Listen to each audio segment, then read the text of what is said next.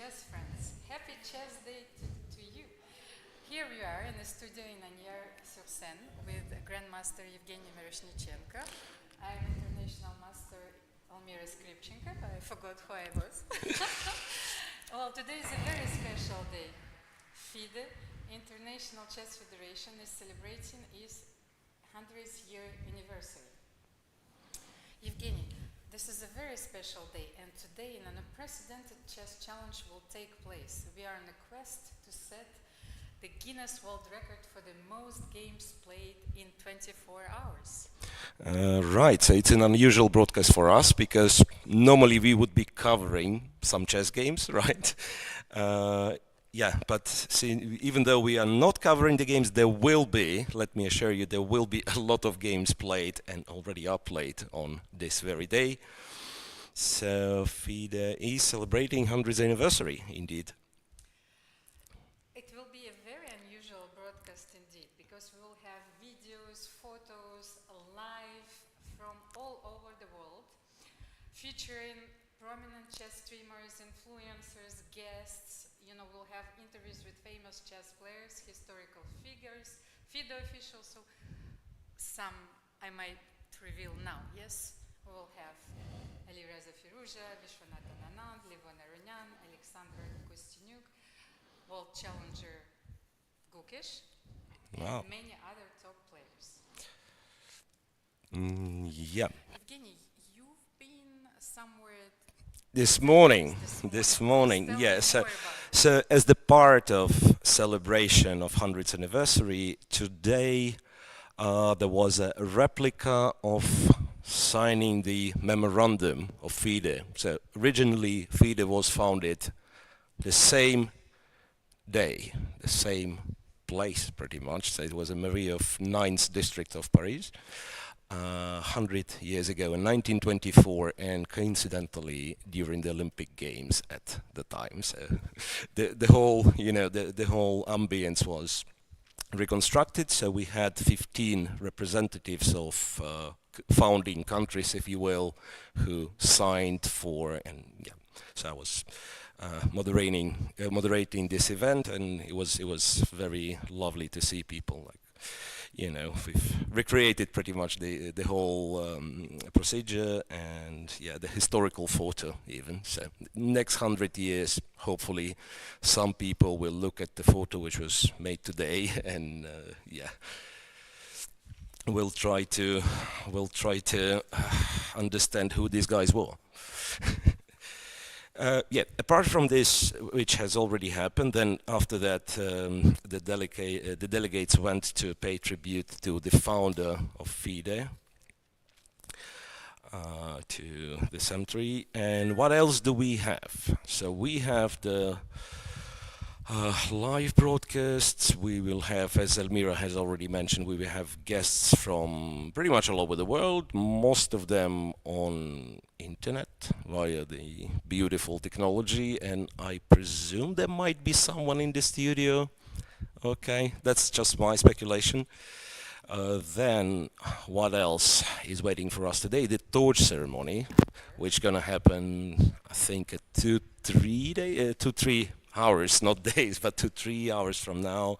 So that will be a symbolic FIDE torch, which has already traveled a few countries and, should I say, continents.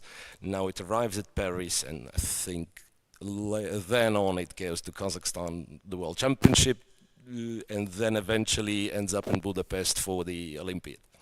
Okay, so let's explain how this attempt is physically organized. There will be games played all over the world, so from beginners to grandmasters, from classrooms to streets, online or over the board games. Everyone can participate in this celebration from any corner of the world. Can I contribute? Yes, let me have a look.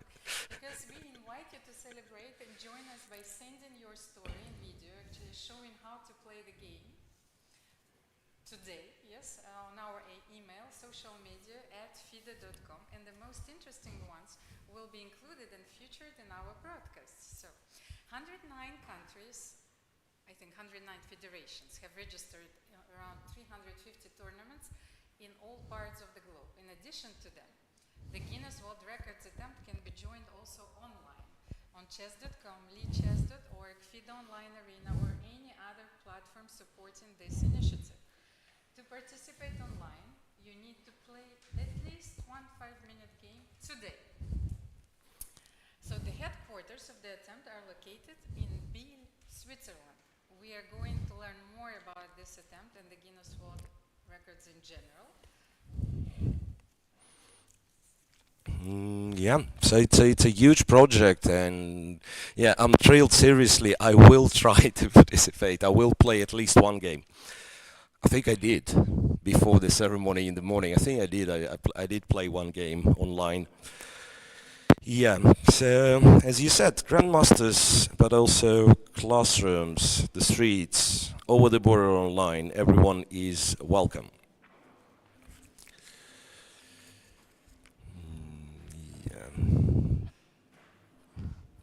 hmm So a little bit more information while we are waiting for kind of more info from the record side, right?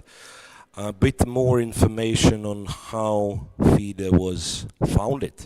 So once again, July 20th, 1924, 100 years ago. Last day, it was back then the last day of Summer Olympics, unlike now, where Summer Olympics is only beginning. So 15 delegates from all over the world signed the Proclamation Act of what was originally known as Fédération Internationale d'Échecs. Okay, pardon my pronunciation. Evgeny, and I think that we have a very interesting video coming from Biel, where the International Chess Festival is taking place right now, chess marathons all over the city, and of course then we will have the live feed from the headquarters of the World Guinness Records. Yep.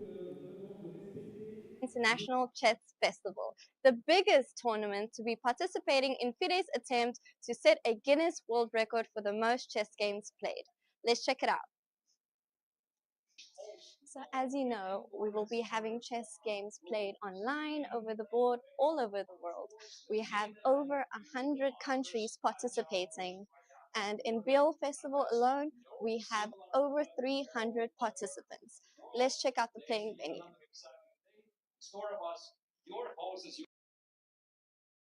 We have quite a few formats in this tournament. There's an amateur section, a master section, and a really cool format called the Grandmasters Triathlon, which has formats of 960, Blitz, Rapid, and Classical. Check out the playing hall, it's huge.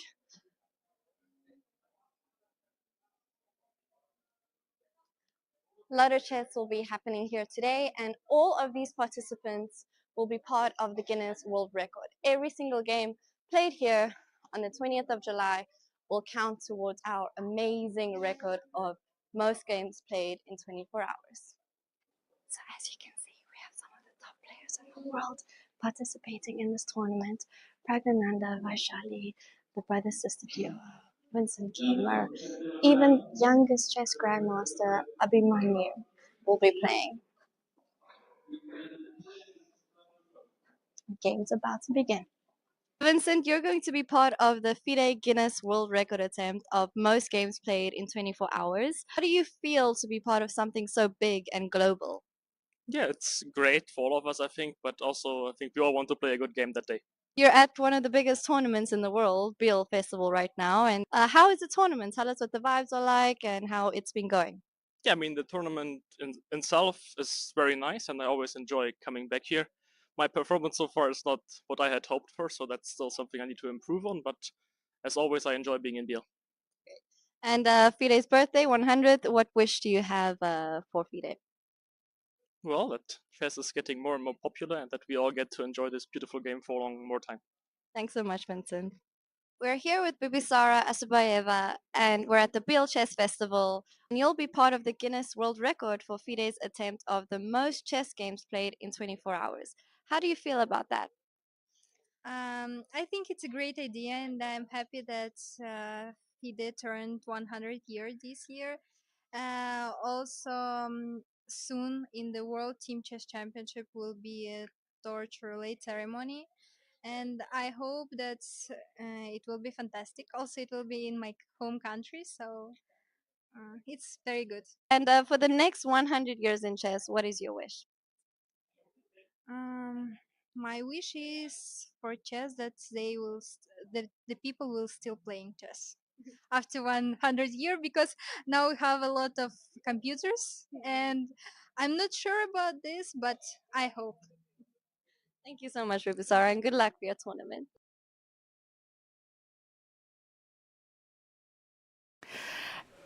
Well, welcome back to our studio, and we are going to be joined live from Biel by Laurent Freyd, the Guinness World Records Attempt supervisor, and Carl Saville, Guinness World Records official adjudicator.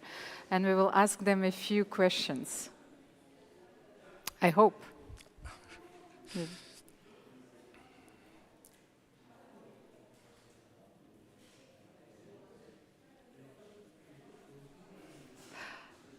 Hello. Do you hear me, Carl? I don't hear anything.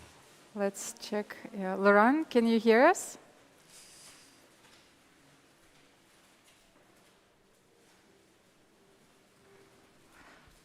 Well, let's check if everyone is online.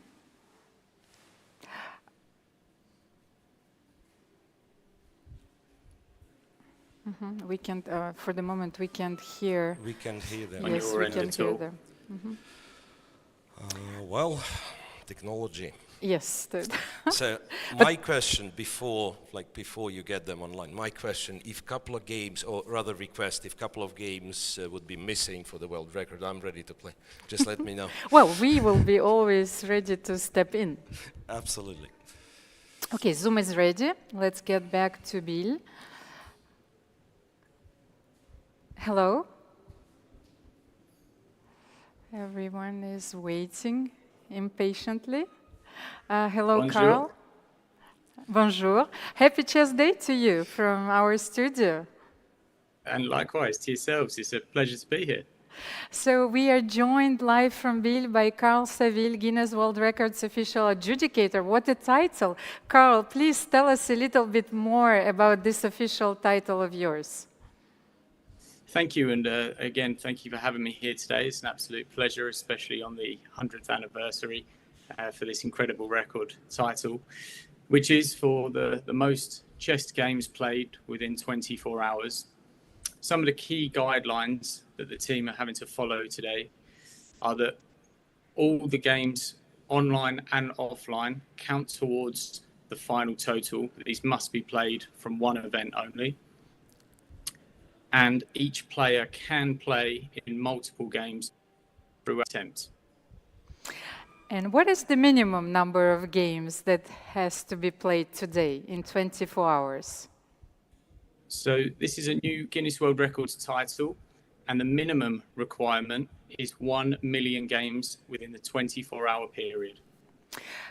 1 million games. And we also have with us today Laurent Freyd, the Guinness World Records Attempt supervisor, an international arbiter. I hope that we will get to him, because I wanted to ask him, I think he has never been an arbiter of such an incredible tournament. More than 1 million games have to be played.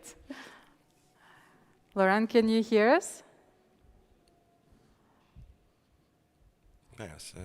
Laurent himself sets up another Guinness record for an arbiter supervising the Laurent, maximum hello. number of games. How are you? Hello. Hello, Almira. Hello, Evgeny. It's a pleasure to be with you today. And indeed, as you mentioned, usually as an arbiter, you manage some players in an event. And today, during 24 hours, actually, it's about managing like 350 arbiters and themselves running events. So this will be many, many players around the globe playing for us to celebrate chess and hopefully reach this very famous number of 1 million games. As I've said before, 109 federations have registered for this historic attempt, 350 tournaments all over the world, and also tournaments online. What are the numbers right now, Laurent? What do you have? Yeah, so far we have received around 100 reports. It's still being processed, of course, and this represents approximately 10,000 games so far. So this is about over the board only. The figures for online we will receive later, and when we meet again in the day, we will have those numbers cumulated together. Okay, and I have another question for Carl, because I've been going through a few records, Guinness records, and I wanted to ask him, what is the most unusual chess record which he could mention? Let's get back to Carl. That have been broken over the years. Recently, I did have the pleasure of being in Norway to witness the longest chess marathon, which was set just over 61 hours of a very, very impressive chess record. So that would be one of my favorites that I've seen to date.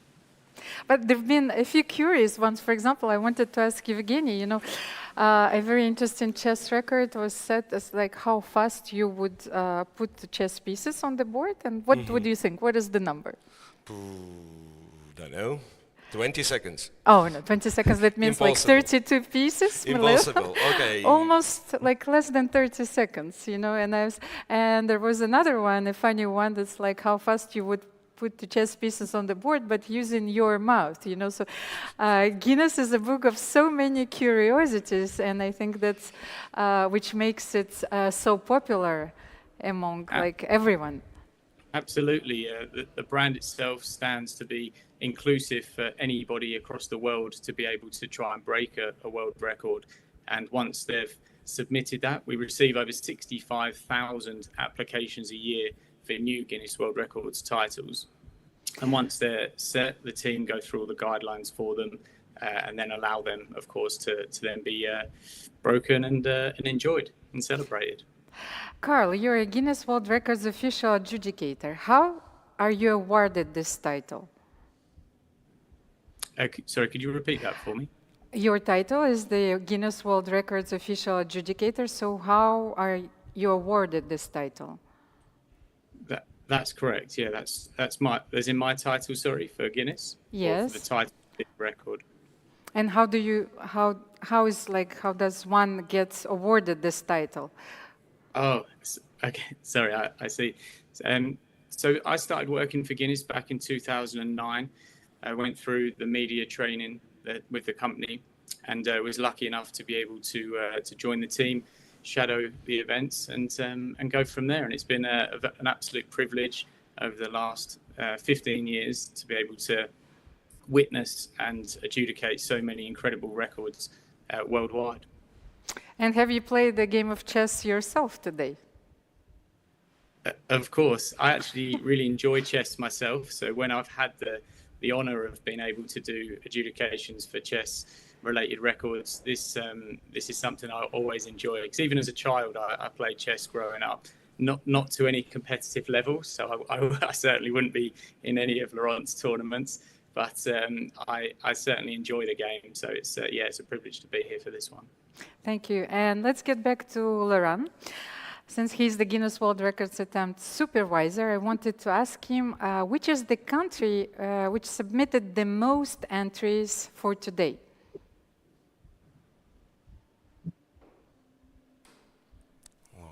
What do you think, Evgeny? Okay. Before we get an official answer. Knowing the geography and like the population, India must be very high on the list. Yes, I would most guess. probably. So Laurent, what is the official answer?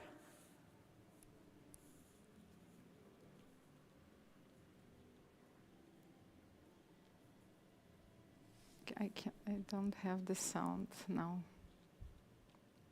I lost the sound. Well, thank you so much, but for the moment I lost the sound. Okay, now it's better. Yes, of course. Laurent, would you be so kind just to repeat it for us? Yes, as you guessed, India is very well placed. We also had many events registered from Sri Lanka. India, Sri Lanka. Mexico, Mexico. China also has quite some, Kazakhstan. So we have, we have plenty of countries which are motivated to join the record. And what I also like about this record is that it's like translating the concept of challenge. Like even some very small federations who have less experience in organizing events, they took the initiative to join, and it's a way for them also to learn through this experience, and I find it very positive. So we received, for instance, from Laos only 8 games, a very small tournament, but they made the effort to join us. Thank you, Laurent. And we will get another live guest in our studio in a few seconds. So in our today's broadcast, we will have many guests, and a lot of them are famous chess players. So who is the most fashionable one, Evgeny? Well, this is like, you can go in depth with this one, but recently I think it was Alireza Firouzja talking about fashion a lot. You're absolutely right. And so our next guest is Alireza Firouzja, one of the top players in the world. So he was born in Iran and now represents France, a chess prodigy. Do you know, Evgeny, that, well, you might actually know this because you worked in Iran, of course. I worked with Alireza for a bit. So that yes, I do know some of his highlights. He won the Iranian chess championship when he was 12 years old. Hello, Alireza. Hey, guys. Can you hear us? Yes, yes. Okay, welcome. Happy Chess Day to you. So, what is chess for you? Is it just a game? I mean, chess almost took our whole childhood and everything, so it cannot be just a game. So, but yeah, of course, at the end, it's a game that we all like, and is one of those games that you get very addicted to, and after you cannot just stop playing.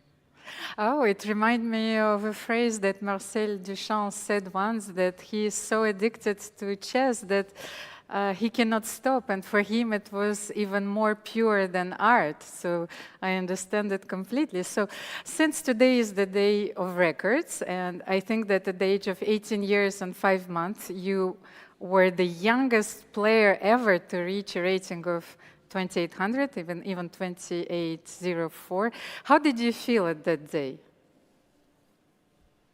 Yeah, of course, it felt good. I mean, I had to win one last game against Mohamed Yarov, and I was thinking, because I was around 2799, so if I thought, if I don't win this game, maybe I will never be 2800, because there were many people that happened the same to them. So I was very nervous that day, but then I was very relieved that I managed to get that win, and also we got second in European with French team. So that was a very important day, and I'm very happy I managed to do that. But in general, are records important for you? Where do you get your motivation? Yeah, I mean, since childhood, I was always looking at the records, like different records, who became youngest world champion, and like the ratings. For instance, 2700 Wei was always I wanted to break his record, but okay, it was too early for me to.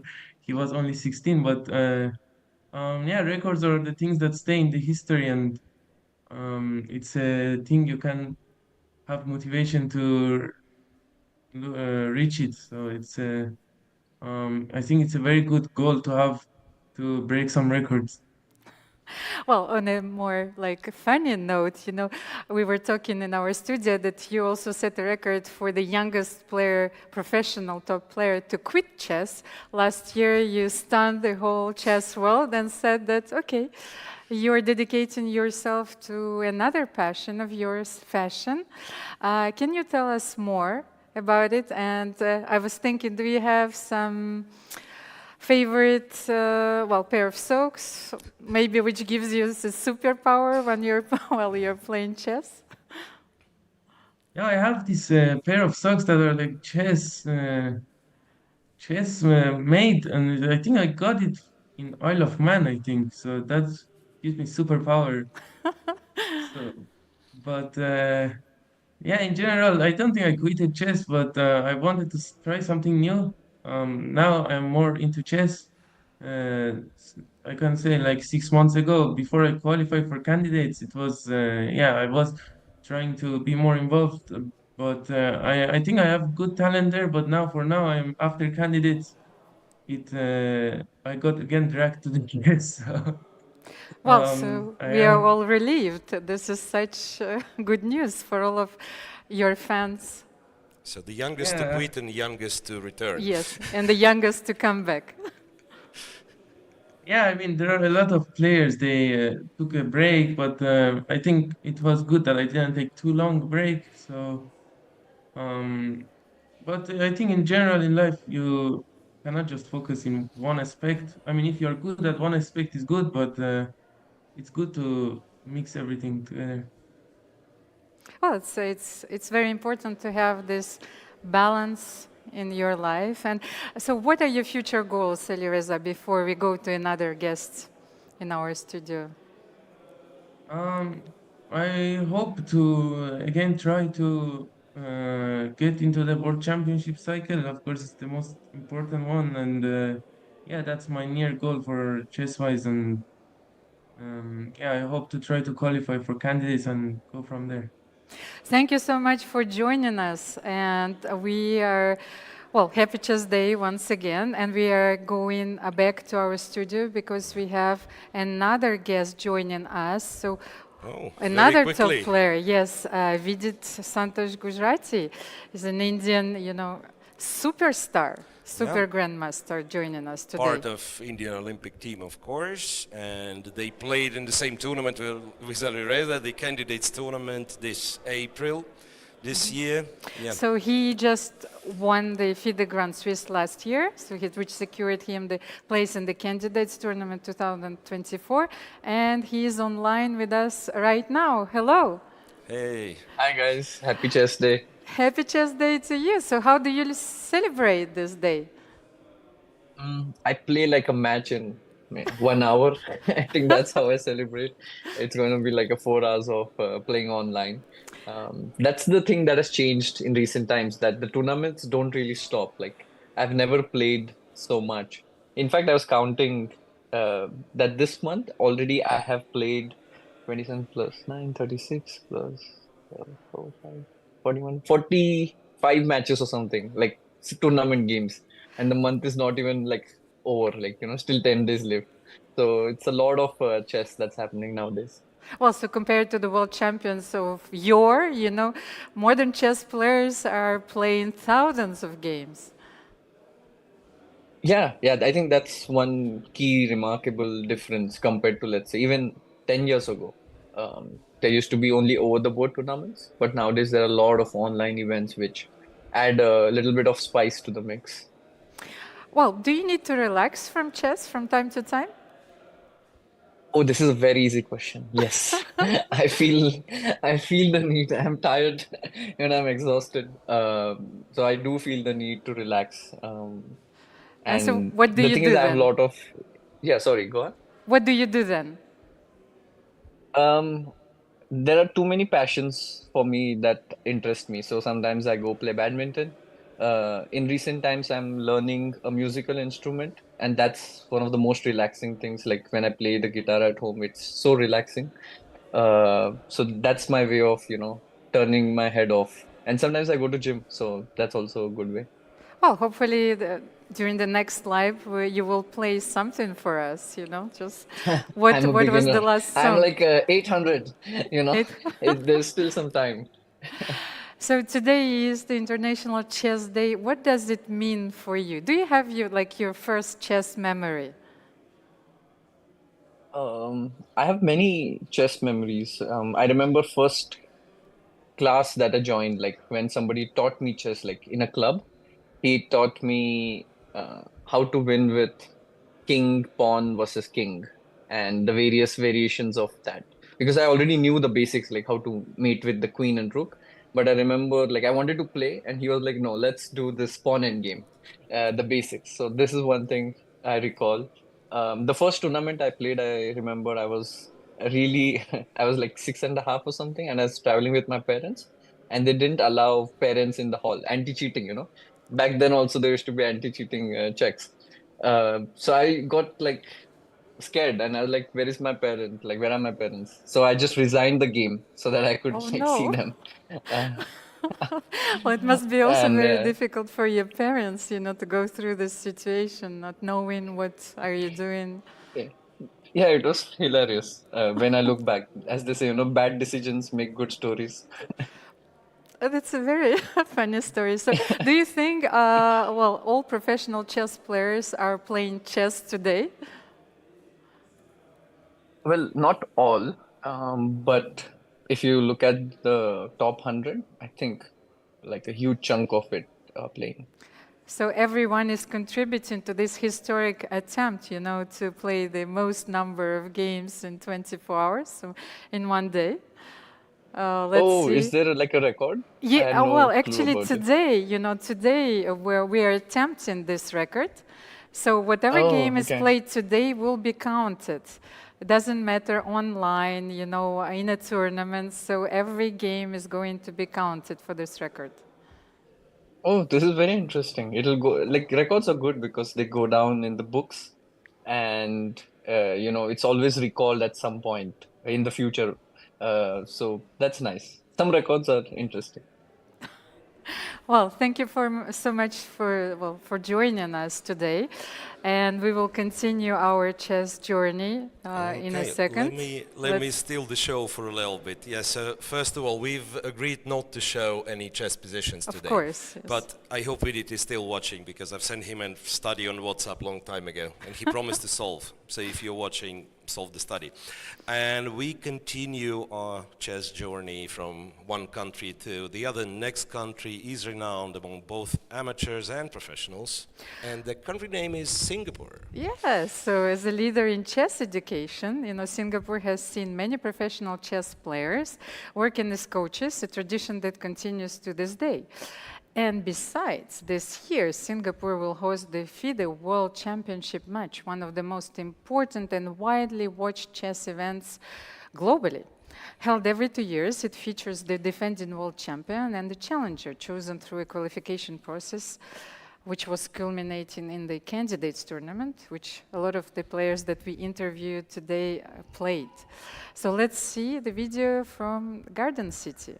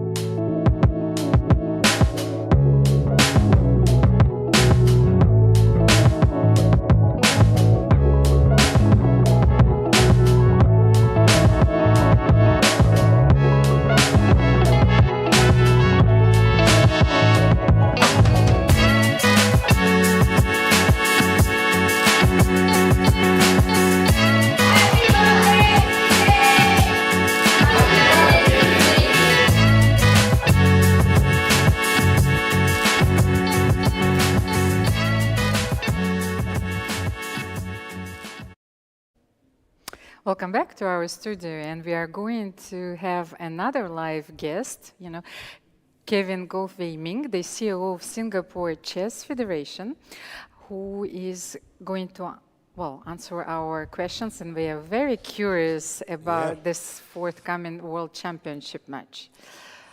Right, so let's wait for Kevin to appear on a show, if he's with us. Because it requires the magic the of technical technology. quiz, yes. Magic of technology. Evgeny, I think, yes, that Kevin is... Hi, Kevin, tell us if you can hear us. Hey guys, Yes. great to be here. Can you guys hear me clearly? I will start by saying that personally I have this idea of going to Singapore as a tourist, and it's not related with, like, I just love everything I read about the country, like, not related with the chess match, but not knowing that the chess match is there, of course, the World Championship match that is. So the question is, like, it's 2 in 1. So how did you decide to bid, right? And like, what are the expectations? Like, do you expect some sort of a boom after the match? Well, that's a really great question, and I think I'll just start by saying that it has always been, I think, the dream of every chess player to one day become the world chess champion, and of course, it was also one of my dreams that I never dared to share. And of course, I was never quite good enough, so I did the next best thing. I tried to bring the match to Singapore, and I can follow that live in action. So that's something that I'm really, really pleased and proud of. And of course, I have all my colleagues to thank for making this happen. Now, in regard to what we can expect, I think we are working very hard and in consultation with FIDE to try to bring a spectacular event and to make sure that the experience will be unique, and hopefully we can bring something different to the chess audience globally. Kevin, I have another question for you, because I know how difficult it is to come up with such events. So how did you convince partners, government officials, just said, okay, we need to organize the match in Singapore? I think that chess has a rich history, and of course FIDE is 100 years old today. The FIDE World Chess Championship is even older than FIDE, and it's a lot of years. FIDE is 100 years old today, and I think that in Singapore we always want to bring the best sporting events to Singapore. We also want to be an events capital in terms of cultural acts, and I think chess is really a great balance between culture and sport.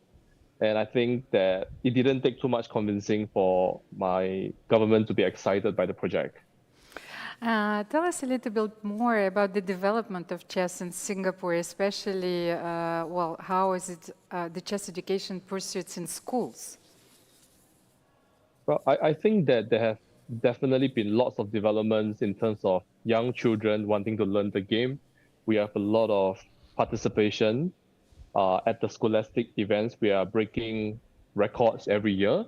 So that's something that is really encouraging. And I think the next step is to continue this growth, at the same time trying to build a sound infrastructure to bring chess players to greater levels in the country. Well, as I said in our broadcast, Singapore has seen many professional chess players as coaches in Singapore. So, Evgeny wants to come, I think, and join the squad. I'm not sure about coaching, but yeah, I would gladly come as a tourist. That's. You have no excuse now, Evgeny. You have to come, yeah? You have no excuse now, Evgeny. Okay. And one last question: how do you celebrate the International Chess Day? Well, I visited a few different chess tournaments that went on for today. So we have at least 3 events, and I myself gave a lecture at a chess club earlier on. I then visited SG Chess.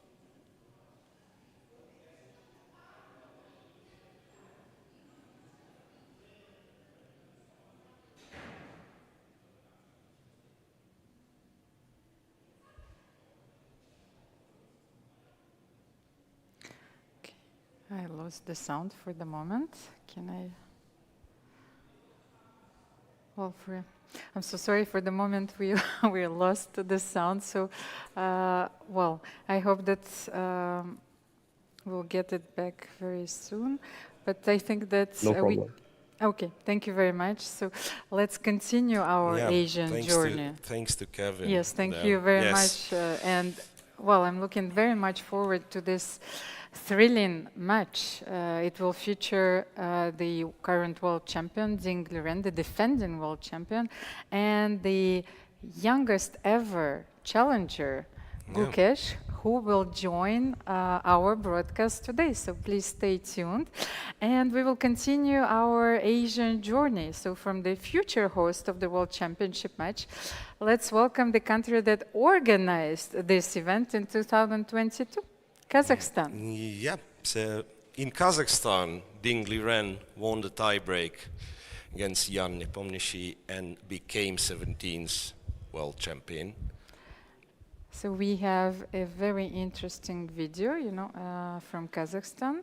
So according to what we know, on 20th of July, today, in Kazakhstan, we organized a lot of tournaments, and yeah, we will have the video, kind of the video report about that one.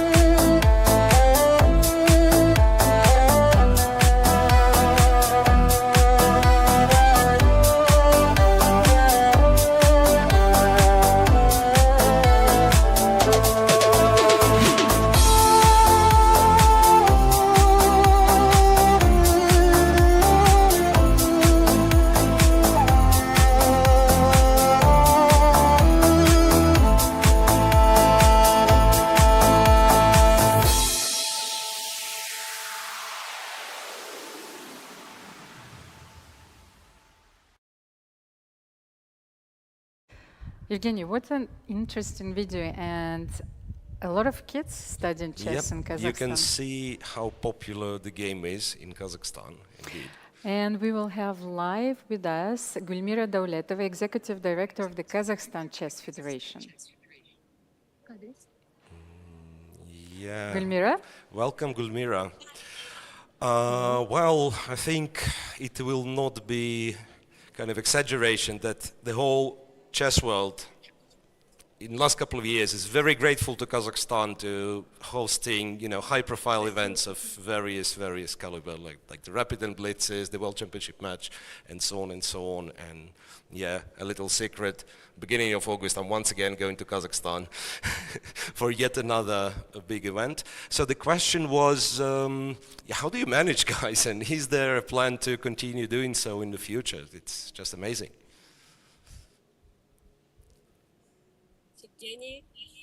In Kazakhstan, we are improving chess from the beginning of coming our president of Timur, Ruslanovich Tyrlov. After his presidency, we did a lot of job. We organized World Rapid and Blitz in Almaty in 2022. And last year, we organized match between Laurent and Jan Nepomniachtchi. Also organized in Aktau, very big event with school children. We had 50 countries. And this year we are going to organize Team World Championship between clubs. A lot of events we're organizing, and we have such kind of support of our president of Kazakhstan Chess Federation from local authorities. And of course, we have very, very big team, our dream team. We do every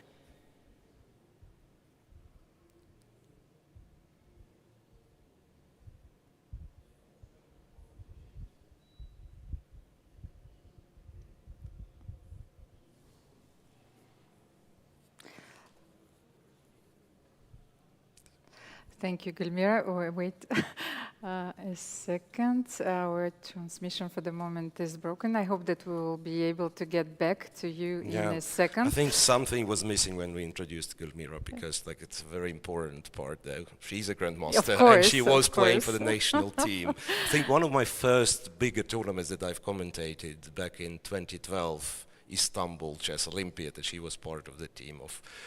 Back then, not very known, but later on, very successful Kazakhstan women's team. Yeah. Well, they have organized so many events, and one of the questions, of course, that I wanted to ask Gulmira is that, well, especially about the results of their players, their rising stars. So we will get back to this shortly. We have so many videos prepared, but once again, I wanted to say that today is the centennial FIDE anniversary. So FIDE, la Fédération Internationale des Échecs en français, because it was founded 100 years ago in Paris, exactly on the same day, so July 20th. Where only 15 delegates, from all over the world signed the Proclamation Act of what was originally known like Fédération Internationale des Échecs.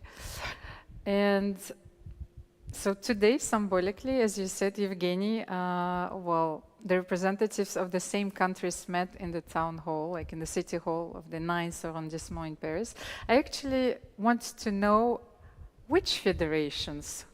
Which federation? Yes. Will I be able to recall all 15? I think that we will have a guest. We will have a guest actually who will, delve into all the historical details with us. A little bit later on. A little, yes, of course. So, and are we ready for our live guest, or for the moment? I think we should continue. Yes, because our. Yeah, we've lost the. Yes, we've lost the connection. Okay. Mm-hmm. Okay. So, what are the fun memories you have over the last 100 years? Later, I was talking yesterday with Alexandra Kosteniuk, who will join our stream. Mm-hmm. And it seems that our whole life we've played chess. It's it's more than a game to all of us. And now we have another video. Which is going to be presented on your screens. For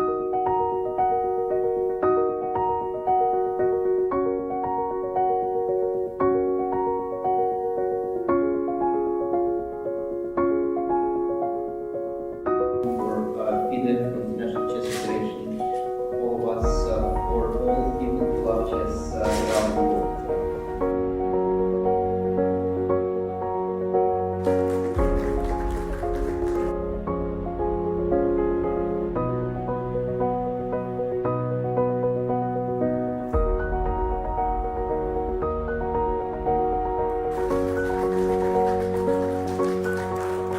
it's very important to be part of the ceremony. It's a historic occasion. It only comes along every century. So we were happy that we were able to take part. In part, we were able to take part because chess has been so much more successful recently, so that 5 years ago we couldn't have come, but now we can. For 100 years, Marc Nicolet signed this document, and it's a very important moment for Switzerland also to be part of it, and for me myself also, of course. And I think FIDE has done a great job 100 years ago now, and has a future where it can also transmit chess in the society, in social work, in other domains, not only in competition. So I think it's a great time to go on, to go for the future.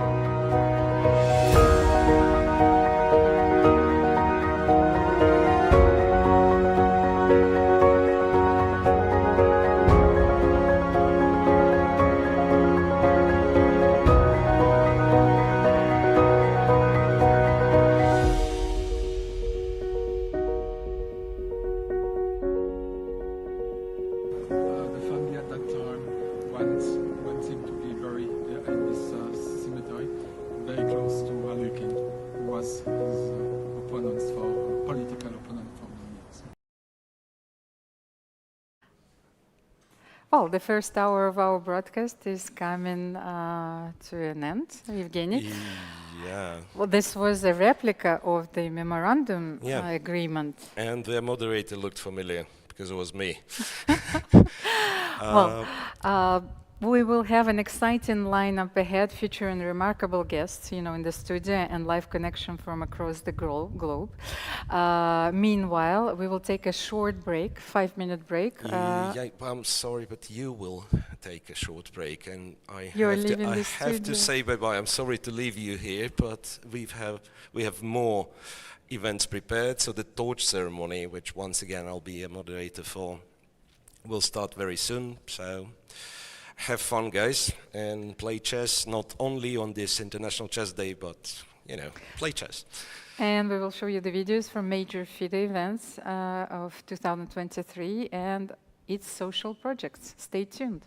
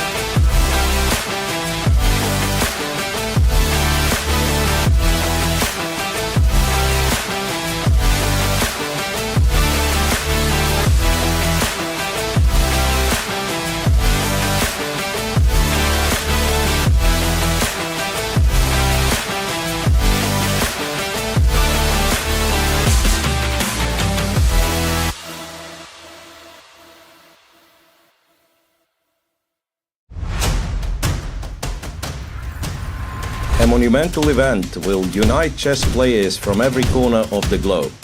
FIDE, in celebration of International Chess Day and its 100th anniversary, presents an unprecedented challenge. We are on the quest to set Guinness World Record for the most chess games played in 24 hours. From the streets of Paris to the digital arenas, from classrooms to grand halls, the world will become a chessboard. Join us, play from whenever you are, be part of a day where every game contributes to a world-breaking celebration of chess. FIDE 100 Guinness World Record. The game is just beginning.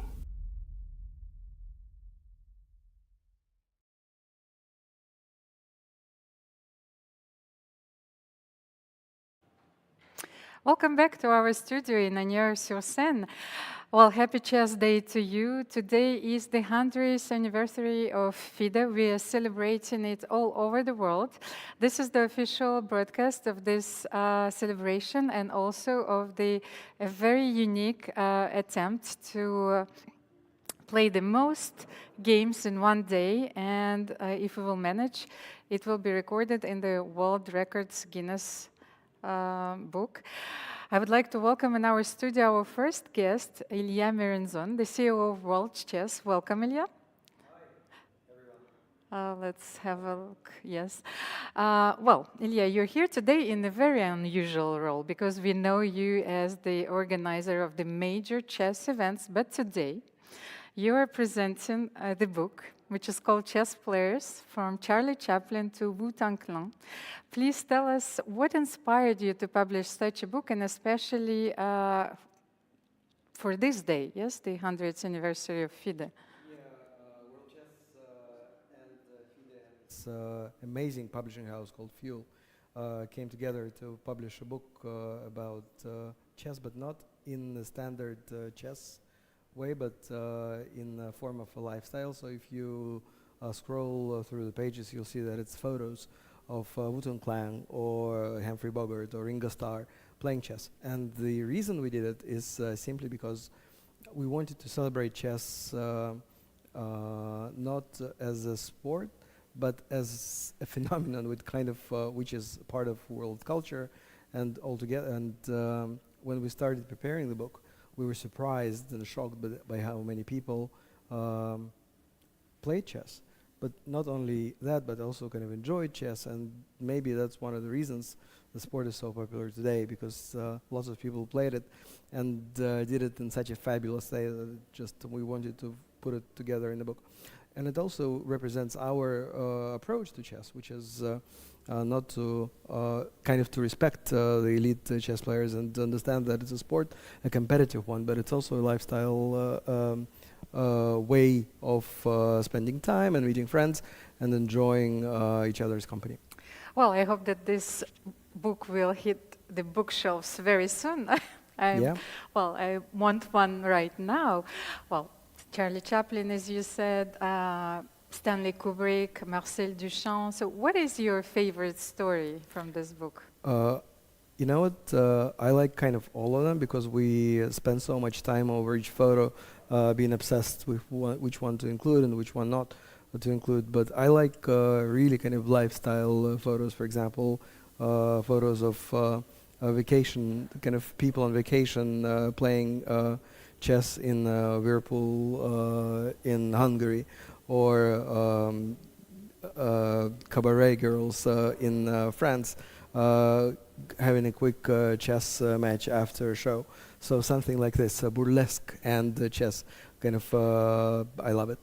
Well, it's very unique. And let's have a look at the special presentation of your book on our screens.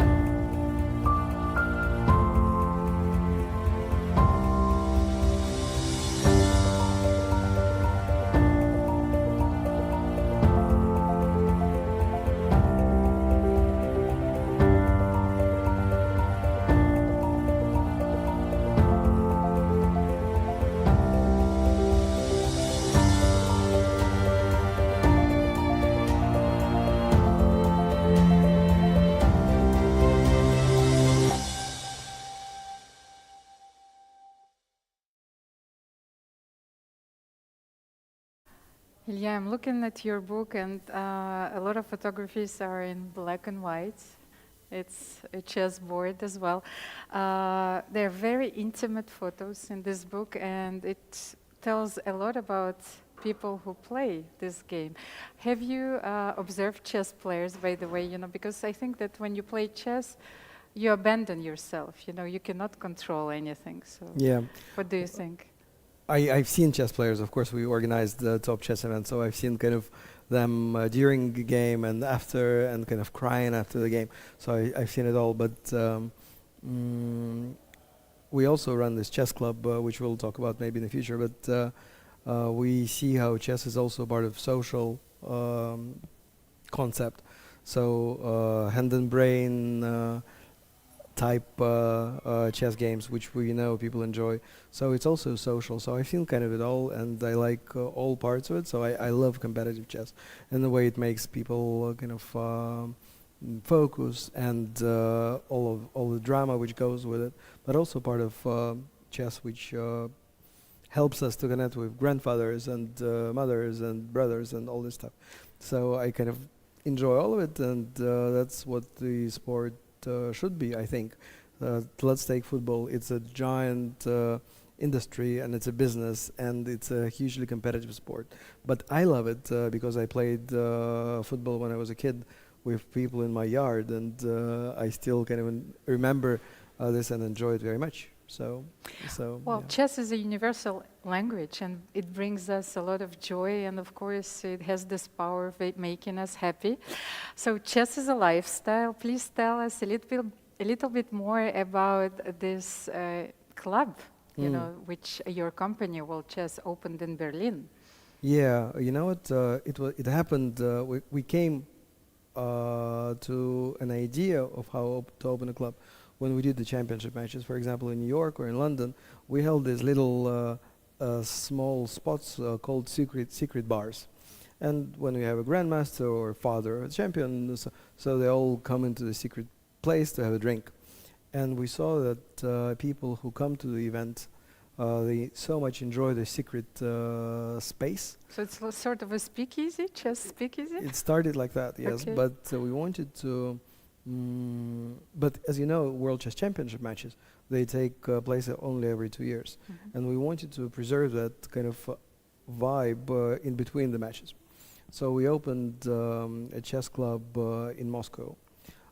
It was a bar with this phenomenal chess-related menu, which we used chess historians for, so it was like cocktails and famous stuff like that.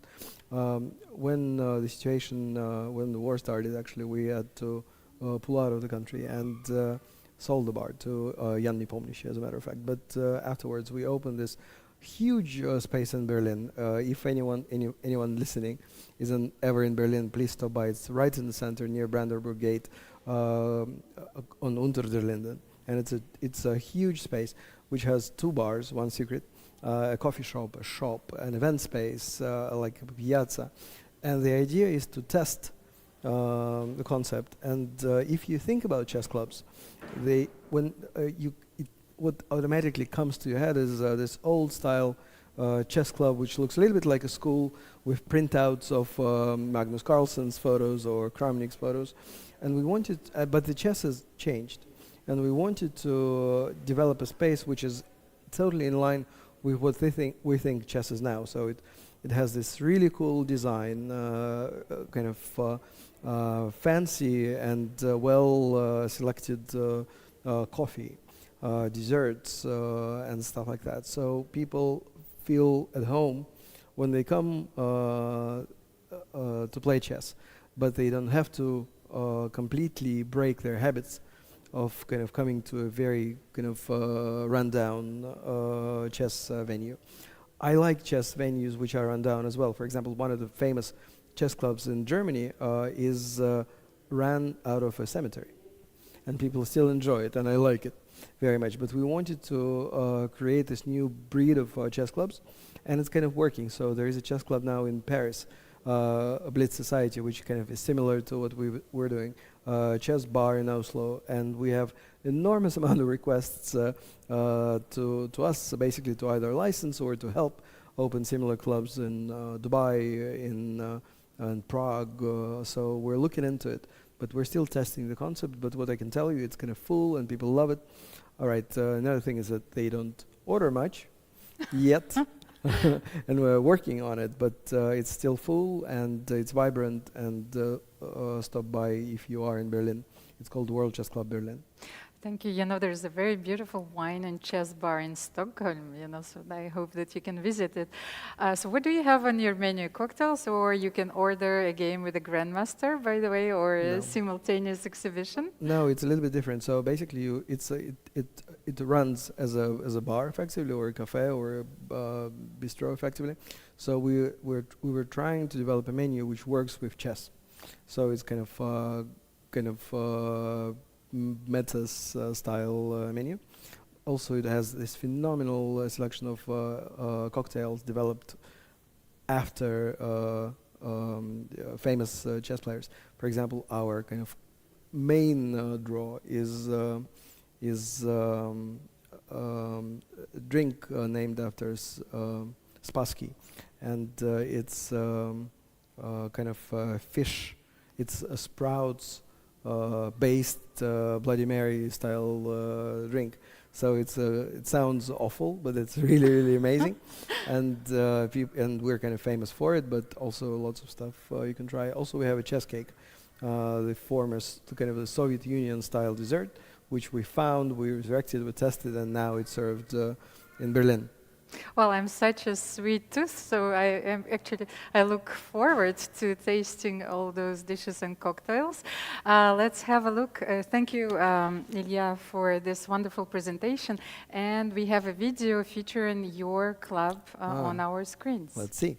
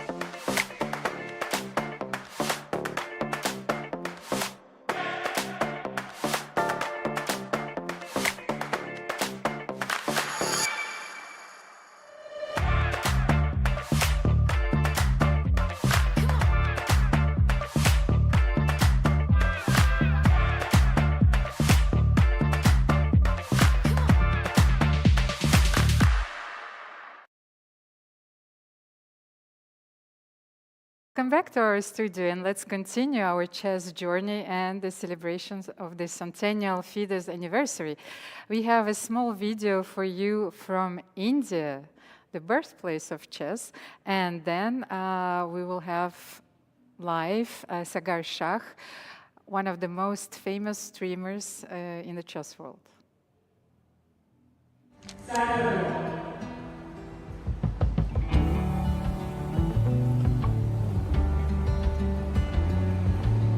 Hi everyone, we are inside a mall, and a mall is not a very ideal place to do a chess tournament. But wait, I'm going to show you something truly special. We can see that there are many restaurants here. We can also see that there are many shops there, you know, clothing, and this is one of the biggest malls in Mumbai. But if we go here, the Dublin Square, you will see something crazy.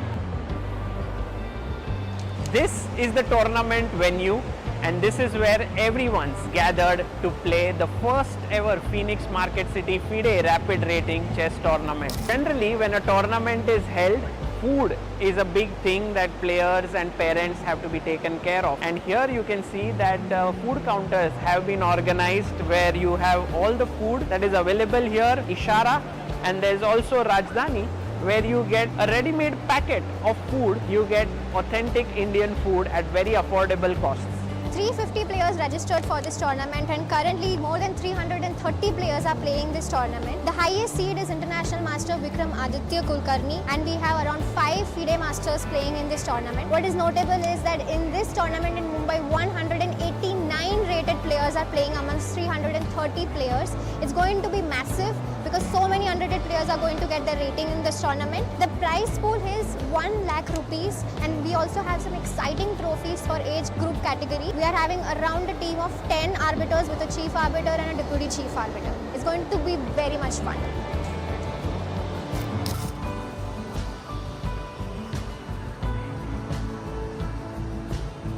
So, we are at the Chessbase India Chess Club. This happens every Saturday 5 to 7 p.m. and the players are getting stronger and stronger. So, we decided to have FIDE-rated tournament which is at the Dublin Square.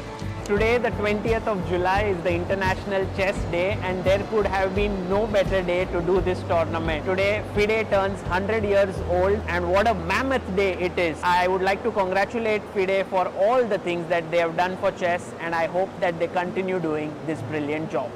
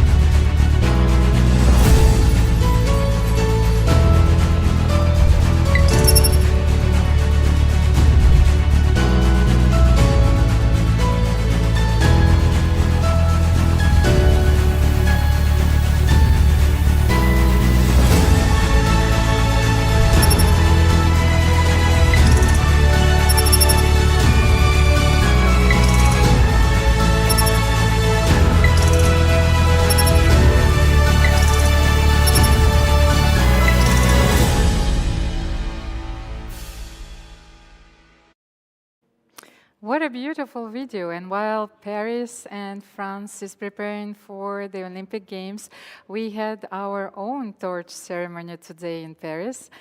And while we have a few technical difficulties, we cannot reach Sagar Shah, we have another incredible guest live.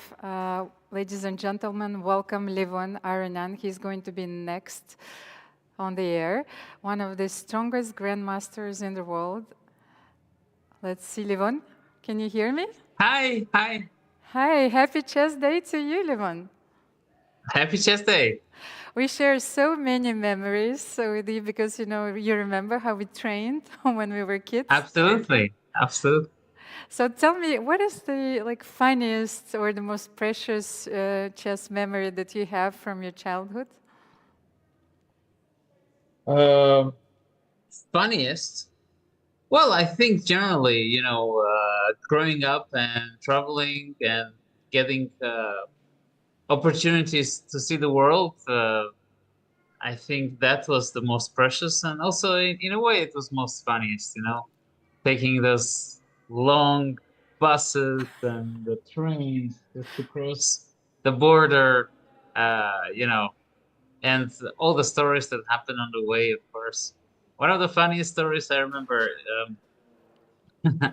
it's a bit embarrassing, I won't mention the name, but I remember one of our coaches, he was on the bus that was supposed to go all the way from Moldova, because we arrived from Armenia to Moldova, to Szeged to play the junior tournament.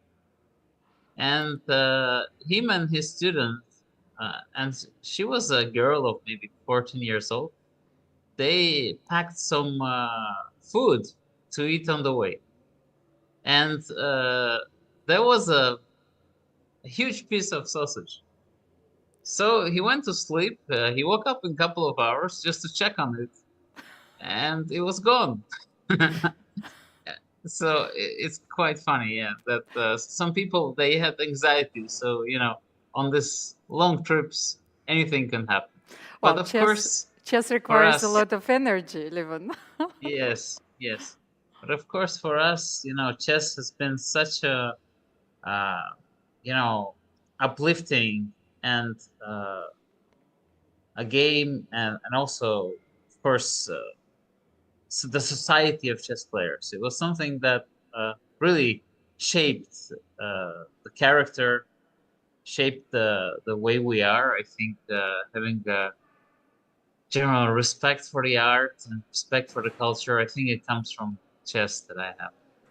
Well, you sort of anticipated my next question, because I asked Alireza Firouzja what was chess for him, but for us it was always more than a game. So it's like the philosopher's stone, yes? Is it art? Is it sport? Is it science? You know, what is it for you, Levon? Yeah, of course, it's all of that at the same time. And you know, throughout the years, I always analyze and try to understand stylistically the game of chess, and quite often I come to the same conclusion, that the way chess is played throughout the ages always reflects the way the society lives. You know, the experiments in the 70s, you know, the arrival of hooligans in the 60s with Mikhail Tal. And so, I mean, there are many, many parallels when you see it. And of course, I'm eternally grateful and very happy to be a chess player and to be promoting and to be playing game and learning every day. This is such a unique observation. But Levon, how do you celebrate the International Chess Day? Well, the best celebration by playing. So I'm gonna play online today. I think it's a tournament on chess.com. So it's always fun, you know, to be involved in a tournament while we celebrate our day. Well, so today, of course, is the FIDE is trying to establish the historic attempt of most gameplays played in one day. So you're contributing to this effort as well. So what are your future plans, Levon? I'll be playing in a Rapid, St. Louis Blitzen Rapid. So it starts on August 10. Till that time, I'm in Spain, in San Sebastian, having a swim. So having a good time, you know, preparing for a tournament. So I tell myself. Levon, I was thinking, you know, I was imagining, so if you wouldn't play chess, would you be a composer? And can you compare your chess style to a composer, for example, that you think would suit it best? I think anything that requires competition and requires deep analysis and more or less reflection, you know, that takes many days or months, is something that I love. So whenever I get interested in something, I mean, for me, all it takes is I need to know as deep as I can about the subject. So I have that passion. So I guess composing would be one of them, but anything really. I mean, I'm not limited in the fields. I like to learn. It's always a humbling and a pleasant surprise to understand that, oh, you spent let's say 2 years studying something, but yet you don't understand the thing. So like with Chess 960 for us. So any field that would offer you the moments of pure contemplation? Yeah, absolutely. But then, like, compare your style with the composer. Like, I love this game. So which one would you pick?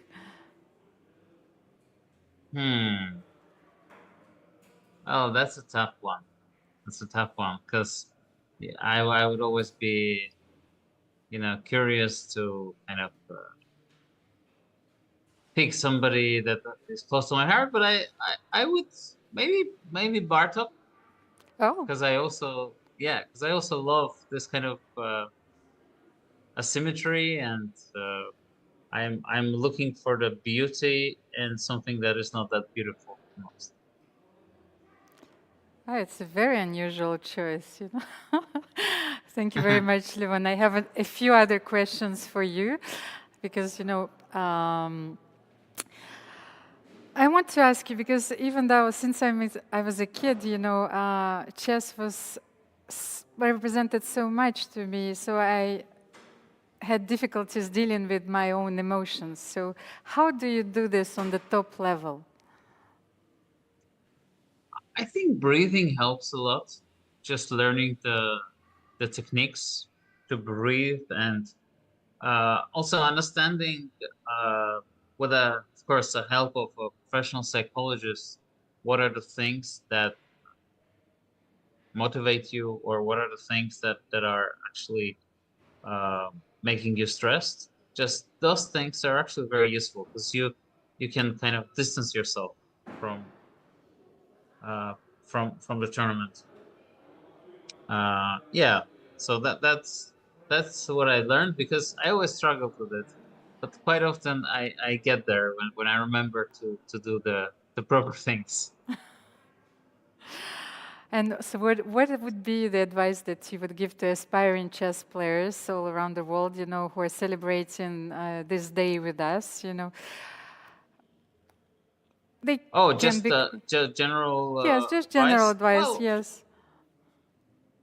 I think it's very important to know the history, the so-called the classics, because I think as it is in many other fields, if you know the roots of something, that you start loving it more. You know, let's say if I know the roots of my favorite composers, then I can go deep and deep and understand where the whole influence comes from, and you know, then I can create, because I think knowledge is something that is liberating. Because if you don't have the knowledge, that is the problem. Quite often you think you have created something when in fact you haven't, and then you get disappointed. So yeah, generally, if you have the passion for the game and you are a person who has the time to dedicate, I would definitely recommend studying the classics and knowing more about the game. Thank you, Levon. I think this is a very precious advice. So, well, happy celebration to you. Lots of luck. And we are getting back to our studio with a very new video of the 100 years celebration. So we received many congratulations from top chess players, and we want to share them with you. The World Chess Federation FIDE is one of the oldest in all sports, so it's wonderful that we are celebrating the 100th birthday of FIDE, and it's very special for me that this year is going to be the Olympiad in Budapest in September, so we can celebrate both, having Budapest Olympiad and the birthday of FIDE. Thank you. Yeah, happy birthday, FIDE. 100 years is, you're very old now, but I suppose that's not the worst thing. I'm excited for a year of doing a lot of things maybe for the first time, like the Candidates is in Toronto, a lot of big tournaments, a lot of big social programs, and the goal should just be to keep attracting new people to the game, and making people care, making people watch, and hopefully we all do that together. Yeah, I'm very happy to celebrate the 100th anniversary of FIDE. And of course, it was established in my hometown of Paris. So, joyeux anniversaire, FIDE. Thank you. Yeah, so I mean, I think it's great that chess has been around so long. There's been FIDE for 100 years, so it's been pretty amazing if you think about where chess was 100 years ago versus today, with all the advances, all the great world champions in general, and the opening theory, the advance of that. So I don't know what to expect from the next 100 years, but I think chess continues to move forward. I think we'll probably see more innovative ideas like Casablanca chess, like Fischer Random, things of this nature more, because I do think preparation is kind of taking over chess a little bit too much. So I think we're going to see more variants, more interesting ideas, and probably more of a drift away from classical chess. Yeah, happy birthday to FIDE. Yeah, it's been 100 years since FIDE was formed, and yeah, I was told to tell my wish for the next 100 years in chess, and yeah, I really hope it becomes a very popular sport like football, soccer, like cricket in India, something like that. If chess can become, it'd be wonderful to see. And yeah, we are going towards that. We are seeing chess boom. So yeah, as a chess player and a chess fan, I'm very happy to see that. Perfect. This year, FIDE will turn 100, and that is a very special milestone. Clearly, the second largest federation in the world, committed to promoting chess globally, and that you have this milestone of 100 years. I think it's very nice. You get a chance to look back on everything that has happened in this century, a lot of dramatic changes in chess, and also think where it is we want to go from now. So the current FIDE team is committed to promoting the game across geographic zones, getting more women involved in the game, and making it stronger everywhere. And that's what I look forward to doing. Dear chess friends, today is the International Chess Day. Events are organized all over the globe, but right here, right now at Agnières-sur-Seine, we have a lot of simultaneous exhibitions, so let's have a look. Charlize, are you there with us? Live? Greetings from France. We are live in Paris here at the Chateau, where a summit of 100 games is taking place with top players like Vichy, Kosteniuk here to my right. The point is that all of these games are part of FIDE's attempt to break a Guinness World Record of most games played in 24 hours. Later, we'll have a torch relay here as well, all in the big celebration of celebrating 100 years of FIDE and 100 years of chess. Each game here counts, and yours at home does too.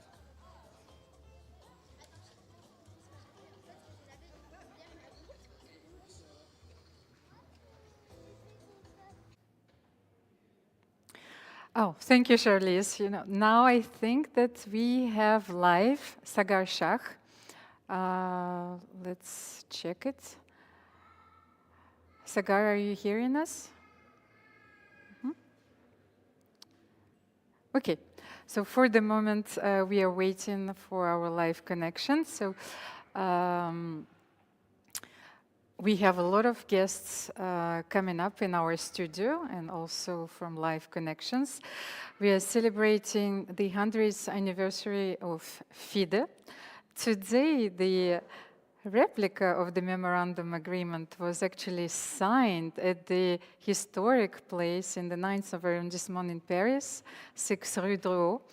One of our guests, of course, will help us to learn more about it. Sagar is on air right now.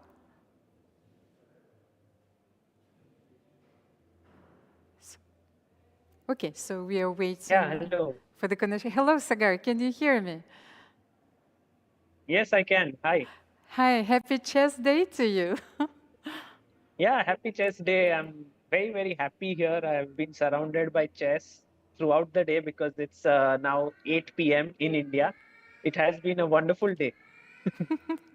Well, 8 p.m., the day is almost over. We've learned from Laurent Freyd that India has submitted the most tournaments for this historic attempt, to play the most games. Yeah, I don't think it's a big surprise, right? With such a big population and such a chess-loving country, I'm very glad, and I'm also very, very amazed at how FIDE has tried to bring every event on the globe together through this Guinness attempt. We ourselves, like Chessbase India, is doing an event in Mumbai, in Bhopal, and in Hyderabad. These are 3 cities, and there are many more which are happening all across the country. And we are all like today morning speaking about it. Oh, will we be part of this Guinness World Record? So it's a wonderful initiative. Well, it's a wonderful initiative indeed. Sagar, you're a chess player yourself, of course. You're a chess journalist, but I think that recently you became like one of the most famous chess streamers in the world, and you've contributed to this chess renaissance. So what is your role, in developing chess in India? Well, I think overall, there are so many elements which have to come together for the boom that is taking place in the world and also especially in India. And I think what Vishy Anand has done for chess in India is unparalleled. He managed to sort of be at the top of the chess world for more than 3 decades, which is what has brought in this new generation of chess with all these talents. And I think my role was just to make sure that I am able to connect all the elements that are there in the chess ecosystem together, through my media activities or commentary or through all the work that we are doing. We just wanted to make sure that everyone's connected to each other. And I think that has really helped to bring in more sponsors, more organizers, more players, and so on. Thank you, Sagar. And as a journalist, can you tell me, how are chess players seen in India? As rock stars, superstars right now? I can give you one example.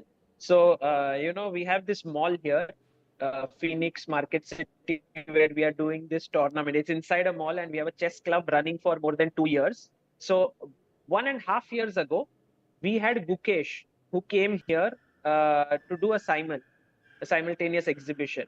And there were a lot of people who came, but he could enter the mall, he could do the simul, people greeted him, and he could go back home. Just a month ago, we had Vidit Gujrathi who came again for the simultaneous exhibition. And I was so scared, we had to keep 2 bodyguards there near to Vidit to just make sure he was not run over. And I think this is a very good example of just how chess is growing in the country, of how players are becoming someone whom everyone's looking forward to, want to them, and so on. And this has been something that I can literally sense in front of my eyes. Well, I hope that chess tournaments soon are going to fill up stadiums, so like Rolling Stones concerts. Yes, yes. And of course, that's the dream. That's the dream. That's the dream. I have a dream. Well, and as you've said, the chess audience is constantly growing online. So what are your expectations for the next World Championship match featuring Ding Liren and Gukesh? I'm very excited. I was hoping that it would happen in India, but Singapore is also a wonderful venue. And I'm very, very much looking forward to it. Everyone's like, oh, will Ding get back into his old form?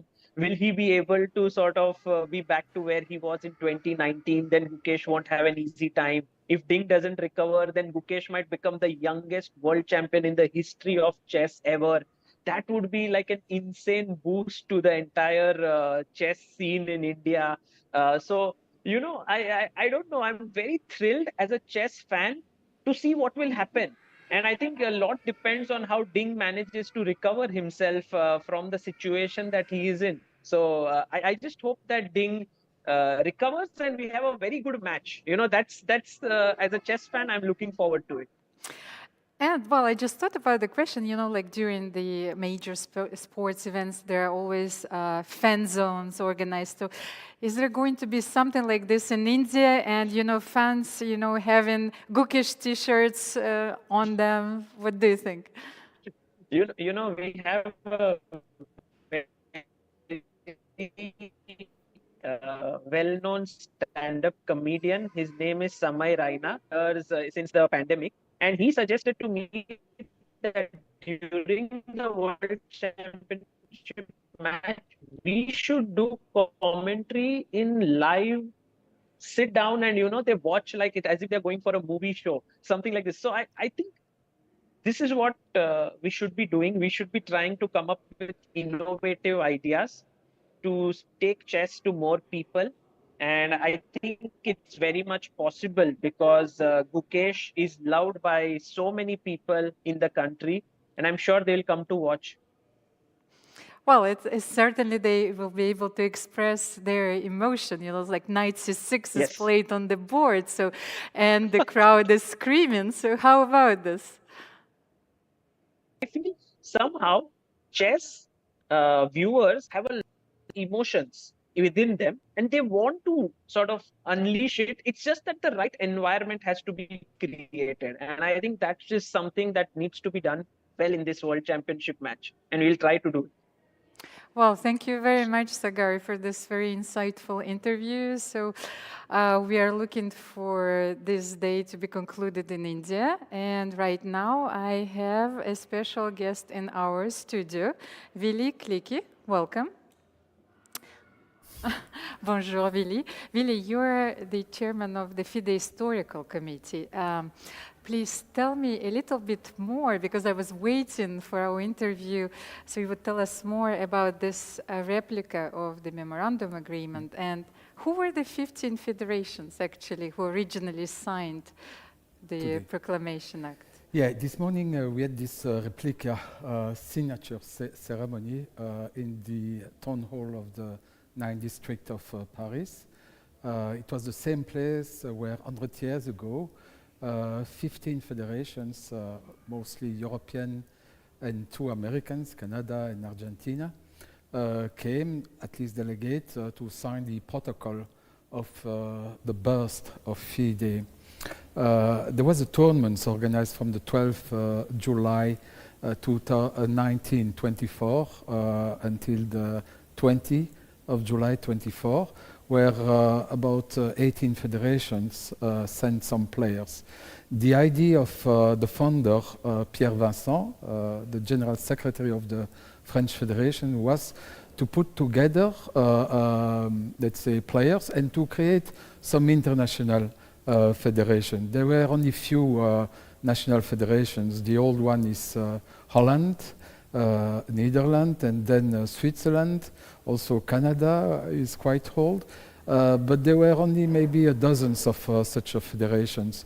So the idea of Pierre Vincent was to create something of national federations, associations, with the aim to be a participant in the Olympic game, which 100 years ago, like this year, happened in Paris, the 8th Olympiad, and also to be to deal with the World Championship matches, which at that time was under control of the world champion, Capablanca, and then to create some activities for ladies, for youth, and so on. And so the federation from Netherlands, Great Britain at that time, England, Switzerland, Italy, Spain, Canada, Argentina, Italy, I think I said, Finland, also Yugoslavia, decide to create such association. They signed a document at that time, and we had this replica today. And that's the date, 20th of July, of the creations of FIDE, which today, from 15, we're going to 200 federations, which is one of the most important sport federations in the world.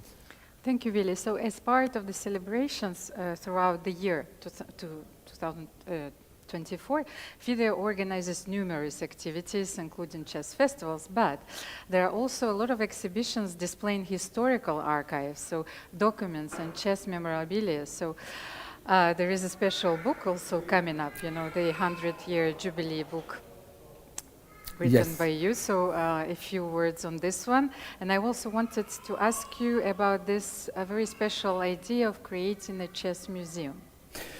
Yeah, unfortunately, we don't have too much archive in FIDE. The main reason is that FIDE never had a very big house to store those documents. And mostly all documents were donated mostly to the National Dutch Library in Holland. Unfortunately, it's quite difficult for us even to go and get those documents. But since 3 years, since I became a chairman of historical committee, I tried my best to buy here and there, to get donations, and then to try to build or rebuild the FIDE archive.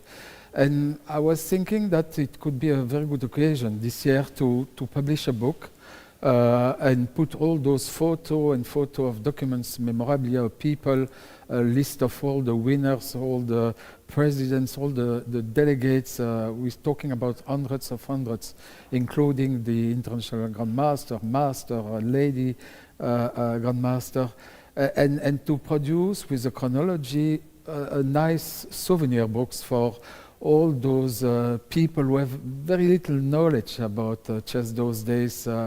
Those young players, they know very well how to play chess, but if you ask them who was the first president, or who was Tartakov, or who was Rubinstein, you may have some funny answer or no answer at all. So my aim was to teach a little bit all these millions of chess players and to make them, let's say, some interest for chess history.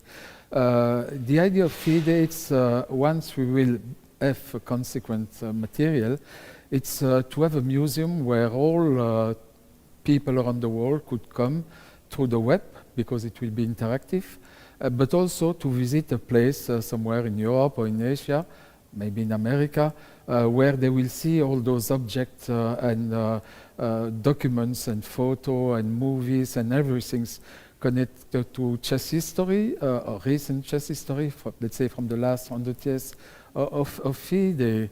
Unfortunately, I have a lot of help from federations, but I still need all those people who have maybe at home some kind of documents, object, something that nobody knows, and then to include in this museum project. But for the moment, we are in books. We are also in some exhibitions. We're going to have a big exhibition in Budapest during the Olympiad, probably someone a bit later, maybe in Singapore during the World Championship. My really aim is really to show the people what was the history. We have this motto says, if you don't know your history, you will have no future. So I don't know about the future, I'm quite old myself, but at least I will try people to understand what was the FIDE history. Thank you, Willy. And actually, I just noticed that you're wearing a very special jacket with the FIDE motto, again, soon as soon as we are all one family. So maybe you can show it, you know, I think that it's very important also, probably designed for the celebrations. Yes, here, like on the left. So, the logo is, it's a horse. It's the third logo used by FIDE in 100 years. Before there was mostly rooks. That was created after the war also. What I would like to show, maybe if possible, I have this first medal, which was given in Paris in 1924. Let me have it, Willy. Maybe I can show it like directly on camera. So this is the first medal. The first ever medals made for and by FIDE to the winner of the individual and team tournaments in Paris 100 years ago, and also. So this is the re-edition. This is a replica. A replica. We have a huge collection of full medals, but it was worth to put. And then these little pins that you can wear it. About FIDE 100 years, the logo made specially for this event around the world, which I hope and I know will be a big success also. And also a special coin, so a lot of things for you to have at home, you know, so which will remind you of this special day. Thank you really very much. So let's get back to our studio.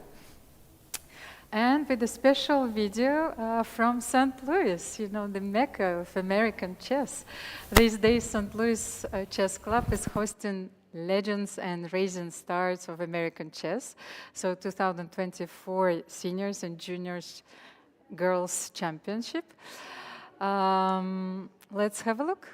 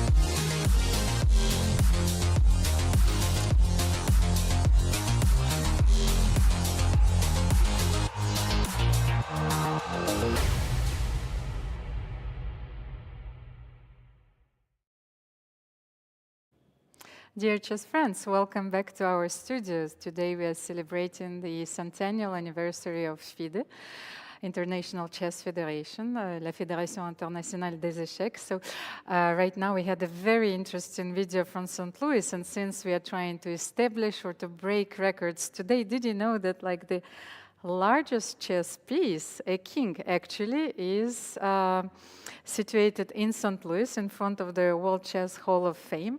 And I think that it's, well, its size is 53 times bigger than the actual, you know, than a regular chess piece. So it's impressive. I've been there and taken a lot of pictures. So if you have a chance, please step by and have a look at this largest chess piece in the world. Right now we have a new video for you from St. Petersburg. So it's Chess Day on a palace square. So you will have a live chess game presented in front of you. So there are a lot of blitz tournaments. So this chess festival was held in St. Petersburg and dedicated to the celebration of International Chess Day.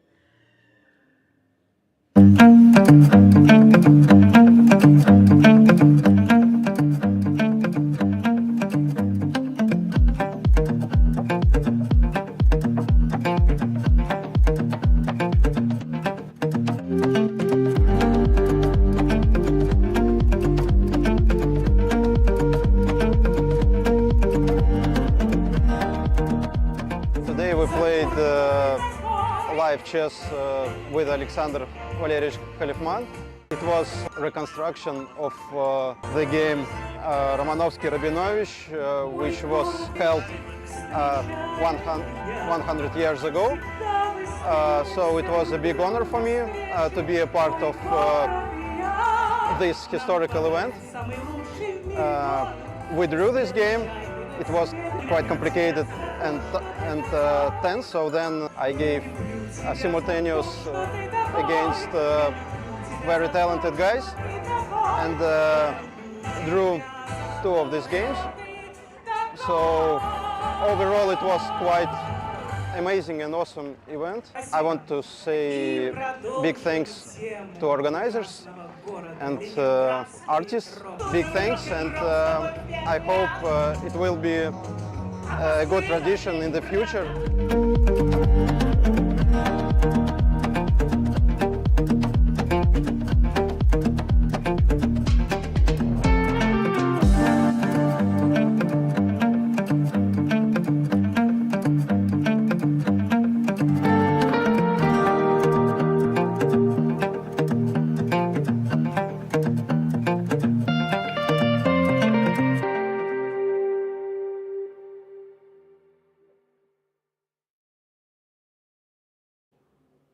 Guys, today we are celebrating the 100th FIDE anniversary, and we are flooded with messages. So let's have a look at the next portion of the celebratory messages from top grandmasters.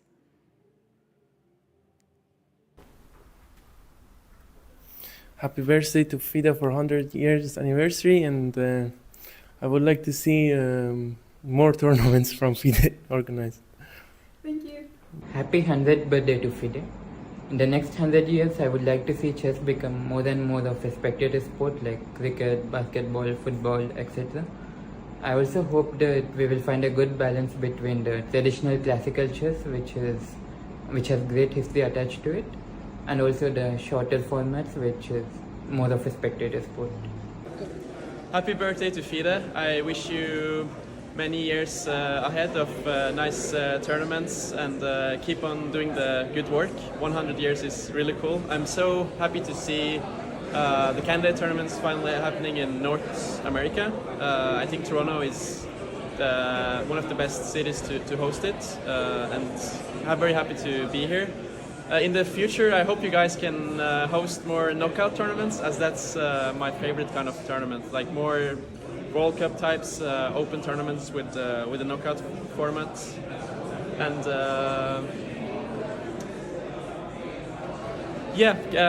keep up the good job. Yeah, 100 years for FIDE is great. It shows how great chess is, how big is FIDE. It's very nice how FIDE is celebrating this special year in so many countries worldwide. Happy the FIDE is coming for Africa for the second time. 2 months ago in Ghana and now in Morocco. Very nice, and I think FIDE is working hard to promote chess in Africa, and something that we really need. And I hope it will bring more and more people to chess in our continent. I wish FIDE all the best, and so many new projects to come in the next years. And just keep up the good work and spread our game. Happy birthday, FIDE. I'm so happy to see that FIDE completed 100 years. And in the next 100 years, I would wish to see chess being played by every single person in the world, and it becoming a more mainstream sport. And again, happy birthday.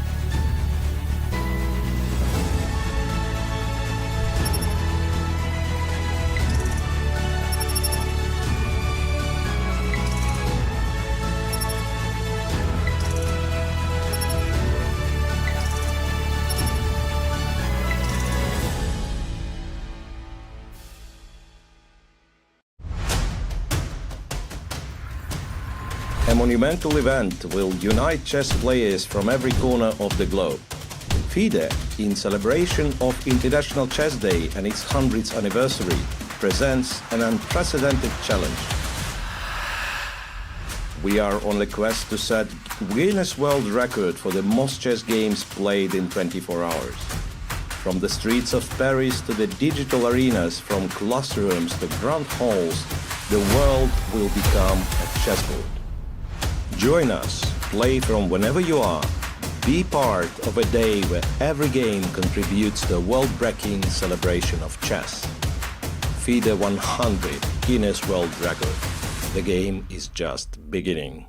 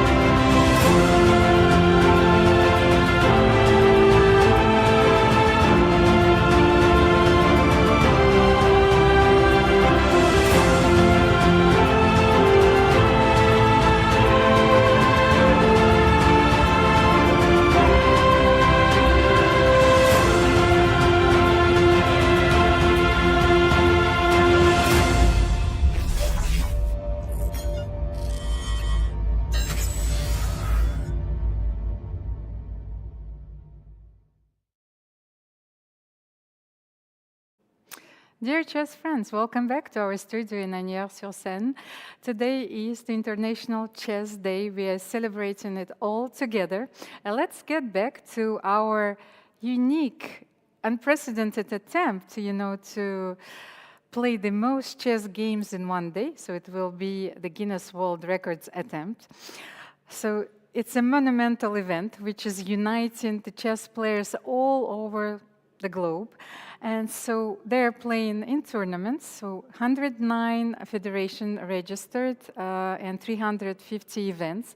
You can also join this celebration online on any platform of your choice, which is part of this celebration. And we will show now a video from different countries, videos from different countries. First one from Shenzhen, China. Everyone knows that China has a long-standing chess tradition, and Chinese school is well known all over the world, and especially that right now, Ding Liren is the world champion, and Zhu Wenjun is the world women's champion.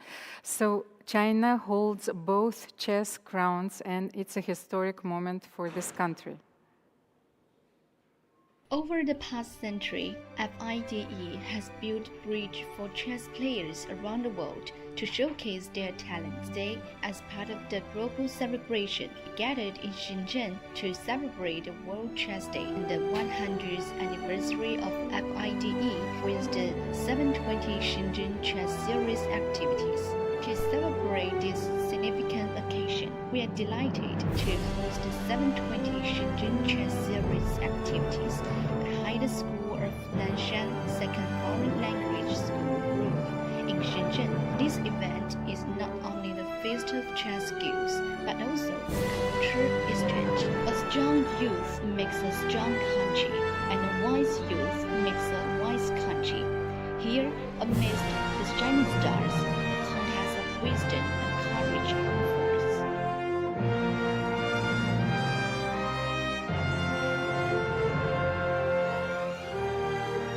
The essay competition provides a valuable opportunity for chess enthusiasts to share their stories with the world of chess. Through their words, they capture the intricate moments and profound connection they have forged with this remarkable game, allowing us all to experience its unique charm together. We are honored to invite 6 master chess players: Ye Jiangchuan, Liu Shilan, Yu Shaoteng, Zhou Weiqi, Ying Hao, Wang Zili, to engage in simultaneous exhibitions with our young chess players. They imparted valuable experience and ignited sparks of wisdom. 这个日子呢，是我们全世界爱好国际象棋人们的节日。国际棋联我们有一句口号：我们都是一家人。希望我们携手共同创造国际象棋更加美好的明天。应世界国际象联会邀请，深圳与其他城市一起挑战吉尼斯，举办多彩多样的国际象棋庆祝活动。深圳举办了国际象棋青少年公开赛，我心目当中的国际象棋征文、国际象棋文化展等系列活动。深圳积极与国际象棋联合会取得联系，力争国际象棋联合会能够早日落户深圳。What inspired you to start learning chess? Initially, I started learning chess to improve my logic and thinking. What's your inspiration for the future? Eventually, I plan to reach Master of the Chess Association and to list chess as one of my specialty when applying for college. Today, Shenzhen unites in chess to celebrate this grand occasion. On this special day, we have witnessed a splendid journey of chess. Let's bond over the game, let chess be our company, and gather freely in the vast realm of chess. Sharing this feat of wisdom and friendship, we are all one family.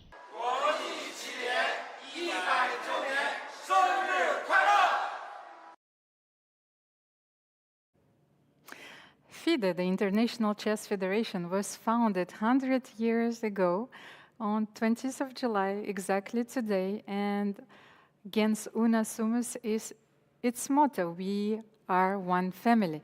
So let's have a look how this day is celebrated across the globe. And now we will bring you a video from Amsterdam, which is also the part of the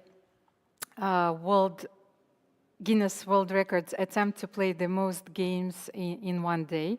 And I wanted to tell you, to give you a small piece of trivia, that Amsterdam is probably the only city in the world that has the name of Max Saville, has a place named after a world champion Max Saville, and also has a bridge named after a grandmaster donor. So let's have a look. Welcome everyone. Welcome to the Amsterdam Science Park Chess Tournament. Right now we are standing in the playing hall, so let's have a look around.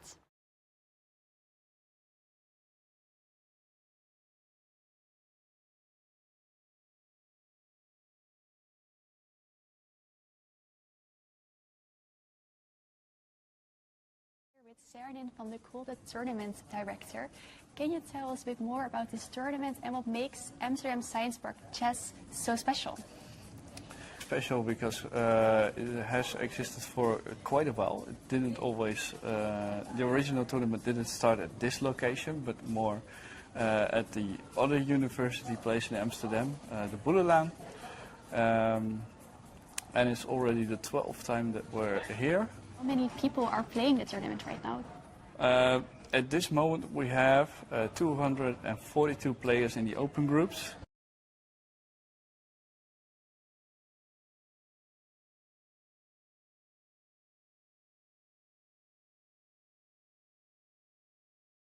We are here to celebrate 100 years of FIDE. What would you like to see in the next 100 years of chess of the International Chess Federation? More people are becoming enthusiastic for playing chess, and I think it would also be very good if there was more gender diversity in on high-level chess and in chess in general. I would really like to see 100 years are a lot, but surely some candidates tournament as exciting as the one of this year, that's for sure.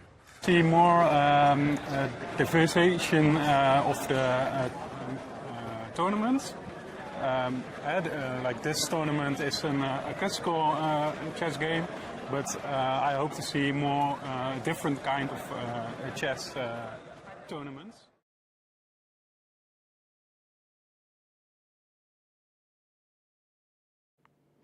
We are on a quest to set the Guinness World Record for the most chess games played in 24 hours. So whether you're a grandmaster or a beginner, well, your move can make history, so please join us. So from the streets of cities to digital arenas, from classrooms to grand halls, I think that today the whole world will become a chessboard. The next video is from Austria.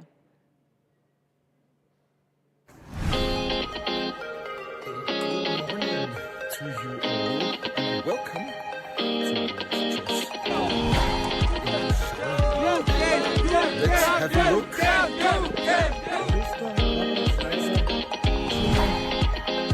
Tournament director and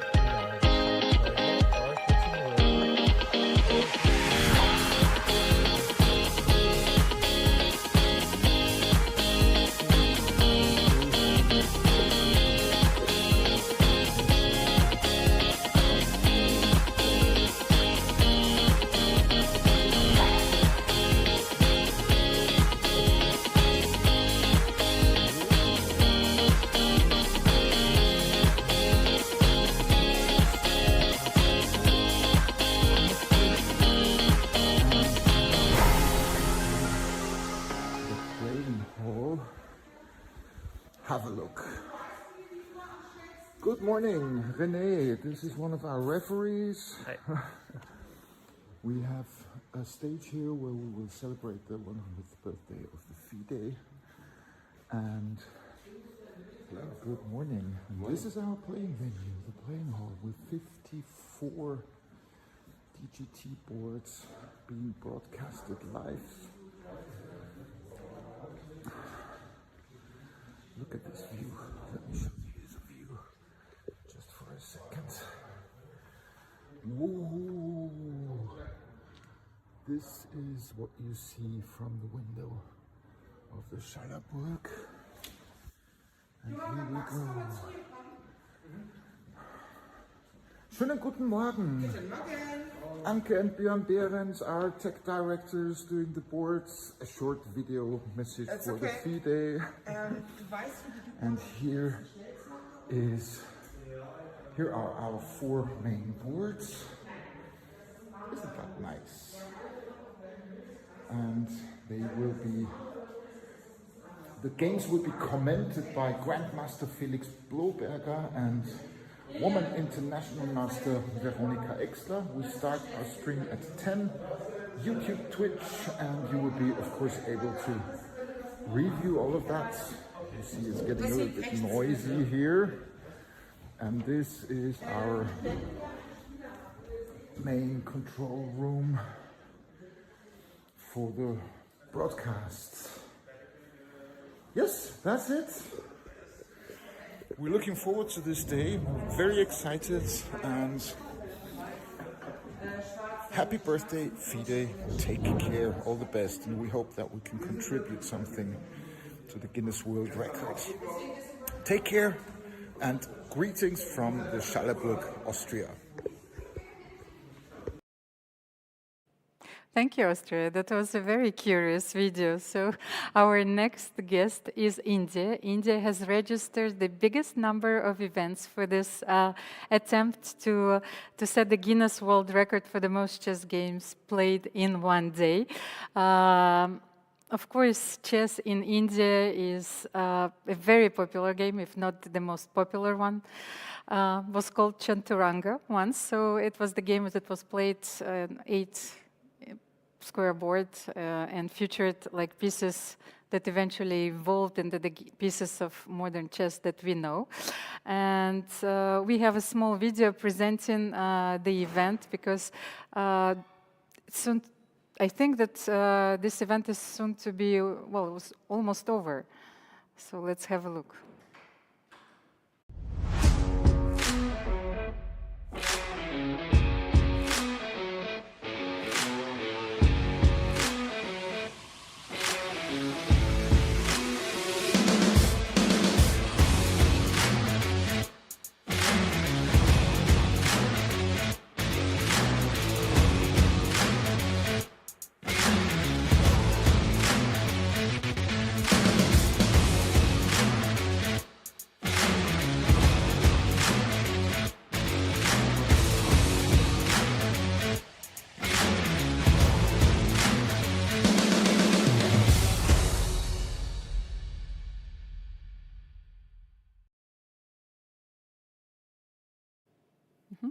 And our next video is from Spain, which has such a rich chess tradition and history of a chess game.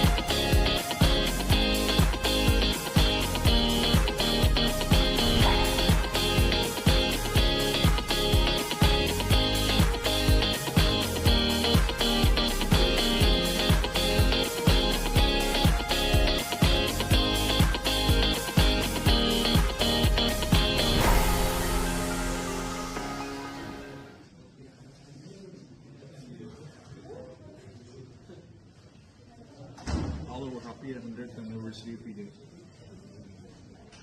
Hello.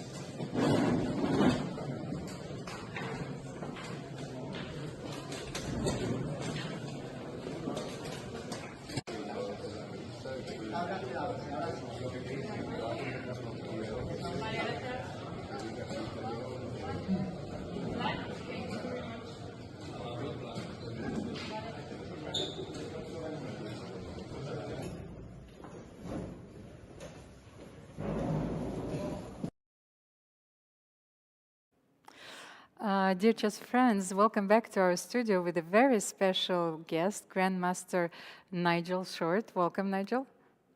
Lovely to see you. Mirror. What a beautiful bow tie, if I Thank may you. say so.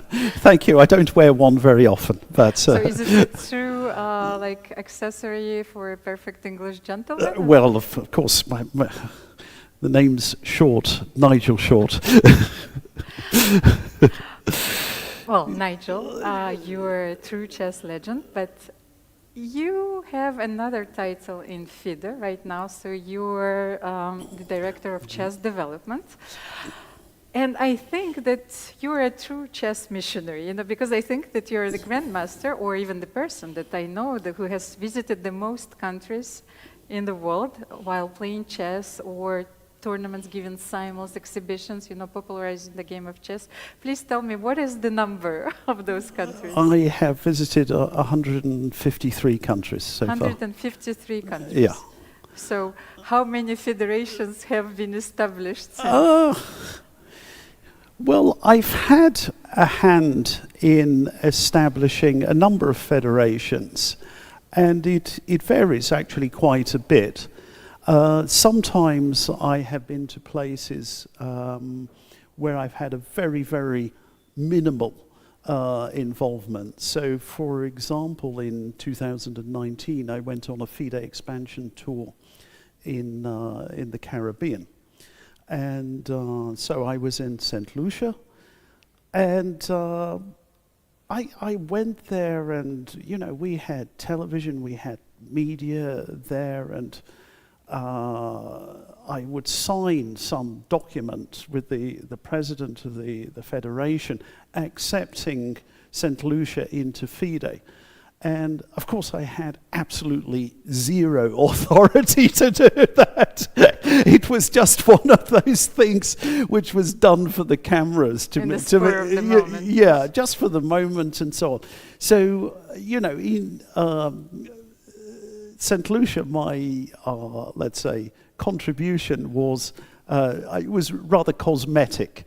But in some other places, it's absolutely, I mean, without boasting, the federations would never have got off the ground without me. So, you know, places like Grenada, where even my friends in the Caribbean were saying there is no chess in Grenada.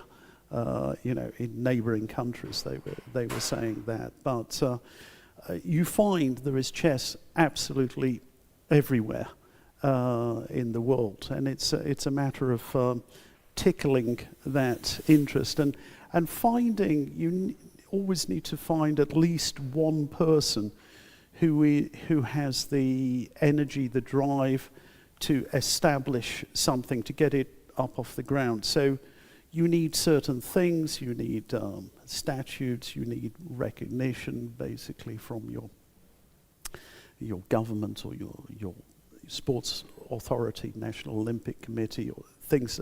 There are a number of different things you need to put in place. So the person you find, and if it's a group of people, it's even better. But you need to at least find one person who is organised and who is capable of putting together a little team. Who is also absolutely passionate about the game of chess, of course. Yeah, that's it. That's a prerequisite, I guess. Yeah. So, Nigel, one question that I had from the top of your head. What is the most unusual or surprising experience, that you had, during those travels? You didn't play chess with crocodiles, I think. Not yet. No. There are just too many. You've really put me on the spot. You have to share those stories. Okay. I mean, just let me give you an example from one federation which will probably become an affiliate member this year. So that is Greenland.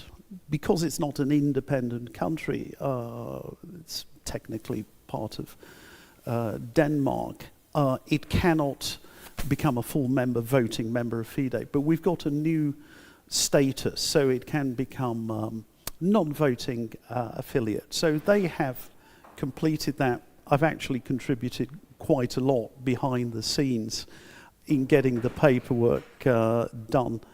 And I believe the General Assembly will approve. But it's a story from a visit a number of years ago. And I went to play a match against the Icelandic Grandmaster Johan Hjartarson. And it was one of those promotional things. The Icelanders were doing a lot of, and they've actually done it for many years, actually. On many occasions. So they've been, so there is chess in even the most isolated communities up in the north and on the east coast and everything. But we were playing in the capital, Nuuk, and we played in a shopping mall. And it's not ideal chess conditions, but it's great for promotion because there were just loads of people there and they were extremely interested. And we had big screens as well. But at some moment, there was a guy who came right up to our board, and he was a guy in a green anorak, and he started talking to his friend right next to the board. So I told him to shut up, because we were playing. It turns out he was the Prime Minister of the country. So that was, a little faux pas on my part. And that is why, of these countries that I've visited so far, I'm saving North Korea until last, because if I make a similar mistake there, I suspect I'm not getting out. Also, your diplomatic mission is going to be compromised. It's such a funny story. Thank you, Nigel, for sharing it with us. So we are celebrating today the centennial anniversary of FIDE. We know that originally there have been only 15 signatories. So how many federations are there? One of them signed illegally. Well, yes, we've learned it, today. Yeah. But so how many federations are there in FIDE in 2024? I'm not sure. It's about 200. Yeah. It changes. Maybe we're even 201. I'm not entirely sure, but... But it crossed 200. Yeah, but, we may even lose a couple because... we have our regulations, and if you have non-functioning federations, they can be suspended. So it'll be interesting. I think, Greenland will come in. We've got another possibility, but, we may also lose a couple of federations this time. But in general, of course, it's expansion. It's growing. Mm-hmm. And this year I went to one former French colony, the Republic of Congo. Last year I was in the Democratic Republic of Congo, in Kinshasa, and I was looking across the river, because these are the two closest capitals in the world. You can simply see the other capital on the other bank of the river, which is really bizarre. And so I was in Brazzaville. You could play a game of chess almost, yes? Yeah, well, almost. But it's surprising because they have very little connection with each other, just because they've had different histories. Very bizarre, because they are the same people speaking the same languages as well, and they're divided by a colonial past, actually. So we were trying to get a federation set up there, and that will take a little bit of time, because it's a bit more bureaucratic. They require 3 years of continuous activity. So it's not going to happen this year, but you plant your seeds and you reap a little bit later on. So that's what we're doing. And I'm actually also working on another couple of places. You're exploring another galaxy? In Africa, Guinea-Bissau, I actually have quite a lot of contact there, and also in Guinea-Conakry as well. So I don't think it will be too long before they're joining, quite possibly next year. Let's see. There are some sort of bureaucratic hurdles which need to be crossed, but in Conakry, for example, they have tournaments. I mean, they have, and even they have television coverage and stuff like that. They just don't have a federation as yet. Well, they have a federation, but it's with the drafts or checkers federation. So it needs to be severed and to develop independently. In a lot of those West African countries, checkers is a very popular game, in Senegal and so on. Of course. Yeah. Nigel, so before FIDE sends you to explore another planet, I wanted to ask you, how do you usually celebrate this International Chess Day on Earth? Personally, I don't, not really. So this was the first time I've celebrated it, but you know, it's an innovation for me. I notice other people have been marking it, but it's not something hitherto I've been actively involved in. But it was really, really nice to come here to Paris for the centenary. And yeah, a little bit of history, and it's very nice how FIDE has grown, because if you look at the original body, those 15 federations, they were primarily European federations, and you had a couple from the Americas. You had Canada and Argentina. Asia, basically not represented at all. Africa not represented. Oceania, you know, also not. So you have seen a great expansion of chess over this last century. And if you look in these books, these chess tournament cross tables, if you look in the early days, you will see mainly Europe, but plenty of American tournaments. And the history of recent chess has been, in particular, massive growth in Asia. Quite a lot of growth in Africa, at least in spreading. Some places it's popular, most places it's very much a minor sport. But we're hoping to bring the game to many more people, to millions more people, and it's very exciting. I really enjoy it. So I mean, I've received videos today, photos of friends from Niger and places like this, sending me, this is what we're doing from Congo, another province there, and so on.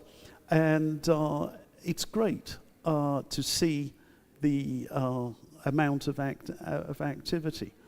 Nigel, I wanted to ask you, this is one question that popped into my mind, because, I've seen you sporting, boxing shorts, so like surprising chess experiences, but what is actually the ultimate form of chess entertainment?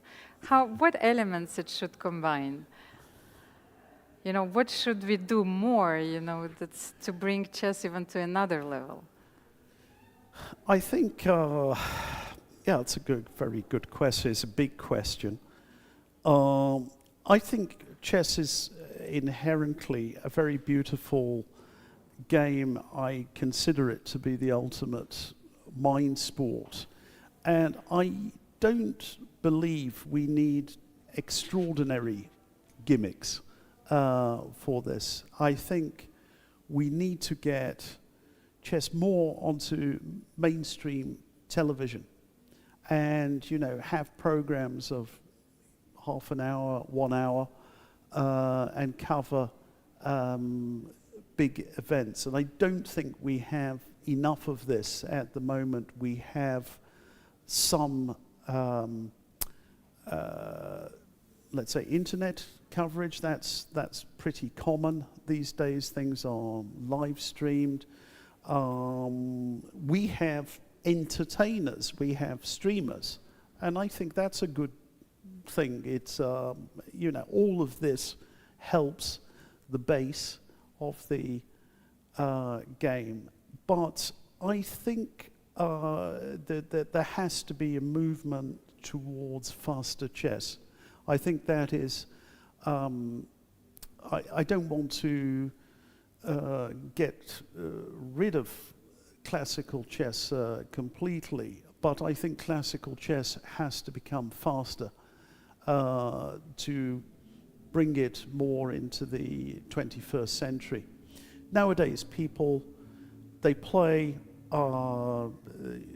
with a lot of theoretical knowledge, and they can play their first 20 moves very, very fast. And that's why I think these time controls with, you know, 5-hour games and so on, they are a little bit antiquated. So I think they are not obsolete yet. They're not. You know, maybe Magnus Carlsen is right. I don't think we should do everything in chess just to please Magnus Carlsen, although he's a very important figure. I think we should be thinking the same way, regardless of Magnus. So you know, there are some discussions in this direction, and I think it's, you know, I'm more of an evolutionary than a revolutionary. I don't think you suddenly take a game of 1,500 years. I mean, we're only celebrating our centenary in FIDE, but the game itself is much, much older.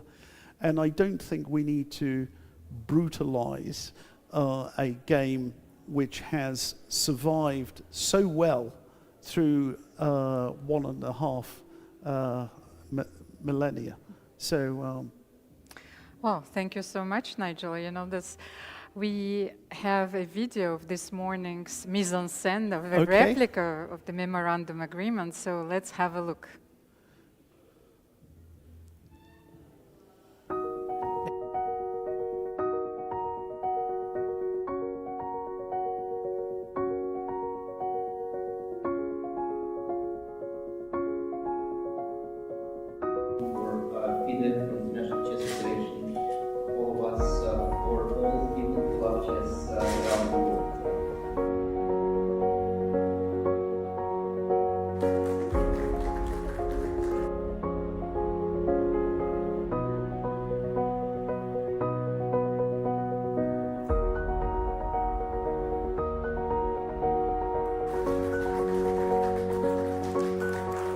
It's very important to be part of the ceremony. It's a historic occasion. It only comes along every century. So we were happy that we were able to take part. In part, we were able to take part because chess has been so much more successful recently, so that 5 years ago we couldn't have come, but now we can. For 100 years, Marc Nicolet signed this document, and it's a very important moment for Switzerland also to be part of it, and for me myself also, of course. And I think FIDE has done a great job 100 years ago now, and has a future where it can also transmit chess in the society, in social work, in other domains, not only in competition, So I think it's a great time to go on, to go for the future.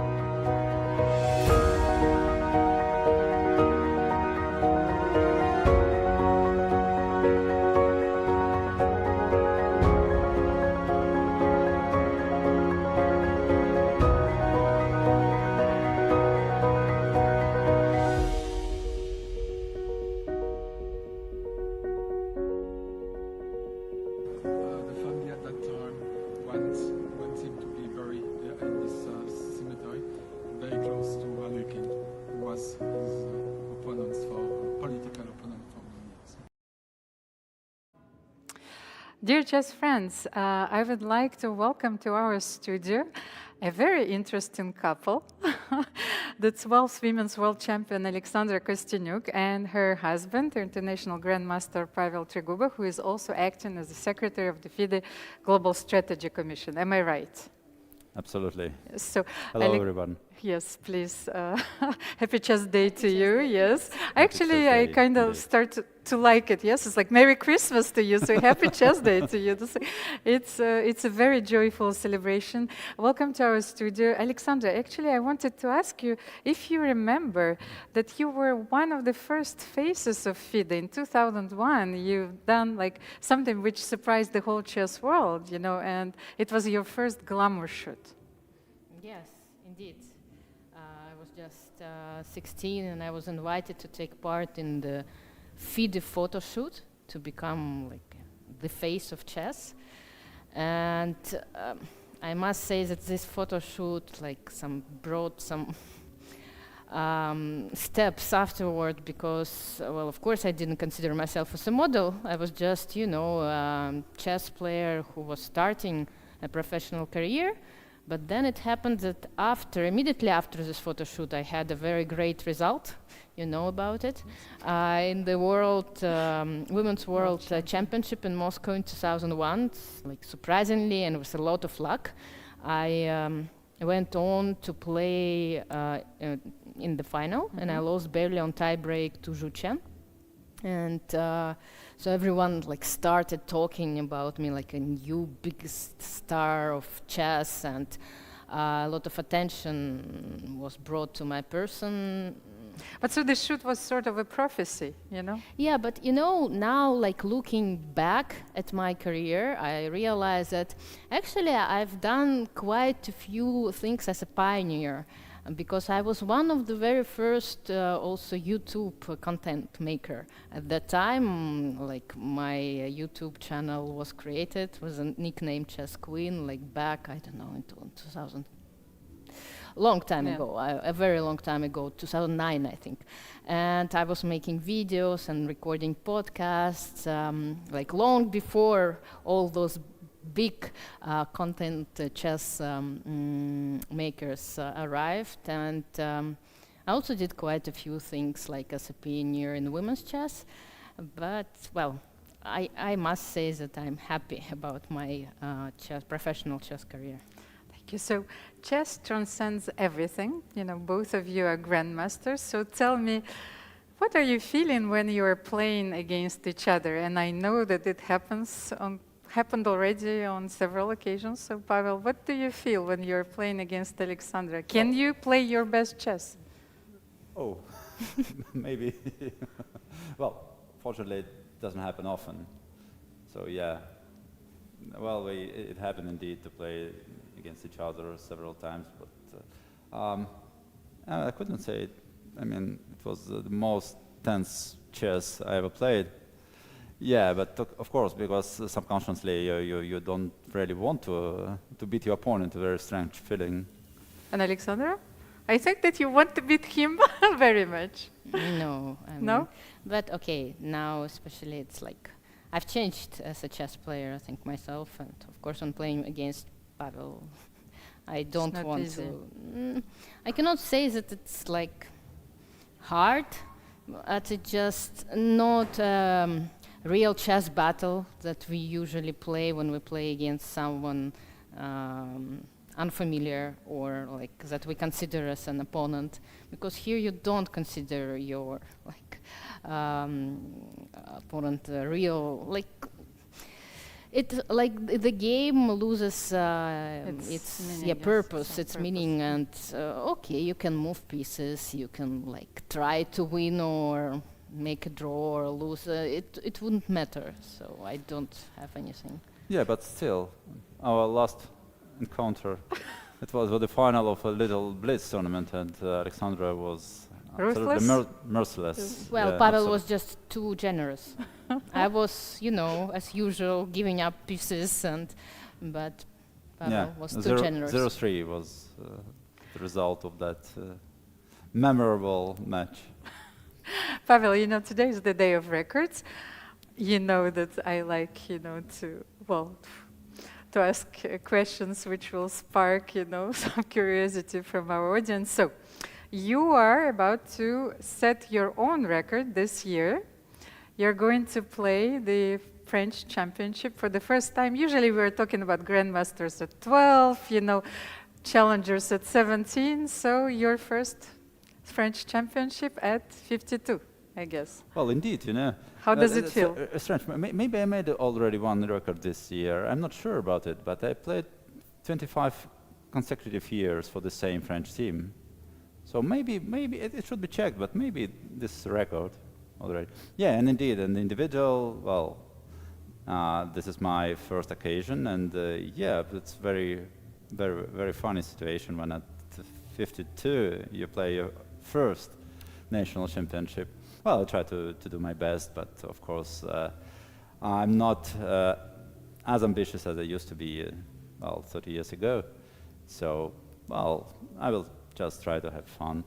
And I actually happen to know that during this tournament, the roles are going to be reversed, that actually Alexandra is going to be your second.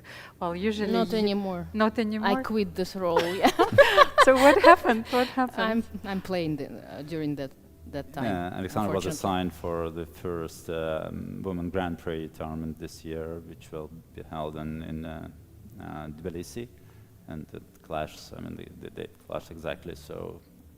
But how I will won't not have a second. have a coach in this important competition.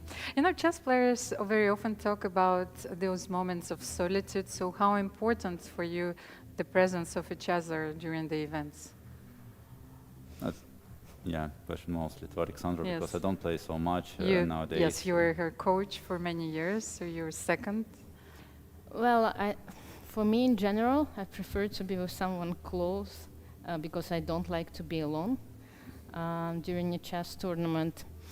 And of course, Pavel supports me and helps in preparation. But sometimes, if I play badly, I wonder that maybe it would be better to be alone because you have a tendency to outburst your emotions to the closest person, who happens to be Pavel, and during tough times. And unfortunately, I often have a lot of ups and downs during the tournament, and I think it's not very easy for Pavel.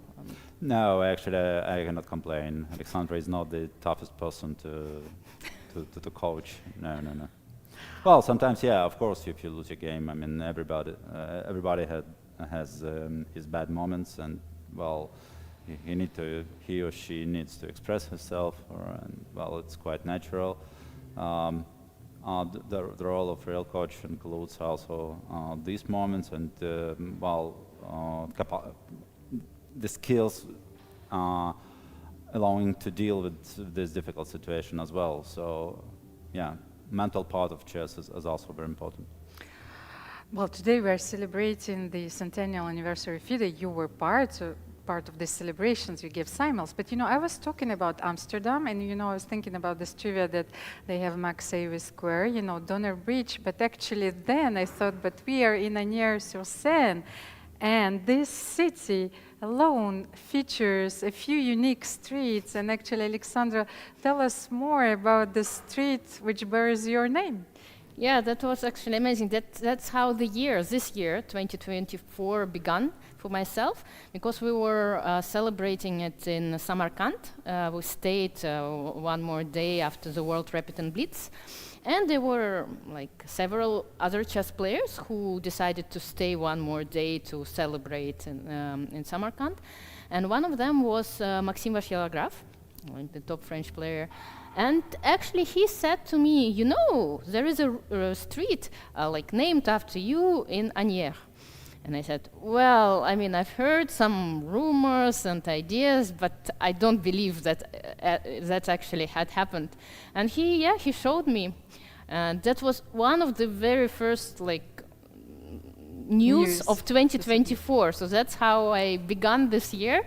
And of course, that's something very special. I mean, we're not really used to have a lot of streets and places named after chess players, and I mean, I don't consider myself anyone like even near as like genius as certain chess players, and to have a street named after me, well, I'm very grateful to the city and to the mayor who thought of this idea and created this initiative and managed to make it happen, because now, you know, sometimes when I feel like sad or like I type street, Alexandra Kosteniuk street, and I see it in Asnières, so, well, maybe like life is not that bad if a street is named after myself. Well, you have your own number of records, and actually I wanted to know, of course, how do you keep this motivation going? You know, you won so many tournaments, so what motivates you most of all? Well, chess itself is a motivation. It's kind of, I know that there is always a tournament coming up, and well, sport is a very cruel thing, right? Nobody cares about your achievements, your records, or what had happened in the past. If you are still in the game, you need to prove anything that you want to prove is your moves, and nobody will, you know, like, okay, people will respect you. But as soon as a game begins, they will try to beat you and to win a game against you.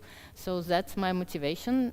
I want to stay for as long as possible in professional chess, because I must say that from the moment I began my professional career, like around 2000 till this moment, like almost 25 years now, I believe that it's been quite a tremendous progress for women's chess. I mean, when I was starting, there were so few tournaments, women's tournaments, with so like insignificant prize funds, that nowadays, I mean, looking at those tournaments, we have like the a few very prestigious tournaments that also they motivate me to be willing to get invitations, to get accepted to play in those tournaments, and it's nice to be a part of this revolution, and I hope that it's just the beginning, and that's why I want to stay a little bit longer, although I understand that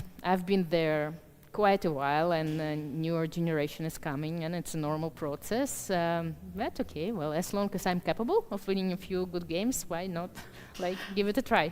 Thank you, Alexandra. This is such a beautiful testimony. And before we go, Pavel, you know, you are working as a secretary of the FIDE Global Strategy Commission. So how does your work interfere with your daily life? You know, do you have a very special routine? You know, is she complaining about it? Oh, no, not really. Alexandra understands what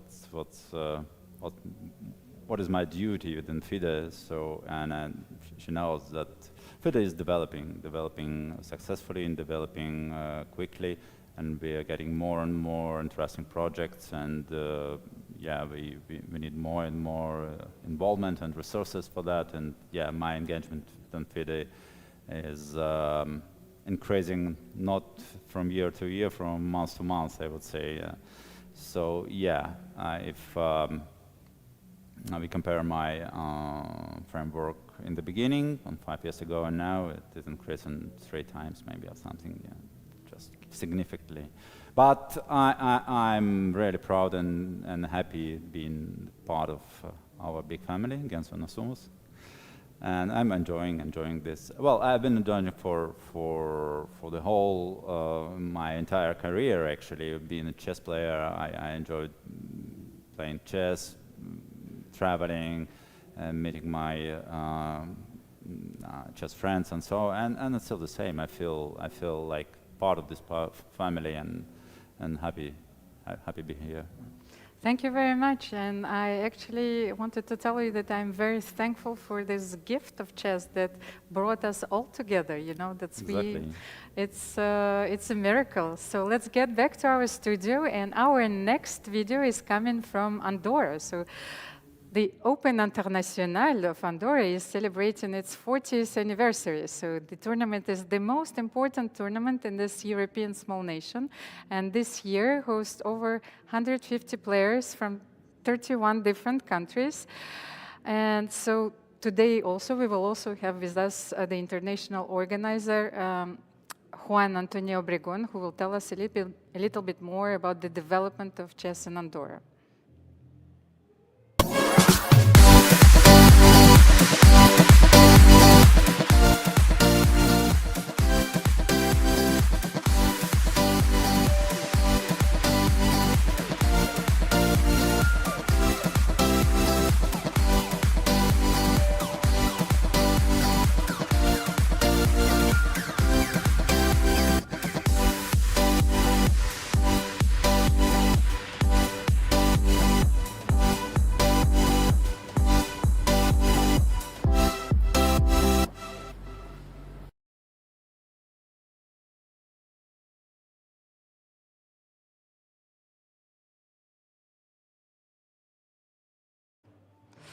So, dear chess friends, we are continuing the celebrations of the FIDE 100th anniversary. It was formed today, on July 20th, in 1924 in Paris, and the original Proclamation Act was actually signed only by 15 delegates present at that time. And look at what FIDE has become in 2024. Do we have our live guest from Andorra right now? Juan Antoni, are you hearing me? Hello, how are you? Hello, how are you? So welcome Andorra. Thank you. So your tournament is part of this attempt, you know, to set a very unique record of most chess games played in one day. Tell us a little bit more about the tournament.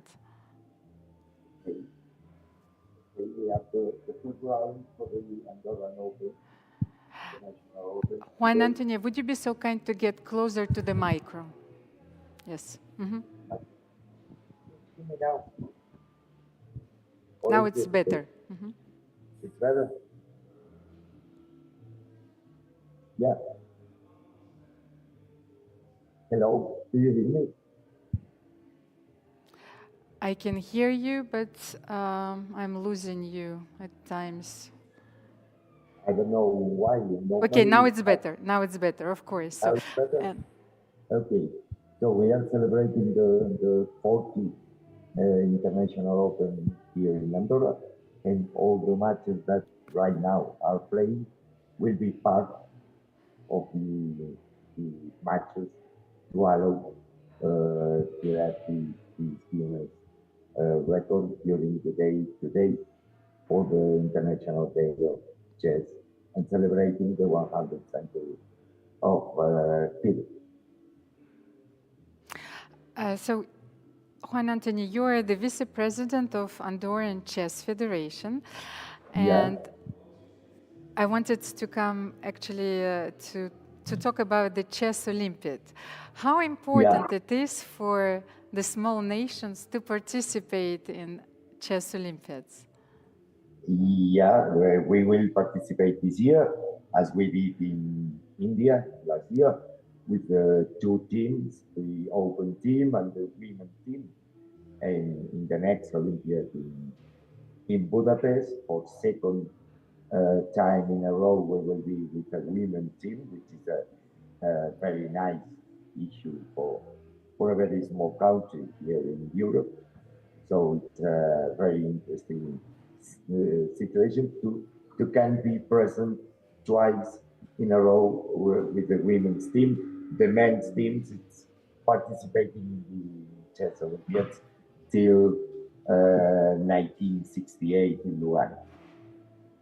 Okay, so that's it's a very important achievement, I think, in the chess development in Andorra. Yeah, it is. But the best goal last years is to kind of have a nice team of women playing the Olympiads with the Andorran flag, for sure. Mm-hmm. And do you have a personal tradition for this very special day? Like today we're celebrating the chess day? Today, no, we are playing the Open. So it's all the activity, but it's a very important activity. It's our first round playing the Open, which it's continuously celebrating the International Open during 40 years in a row, except the 2 COVID years where no one can do nothing. But all the rest will be, it's a tournament with 40 years in a row playing the tournament here in Andorra, which is for us, it's very important to be always during 40 years doing and organizing the Open here in Andorra. And we start today, and it is the day to have this celebration for the International Chess Day around the world. So perfect. Well, I would like to thank you for such a wonderful event, and especially that it's been going on for 40 years, and hopefully will go on for another century, so we will celebrate the 200th anniversary of FIDE. So best of luck, and let's get back to our studio. Right now, the simul's outside and the events outside of our studio continue. So let's have a look. Charlize is back live from Agnières-sur-Seine. As you know, FIDE is attempting to set a record of the most chess games played in 24 hours. So events like this simul and tournaments all around the world are taking place to be part of this record. You can play online and even be part of it yourself. Let's celebrate together, celebrating FIDE and celebrating chess.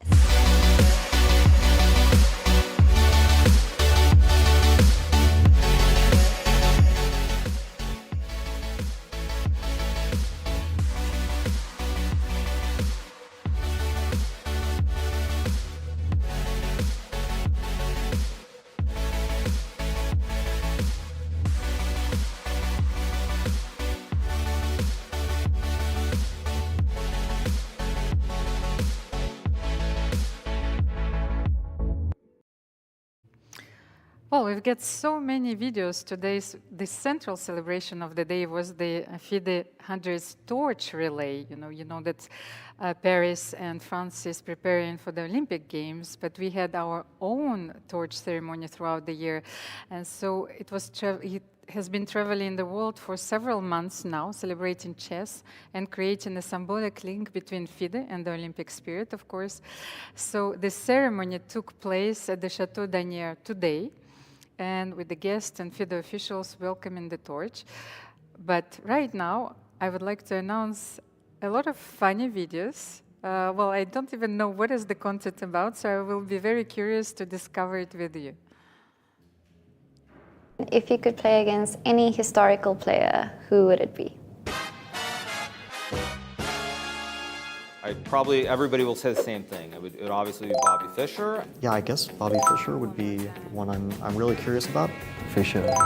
That's a tough one. Perhaps Fischer. Boring! Fischer? Well, that would be probably Fischer. I think I would play against Fischer. Good, so Fischer then. Bobby Fischer? Yeah, players from the past. Say Fischer is one of them. Are you serious? Yeah, I would be really excited to play. What in heaven's name are you talking about? Say Bobby Fischer, of course. No! God, please, no! No! Alexander Alekhin.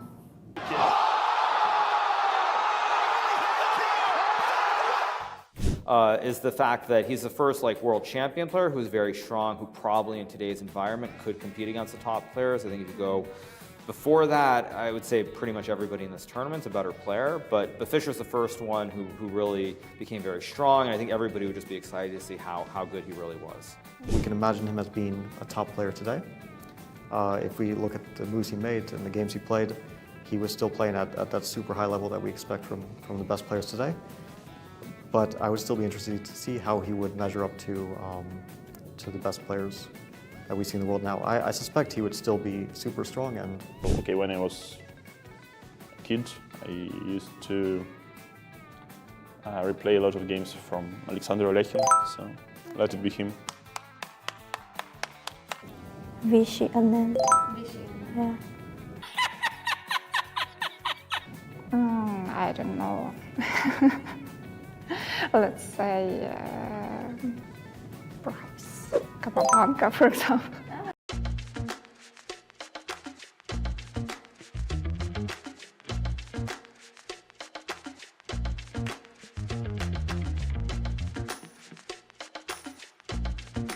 As many spins, so toss them in the air or something? Oh my gosh. A girlfriend does this a lot, yeah? But I can't spin it like him. He can do a full spin in one. I have to do it this way. I don't even know how he does it. Two ends? Maybe with the left hand it will be better. Okay, I'll try. Does it have to be smooth?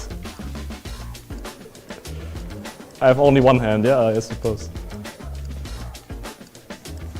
I guess I'm not as good as girlfriend, but I'm really not. I was probably originally left-handed. This is so silly. Oh.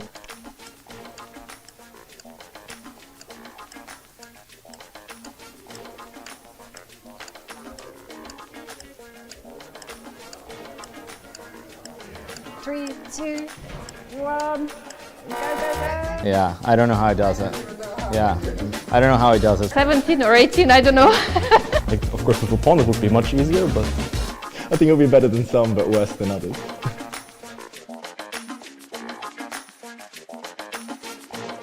Was really? Really? Okay.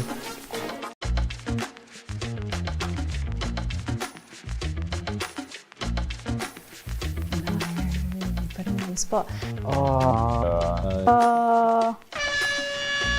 Viromenchik, Joan, Maya Chipinitsa, Alexandra Kosteniuk, Myself included, of course, Jun, Dan Zhongli. Joan, Chan, that's two right there. There, of course, is Vera Menchik or Menchikova, Lyudmila Rugenko, Elizaveta Bekova. I really have to look at women. Lagno probably also, Hui Fan. Hui Fan, Nona Gapindashvili. Stefanova, Gaprindashvili. Yeah, now I'm stuck. Veramenchik. Oh, God. Anna Ushenina. We go way back. Maya Chibrodinidze. I think Susan Polgar. Zuchan. Shuyuhua Jushen, Antoaneta Stefanova, Alexandra Kosteniuk, Hui Fan, Anna Ushenina, Maria Muzikchuk, Tang Jungye, Jun. I missed one. It's so embarrassing when you miss just one name. Oh, you have one of them. Oh, really? Okay. Okay.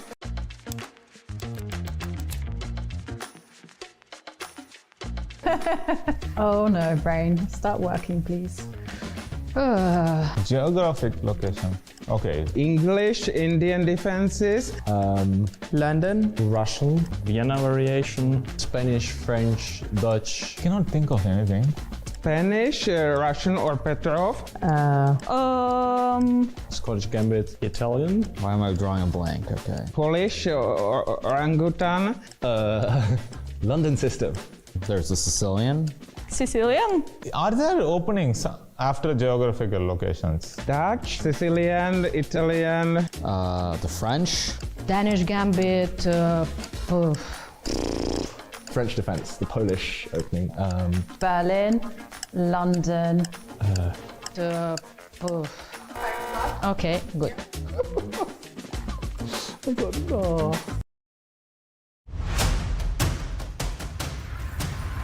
A monumental event will unite chess players from every corner of the globe. FIDE, in celebration of International Chess Day and its 100th anniversary, presents an unprecedented challenge. We are on the quest to set Guinness World Record for the most chess games played in 24 hours.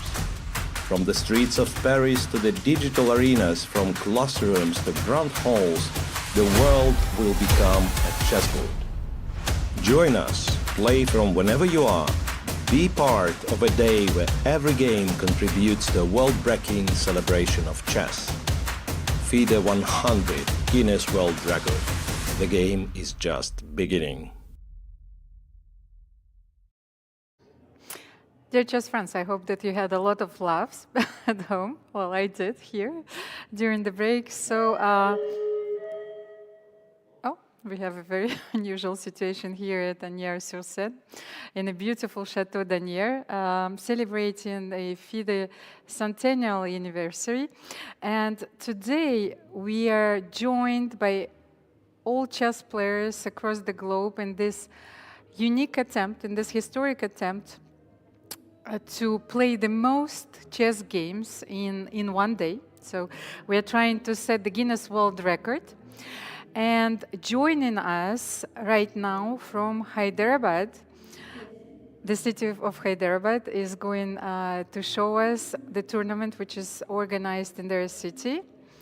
And India has submitted the biggest number of events to take part in this record. So 39 tournaments registered from India, with 350 tournaments registered overall and 109 federations, and of course all the online platforms around the world. Let's have a look. Welcome once again to the first ever Chessbase India Chess Festival here in Hyderabad at the Sarat City Mall. Welcome to one and all of you, and thank you for being part of history. We are here at one of the biggest malls in the country, and 100 plus players are currently playing at the Blitz. And before that, we also had a quiz section where 30 players played a quiz contest for the first time here in Hyderabad. So there are certain things that we wanted to show you around. So this is the top boards that are playing, and it's a very interesting thing that two girl players are playing in the top board. That is one of the amazing things, and they are not even the top seeds. So that is the strength of this tournament, and also board number 3. So that is the strength of Hyderabad. It is amazing to see that so many young talents have come out on a Saturday, and you can see all around, whoever is going around is stopping by to see what is going on, and that is the spirit of chess. Thank you everyone for coming out. We also have here a very senior player, Kandiravi, who has come out, and we have some senior players also who are the legacy of Hyderabad, and we can see the younger generation, the elder generation, everybody in this tournament all making a part of, everybody is a part of history. So this is how the tournament one looks. We have the first part of the tournament here, and the second part here. These are the top boards, these are the lower boards, and we have the stage right there in the front, and the chief arbiter is also sitting there. So all the participants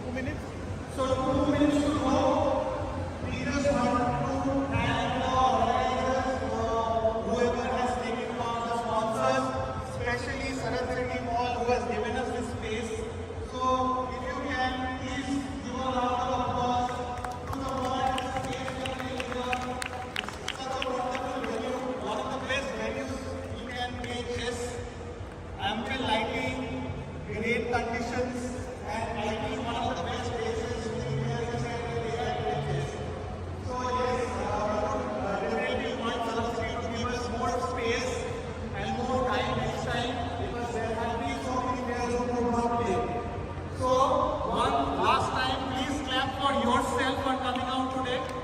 Whatever the sport, doesn't matter. We will have many more tournaments here in Hyderabad. And all the very best for the last 3 rounds. We have 1 minute to go. Your previous position. Save your opponent hand. Push your opponent. Start your games.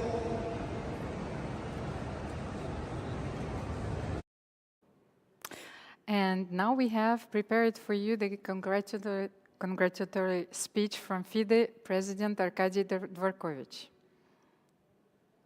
Dear friends, today, on the International Chess Day, we celebrate a century since the establishment of the Fédération Internationale des Échecs, FIDE, which took place here in Paris in 1924. During the past 100 years, FIDE has sought to safeguard, develop, and promote chess. From standardizing the game rules and tournament regulations to introducing the rating system, awarding titles, and organizing new events and competitions. FIDE has always been at the forefront of the chess world. As we look towards the future, we should reflect on the remarkable journey of chess over the past 100 years, celebrated globally this year with the FIDE 100 Year Project. We honor the famous players and coaches and the remarkable individuals who helped build FIDE and unite the chess world.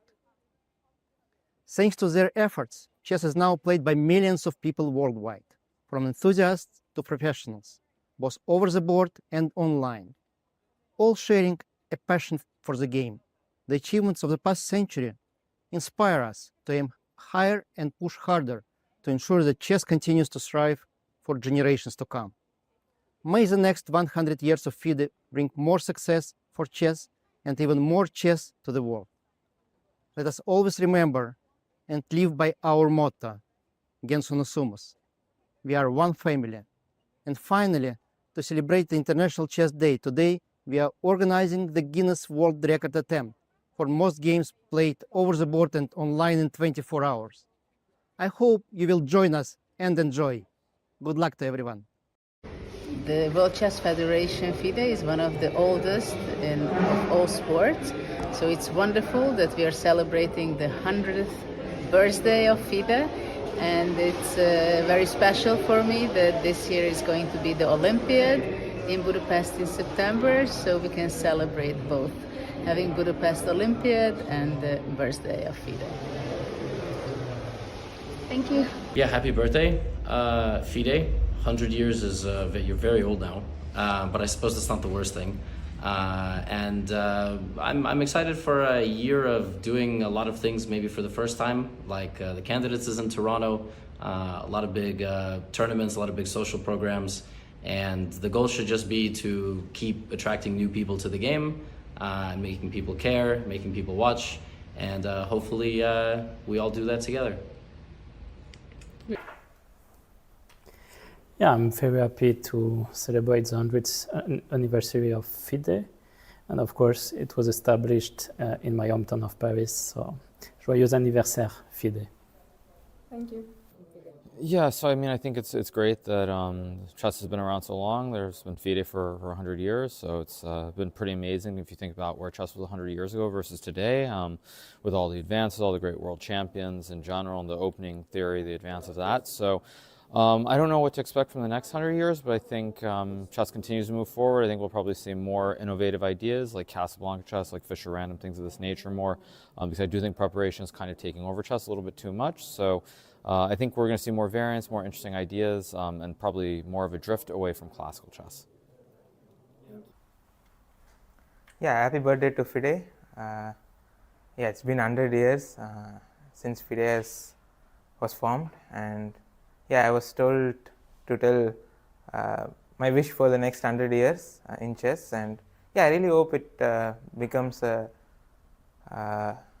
very popular sport like football, soccer, like cricket in India, something like that. If chess can become, it'd be wonderful to see.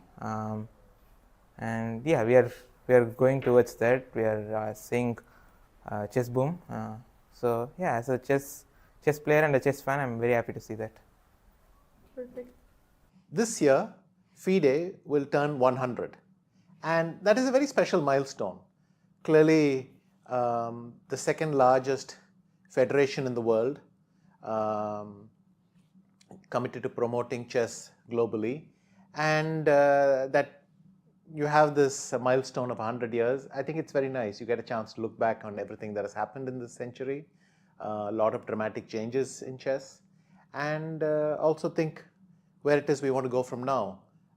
So the current FIDE team is committed to promoting the game across geographic zones, getting more women involved in the game, and making it stronger everywhere. And that's what I look forward to doing. Dear chess friends, we are about to set a unique record, which we're actually trying to do today, the most chess games played in one day. But right now, I would like to welcome Daniel Range, the Chief Chess Officer at chess.com. Danny, are you with us? I am with you. I wasn't even sure if I was going to be, but now I have an echo, so I'm going to plug in. There we go. Happy chess day to you, Danny, Happy chess day to you, and happy 100 years to FIDE. Thank you. This is a very unusual setting. I have the whole symphonic orchestra playing just outside of the studio, so I hope that everything will go well. I can't hear it, so that's probably a good thing, I guess. If you're worried, sorry. There's our view, but it's great to see you, Almira. It's been a while since Madrid, I think. Yes, but it was such a wonderful experience. Danny, today every chess player in the world is joining us, in this monumental attempt, to set the record for the most chess games played in 24 hours. And chess.com is actually providing a 24-hour international chess day arena. Tell us about it. Yeah, FIDE reached out to us. Obviously, a few months ago now, I think, or maybe even longer. Time flies in the world of chess, but we were happy and excited to participate and create.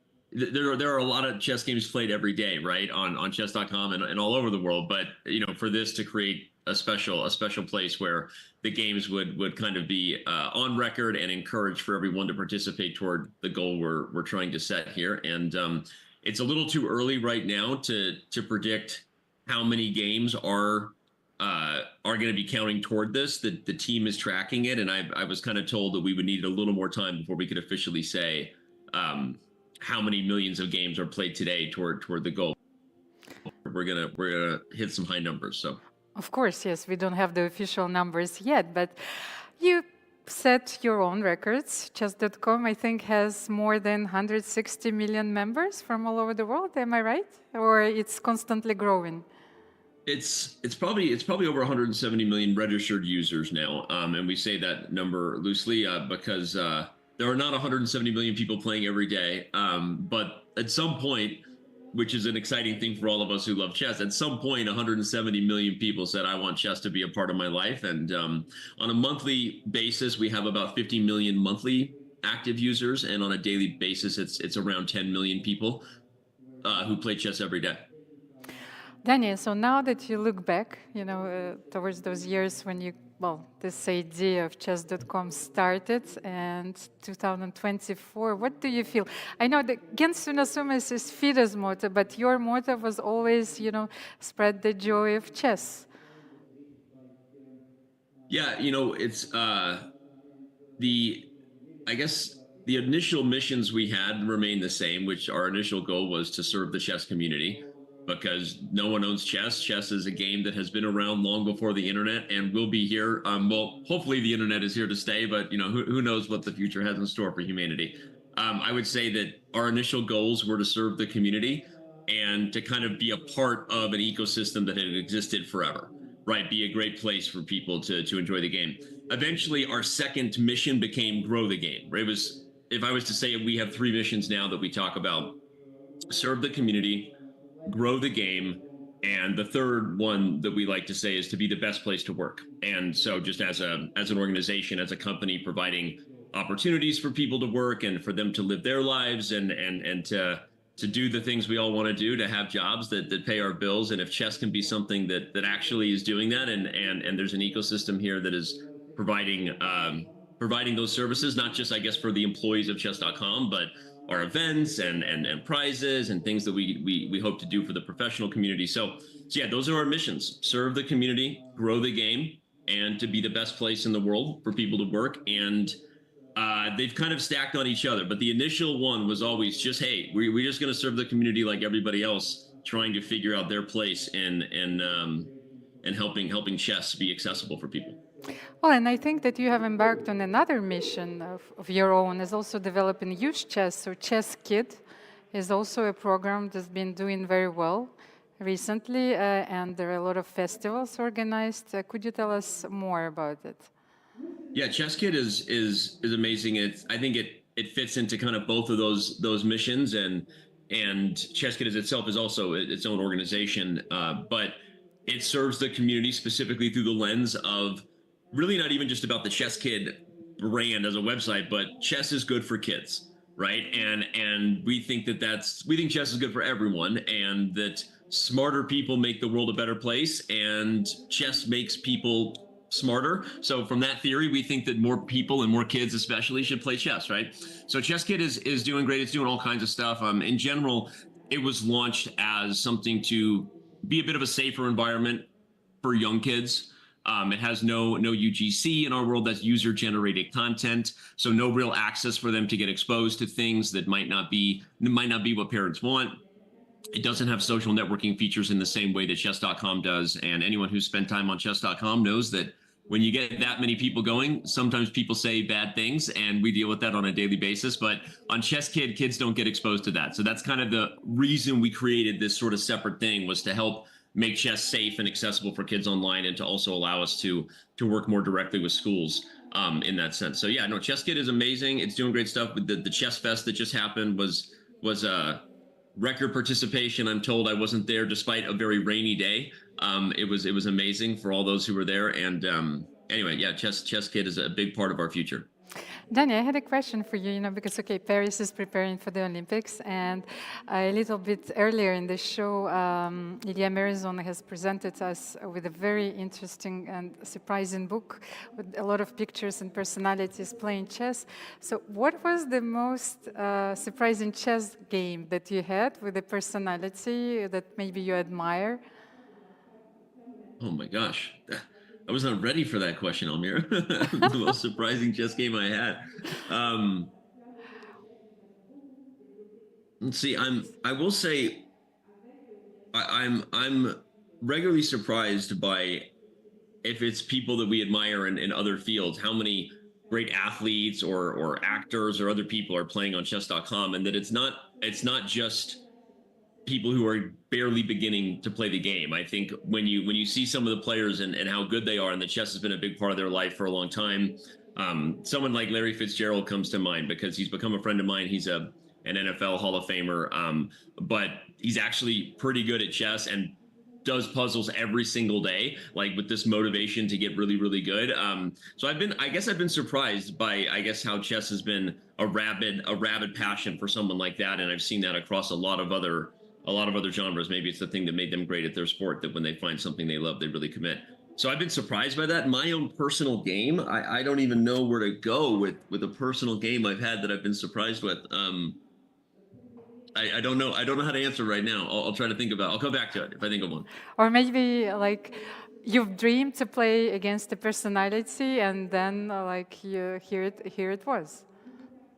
Yeah, well, we've had a lot of those things, and I don't like dropping too many names, because we're always accused of dropping celebrity names, and although I do think it's our responsibility to grow the game, and it's a pretty exciting thing when you see people who you love and admire for their things playing chess. So I think it should be celebrated. But I don't know that I personally play a lot of games against the celebrities who we know are using our site.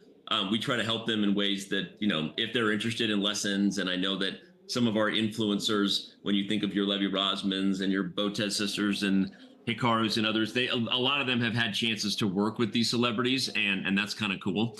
And they contributed to popularizing the game among them as well. Yeah. So I'm just like having chances to do lessons with them and play with them. So that's been pretty fun. And there is the potential we will have another PogChamps event. For those who don't know what that is, that's our chess tournament for people who aren't necessarily chess players, and it's something that we've been doing now for a few years and in many ways contributed to some of the chess booms we saw. Initially started with just streamers who weren't chess players playing chess, and it was an amazing thing. And but it's sort of transcended into having even more mainstream celebrities, whether it's athletes or actors.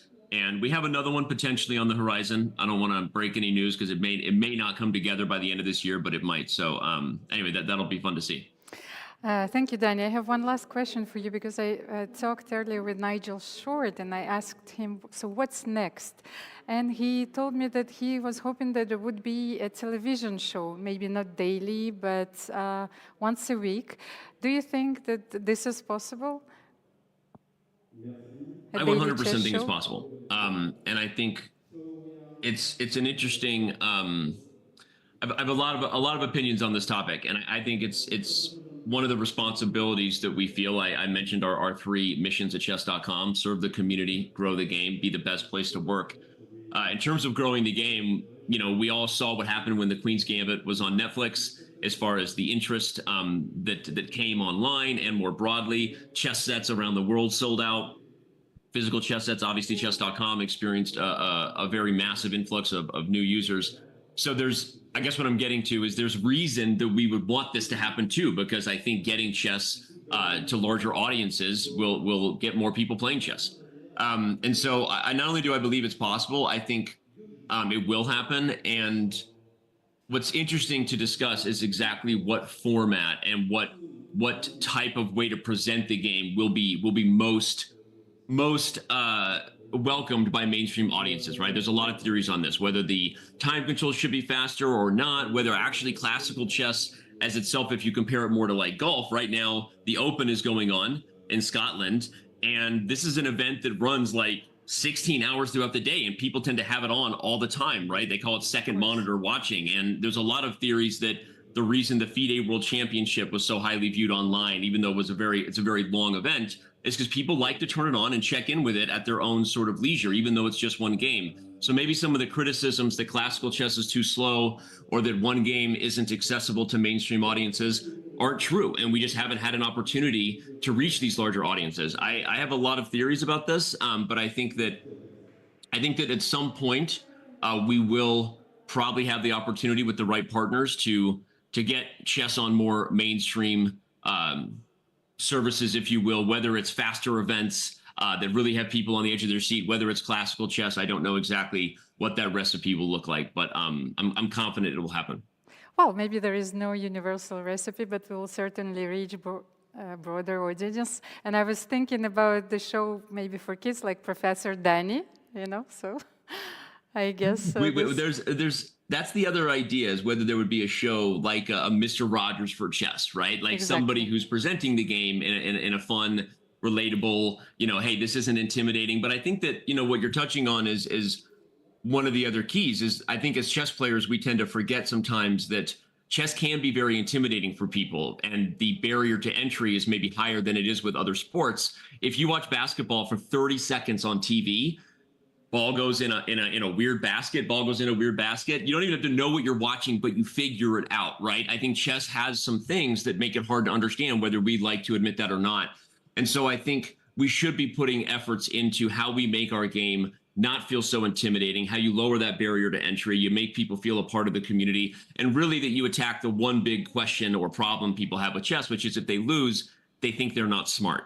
And that's not fair, and that's not what we want. We want people to embrace the learning process, because everybody loses in chess. And so I think if we can get around those sort of things and make people feel that this isn't a game that is too hard for them, then we always have potential to grow and to get more audiences to stick with it.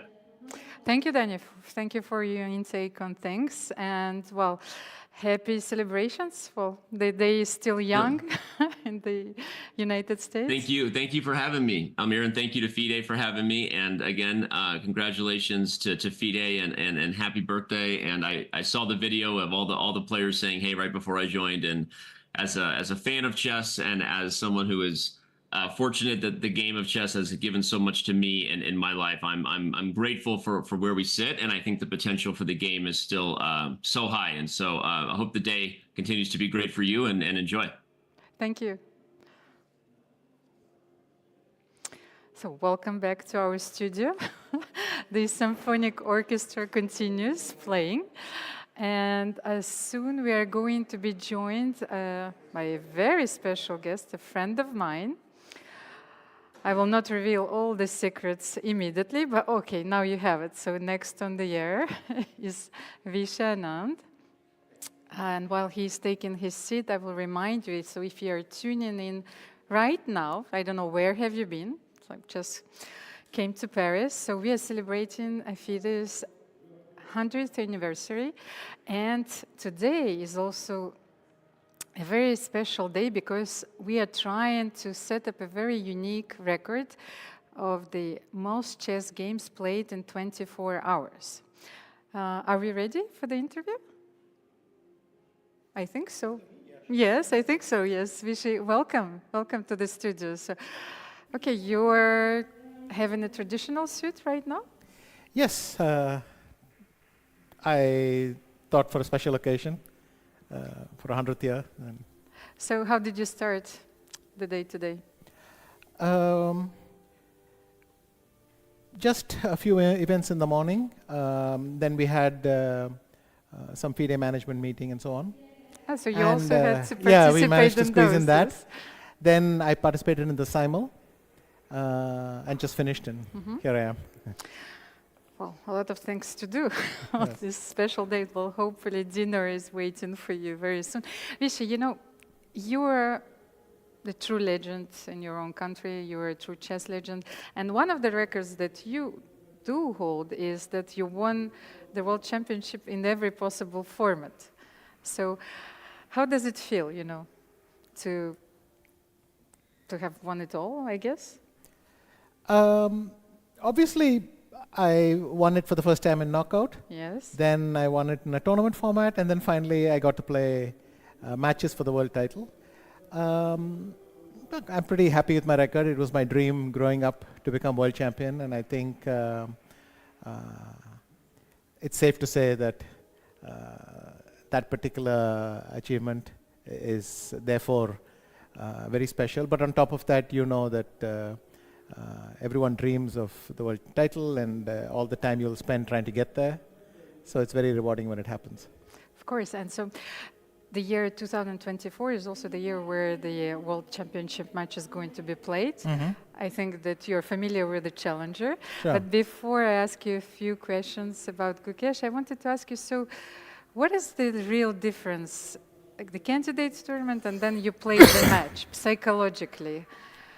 It's just the stakes and the stage grows on you, and you find yourself doing strange things. Oh. Because under pressure we all do, and I think it'll be a challenge to grow into that. But look, in his first attempt in the candidates, he grew into his role, so to speak, and so I don't see why Gukesh should be overawed by the occasion. Equally for Ding Liren, his first World Championship match, he also grew into the occasion despite a lot of setbacks. So both of them have shown themselves capable of doing great stuff. And so did you have any rituals during those World Championship match? Too many, because you try to recreate a good environment and you try to stick to it every day. So of course you have your habits and so on. Well, I wanted to know more, you know, about that, if you were superstitious or not, but let's leave it to that. Yes. So you are?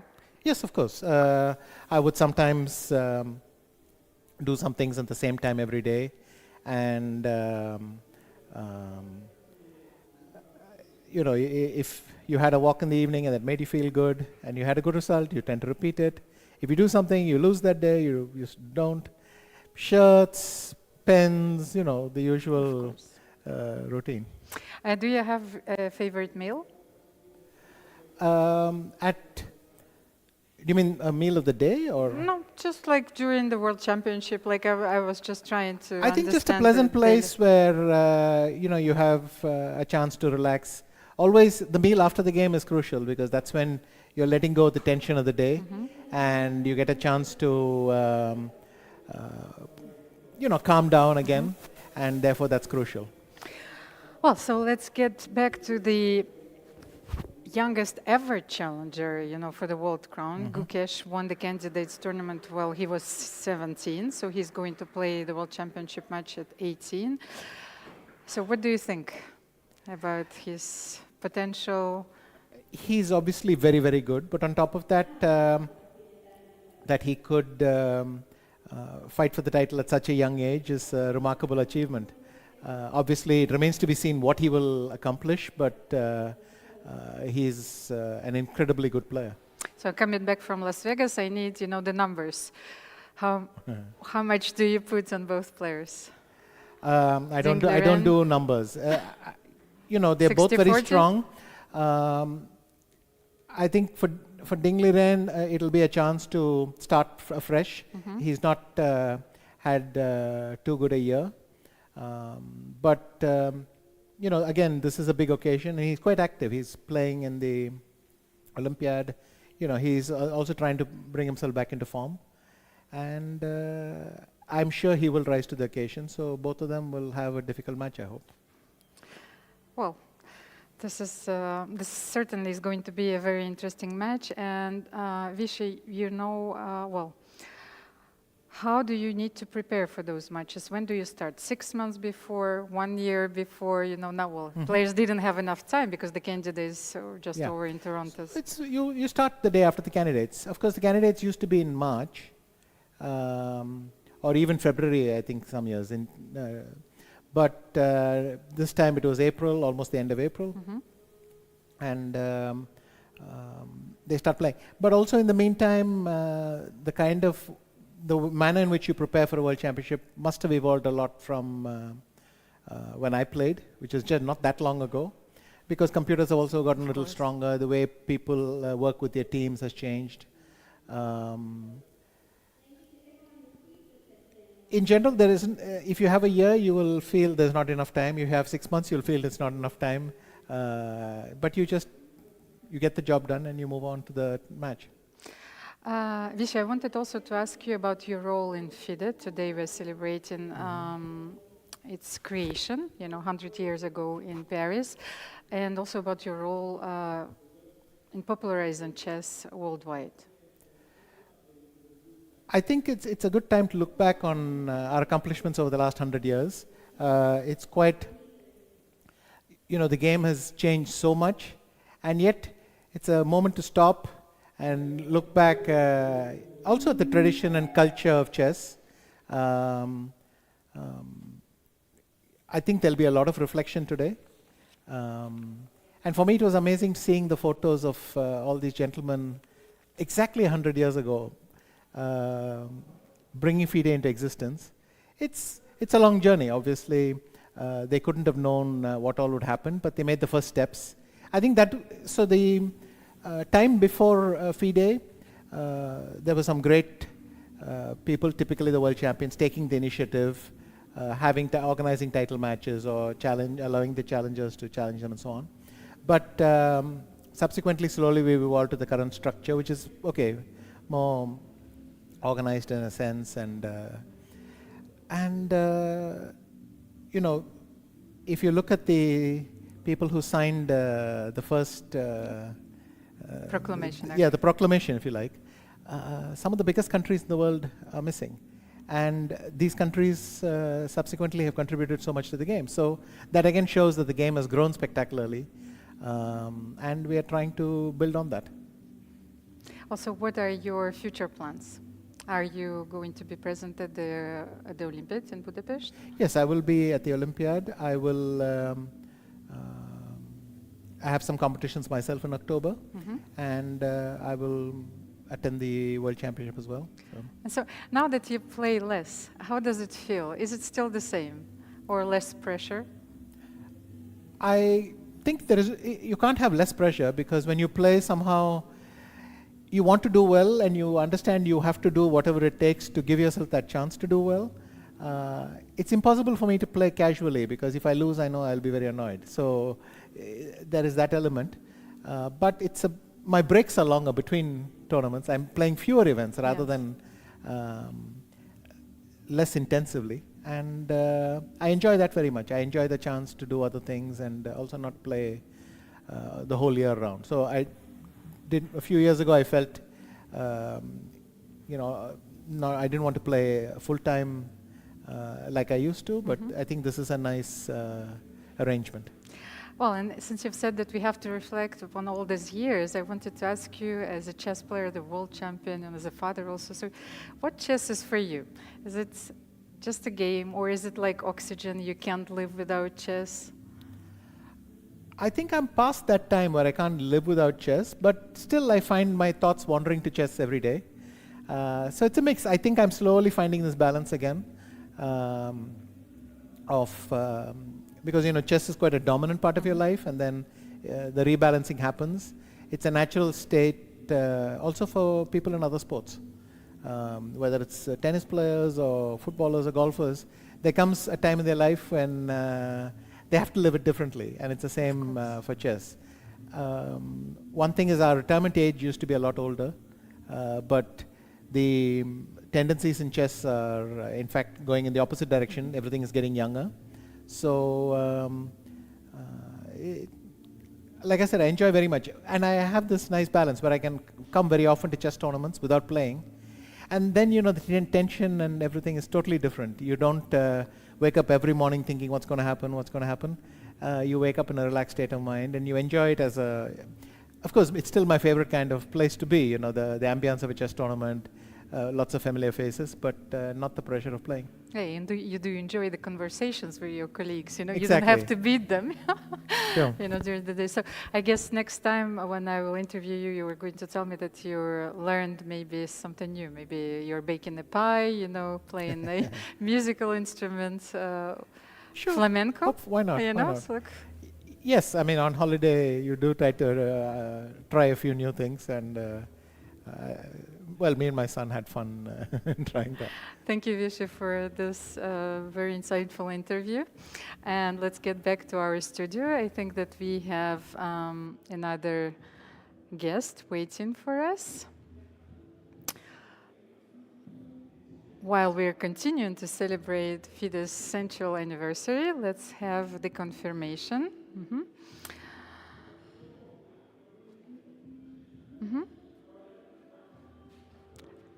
Hello, guys. Can you hear me? Yes, hi. Hi. Yes, hello. How are So you?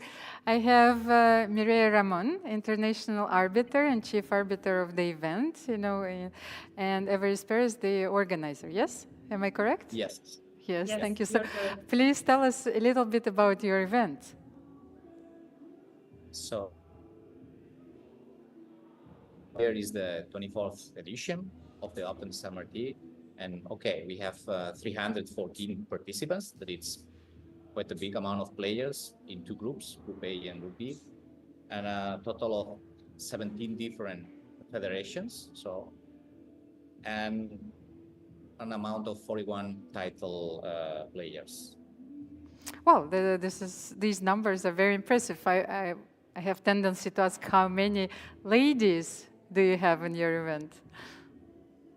About Do you the know? number of ladies, I think there is around 10% probably. 10%. Here. Oh, okay. So the numbers are have- growing. In the Group A, we have around 10. Yes, I think so. In our From a playing big total group, yes. of 80 players in the Group A, yes. Also, we had the blitz this morning, and we had like 6 or 7 girls also.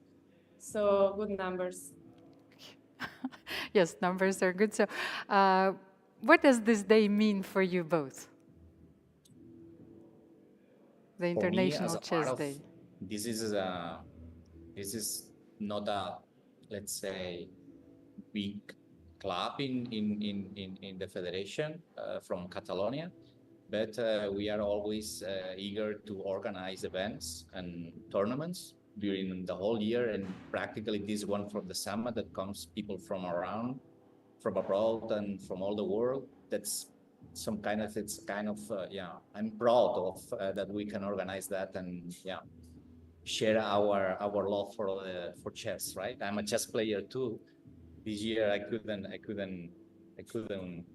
play because part of the organization, but this feeling of sharing the love of chess is what, for instance, to me is the main motivation to be part of that. Well, meeting other people, of course, and the joy of playing a chess game. I'm also happy to be here. So I've been here since I was 16. I'm 23 now. So the event is so hot and every year is better than the other. So I'm so happy. Well, I'm so happy to hear it. Thank you very much. Well, best of luck, for the future events, of course. And I hope that all these chess events, will contribute to growing the game even more. I wanna mention also that this tournament from San Martin is part of the Catalan chess circuit that has the full support of the federation from Catalonia. And without that and the other clubs that forms this circuit Catalan over the summer, we have great support from them also. This is part of one of the tournaments that form part of this Catalan circuit. Well, I hope that it's all over the summer. Yeah, since end in June till beginning of September. Yeah, September. You have a tournament after a tournament. We don't, let's say, use the same dates. We synchronize with all the other clubs in order to organize a continuous events of chess during the summer here in the Barcelona area. Well, I hope that you will have a lot of chess players coming. And best of luck. Thank you very much. Thank you. Thank you. And what is coming next? Let's have a look. I'm a bit confused myself. As French would say, that I forgot all my Latin, so I have to have a look at our schedule. Okay. I think that the next video is coming from Kenya, because it is a very important project that FIDE started, a few years ago already, and which is called Chess for Refugees. And I do care about this. I have a lot of friends working on this project. So over the last 2 years, more than 2,000 refugees were introduced to chess. 36 chess clubs were established in Kakuma, refugee camp, and Kalaboe settlements. So hundreds of chess boards were bought for these clubs. Chess coaches were trained and now teaching chess in the region. And it's part of the Chess for Protection project. So I hope this video will bring something new to you, because I think that it's very important that this activity also brings some joy in their lives. And one very important feature this year, that we all know that the World Chess Olympiad is going to be organized in Budapest in 2024, that for the first time, a team representing refugees will take part in this Olympiad. And this is a very important historic fact. So they were carefully selected through a supervised process and were endorsed by the UN Refugee Committee. So let's have a look. My name is Alak Daniel Pager. I'm a resident of Kakuma refugee camp.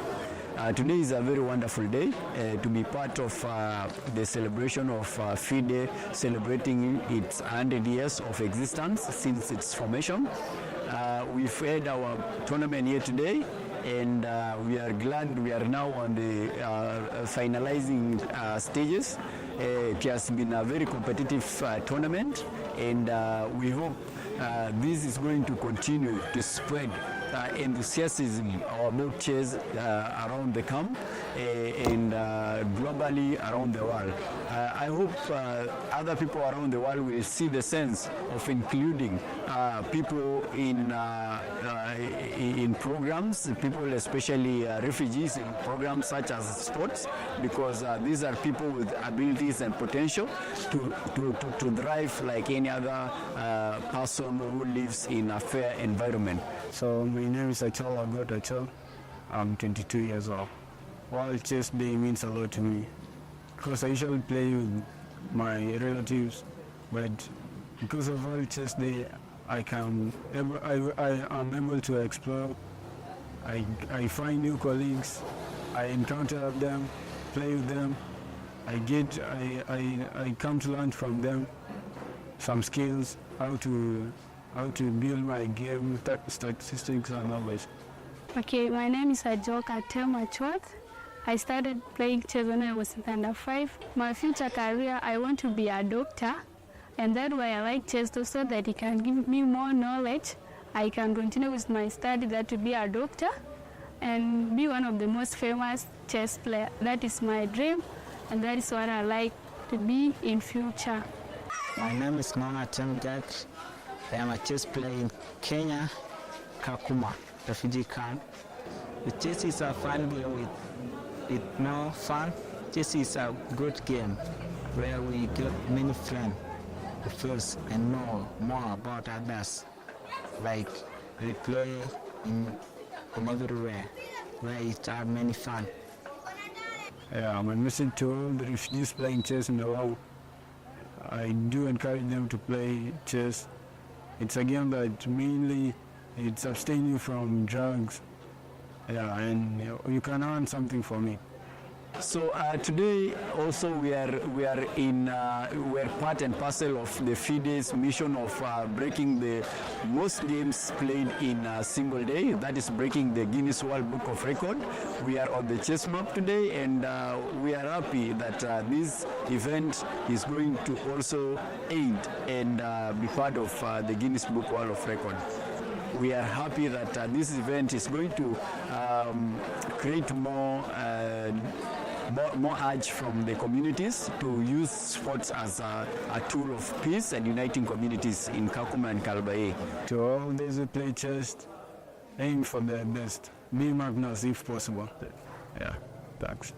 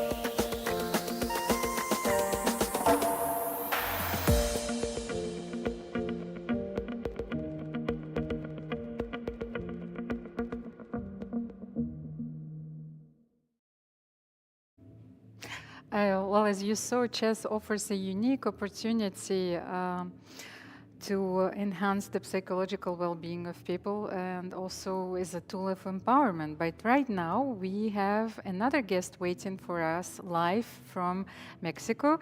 Jose Manuel Baradas, are you here? Hello? Yes. Hi. Can you hear me? Yes, I can hear you. Well, please tell us a bit more about the tournament. Okay. Hi. Hi, everyone. We are broadcasting from Mexico, Villahermosa, Tabasco. This is a city in the southeast of Mexico, and we are gathered with 100 players. And we are finishing our second round for this tournament, and we hope we beat this world record for the 100th anniversary. So this tournament is the part of the record attempt to play the most games in one day. How popular chess is in Mexico? It's really popular right now. A month before, we had the Olympiads for our country, and this was one of the categories, the chess, that had a lot of people involved. And because of the COVID pandemic, we had more people involved in chess because of the distance that has to be in other sports. So there are a lot of enthusiastic people and new chess clubs integrated in the associations of the states in my country. Well, and as I remember, Mexico City has a Guinness record of its own because the world's largest simul was played in Mexico City. That's it. That's correct.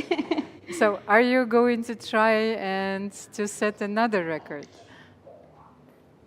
We hope to set it, and we hope to be accomplished the new record. And we have a lot of small kids that and there are new players in sub-8 category and sub-10, sub-16, and there is sub-12. And we have an open one, an open category for the bigger ones and the master ones. Thank you very, very much. And well, let's get back to our studio, where I wanted to tell you about a very special contest, because there are a lot of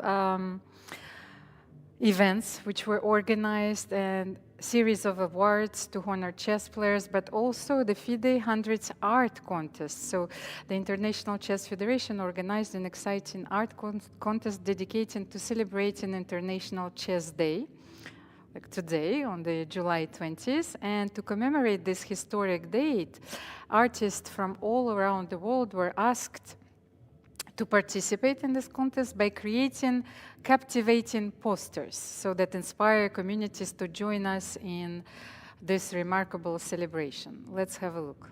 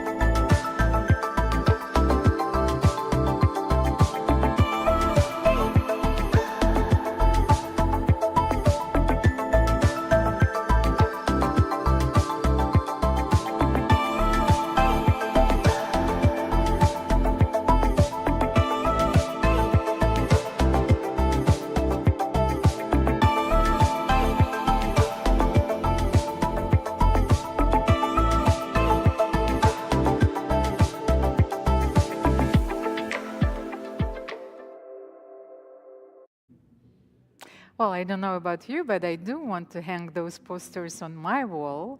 But right now, I'm going to be joined in the studio by Rita Atkins, Secretary of the FIDE Educational Commission, but also the curator of the Chess Day Art Contest. Hello, Rita. Hello, nice to see you. Yes, a happy Chess Day to you. This is our Happy ritual Chess Day today. to you as well, yeah. Well, Rita. And congratulations. Thank you. Can you tell us, well, more in detail about this contest? I know that there were two themes that were privileged, so in order to create those posters. Yes, we had two themes. One was the FIDE 100, the 100 years of history of FIDE, and the other one was the Guinness record, the attempt to create a poster to welcome people and ask them to try this wonderful event. I'm actually curious, who are the judges? Is there a public vote, you know, or there's sort of a balance between the two? We had over 300 entries for the contest, so we were not disappointed. Over half of them were children, which is great. So it shows the enthusiasm of young people for chess, and that's what also pleasing to my mind, because I'm the secretary of the Education Commission. I'm involved in introducing chess into the classroom. We agreed not to have a public vote. We are going to have a set of jury set up who will mark each artwork from 1 to 12, and then we will confirm, and the highest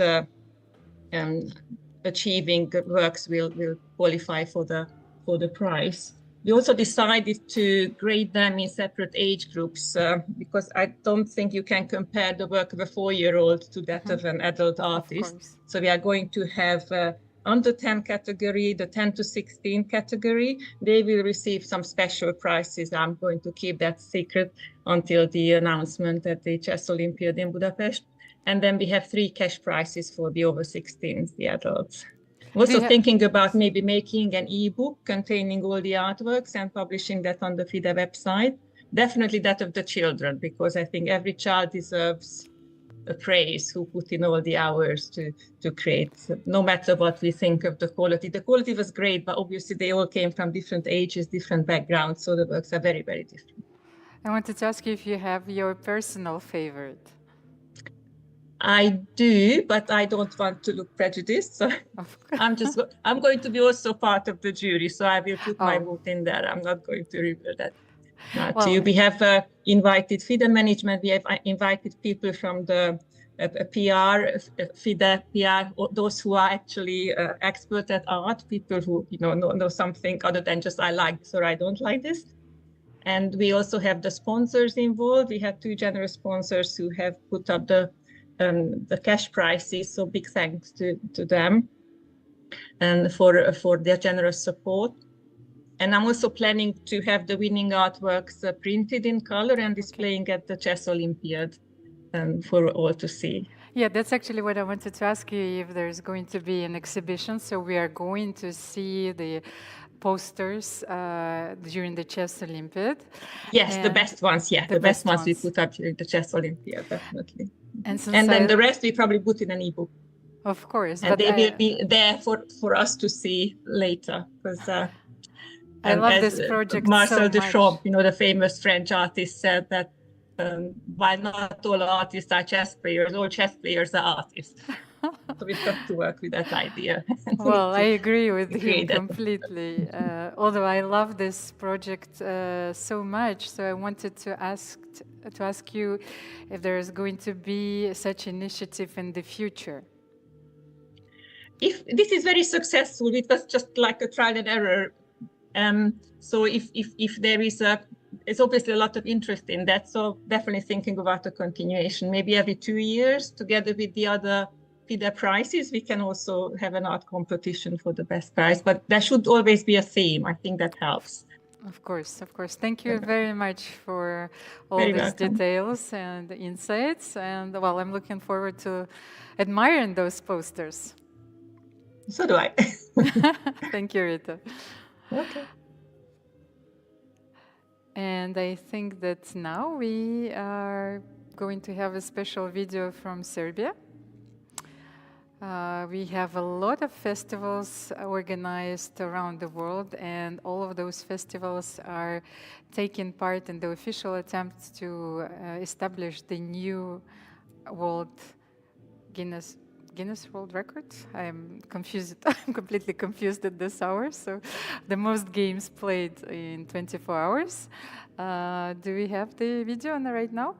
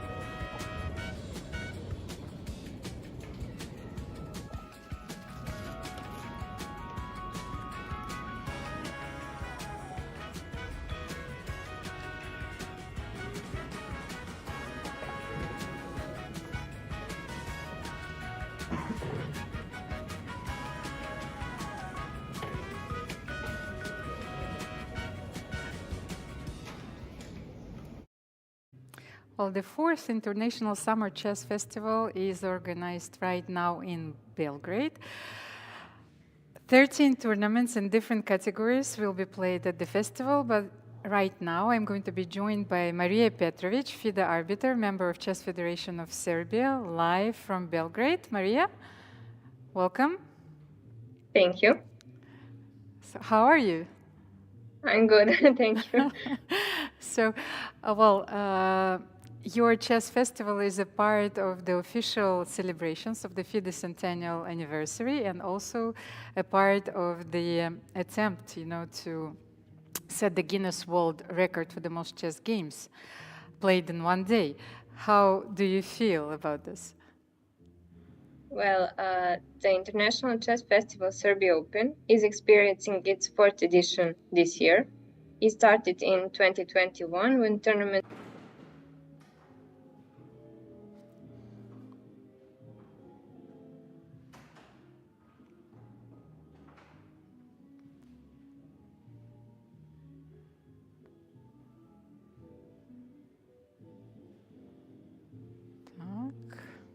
Well, I lost the sound. Let's get back to Marija. Marija? Okay, now maybe I can hear you. Wait a second. Can you hear us? Yes. Okay, now now we are back on. Okay. So thank you. Well, so I've played so many tournaments in Serbia. And Serbia was always a country where chess was played on the streets, Yes, everyone knew their grandmasters. And I think that Gligoric, he was the national hero back then. So is it the same now?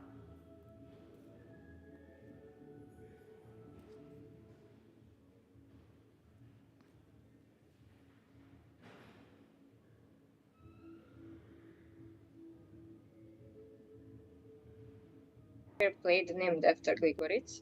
Mm-hmm. that speaks volumes about his chess greatness and also his human qualities. And you know, during the COVID times, sorry, because I have problems with my connection. I wanted to ask you that during COVID times, everyone was stunned by learning a story that there were chess players who gathered in a chess club in Belgrade were arrested by the police. First of all, is it true? And tell us more about this story. Yes, that is true. That happened in chess clubs in Belgrade. 16 players played a free game and had the tournament. Just at the time, the situation with COVID was very serious, and there were strict rules about the isolation. So when the police came to the chess club, they didn't believe what was happening. So they took them to the station and later to the judge, and they sentenced them to the 4 or 5 months in house arrest. And I don't have any information for what happened later, but yes, that was true. Yes, but this shows how much they longed for the game of chess, you know? So how far would you go to play a game of chess? Yes, but as I already said, Serbia Open started in 2021 when the COVID pandemic was still there. And this is why Serbia Open 2021 was officially declared for the strongest open tournament in the world that year. Oh, congratulations. And how far would you go for a game of chess? Well, I don't know, not probably to be in a house arrest, but... Also, how are you celebrating this day? Are you celebrating it with your family, chess friends? Well, we are celebrating here at the Metropole Palace, where the Serbia Open is played. And today currently we have the 8th round of Masters tournament. That is the strongest tournament here at the festival. And later we'll be celebrating with the Blitz finale that will be live on Arena Sports TV. Okay. Thank you very much, Maria. Thank you for being with us. And let's get back to the studio. Thank you. We will take a short break and stay tuned. We will be back for another 2 hours, I think, of live. More videos, more guests in the studio, a very impressive lineup. Well, people are queuing right now, so see you soon.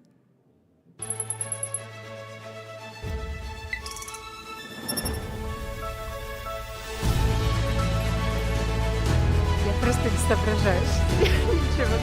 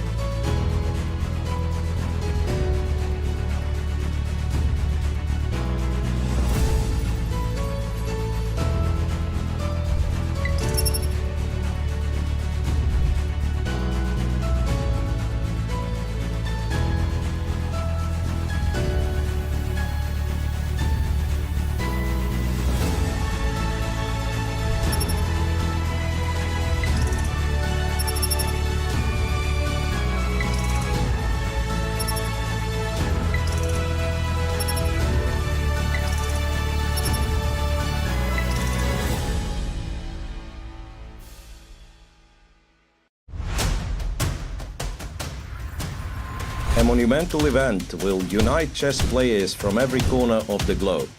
FIDE, in celebration of International Chess Day and its 100th anniversary, presents an unprecedented challenge. We are on the quest to set Guinness World Record for the most chess games played in 24 hours. From the streets of Paris to the digital arenas, from classrooms to grand halls, the world will become a chessboard. Join us, play from whenever you are, be part of a day where every game contributes to a world-breaking celebration of chess. FIDE100 Guinness World Record. The game is just beginning.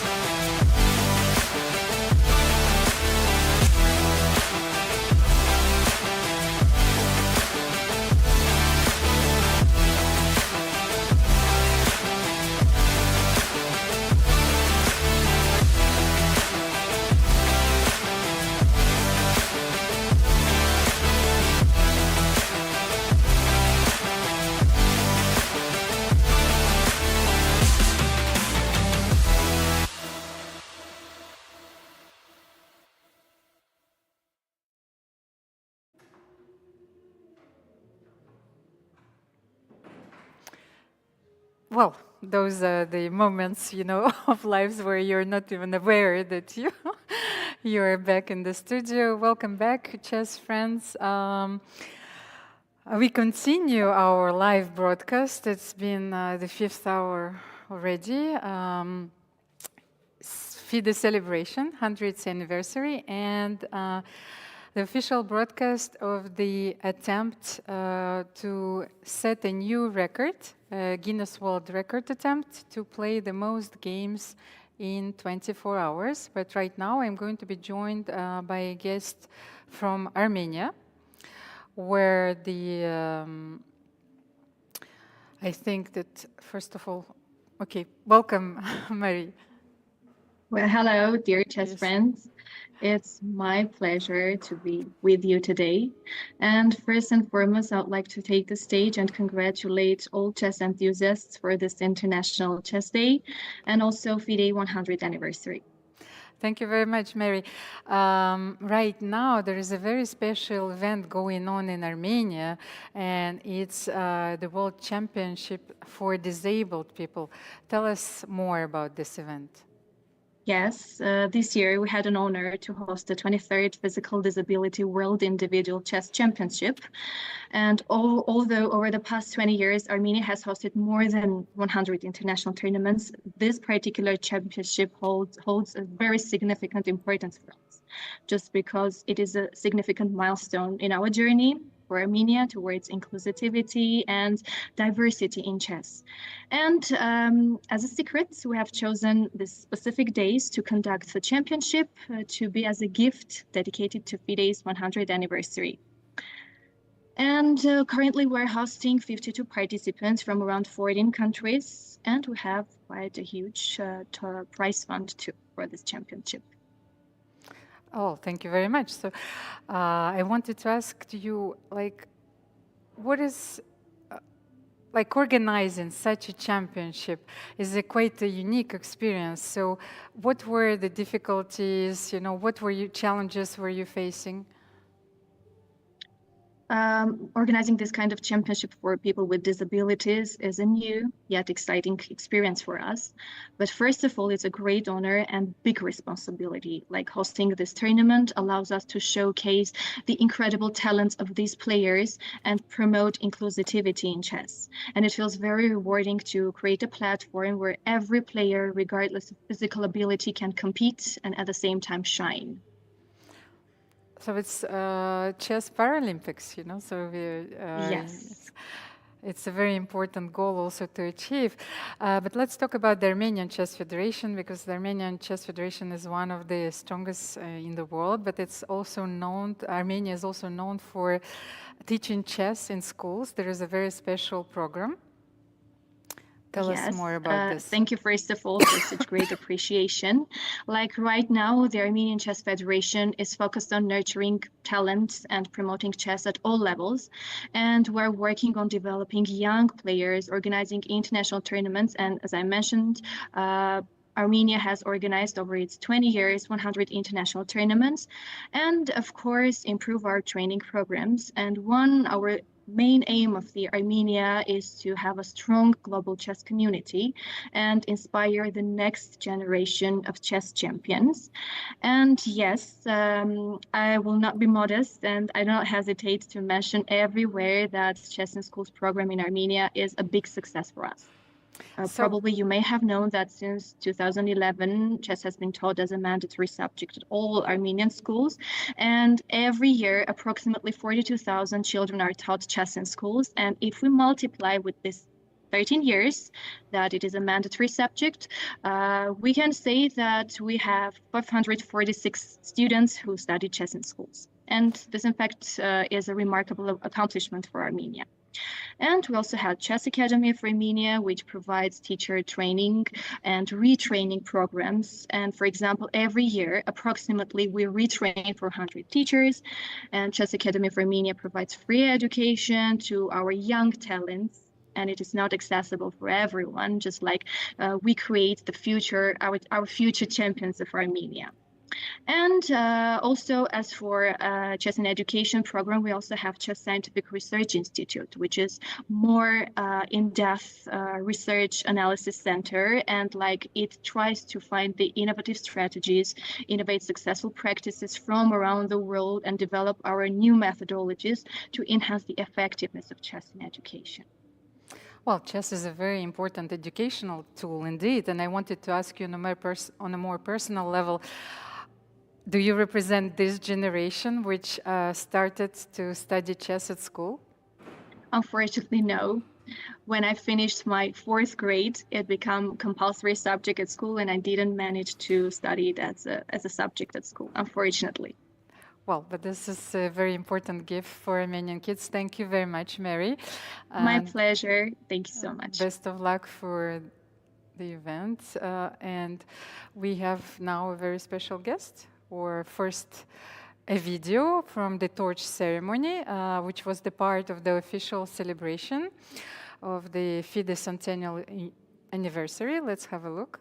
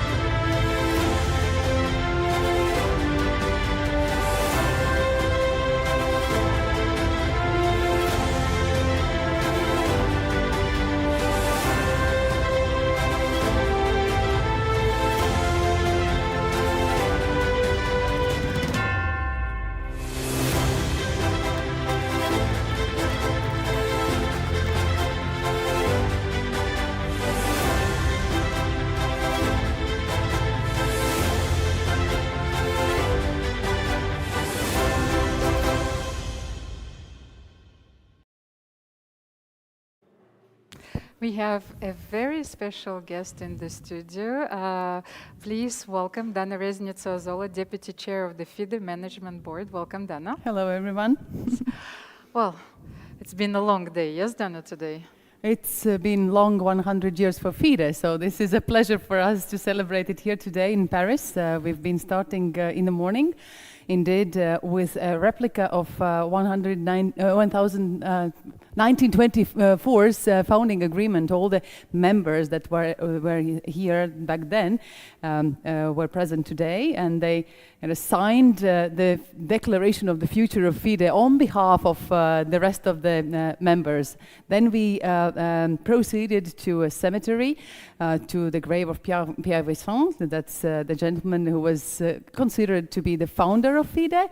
And now we've gathered here in Château d'Anières, the home place of the French Chess Federation, for a torch ceremony. You saw a video of it just a moment ago.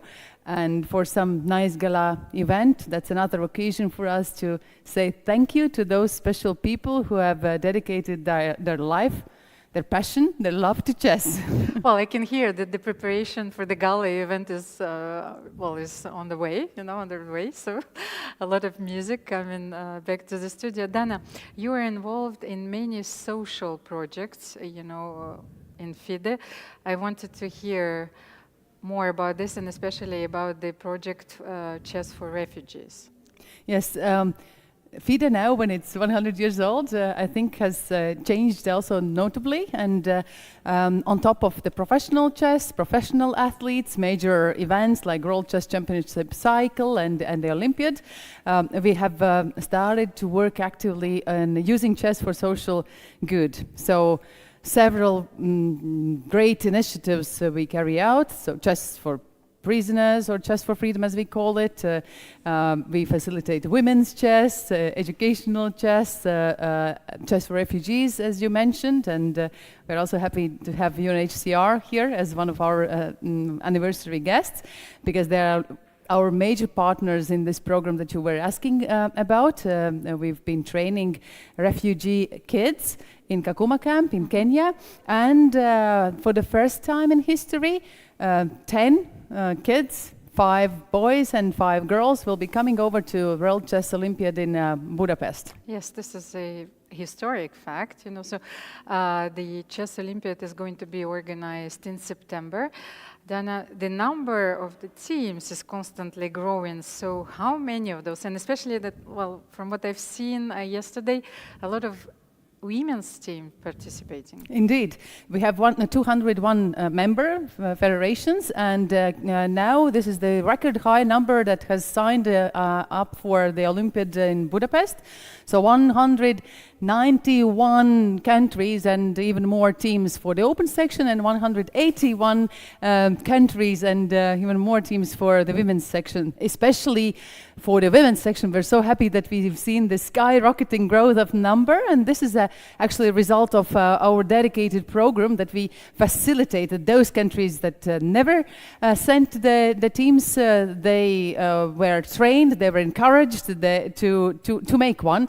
Also, I think that our new initiative of a chess mom, so supporting young moms who come to Olympiad with a kid, that they can take a babysitter with them, could have been another reason why some ladies still decided to come to Olympiad. So, of course, it's not only about the quantity, but also about the quality. That's the top event and the major festival in the chess world. But we are very happy that almost all of our federations will be represented in this great event. Well, then I know that you also like to play in this event, and I think that you set a very special record once, and I think that if the Guinness official adjudicator would be there, I think that it would be on the books. As a minister, you beat Hu Yifan. Yes, that was a long time ago when I happened to win against the actual women's world chess champion.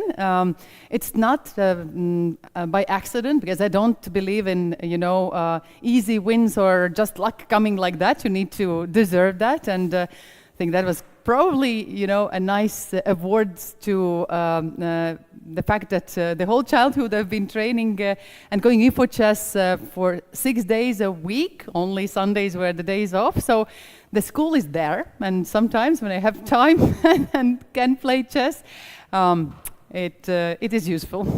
But how do you manage it all? You know, Dana, you have 4 children, successful political career, you are developing chess everywhere. So what is your secret? Just training, because I think the beauty of the chess is, you know, that you are dealing with complex positions in every game, yes, and it's multi-dimensional and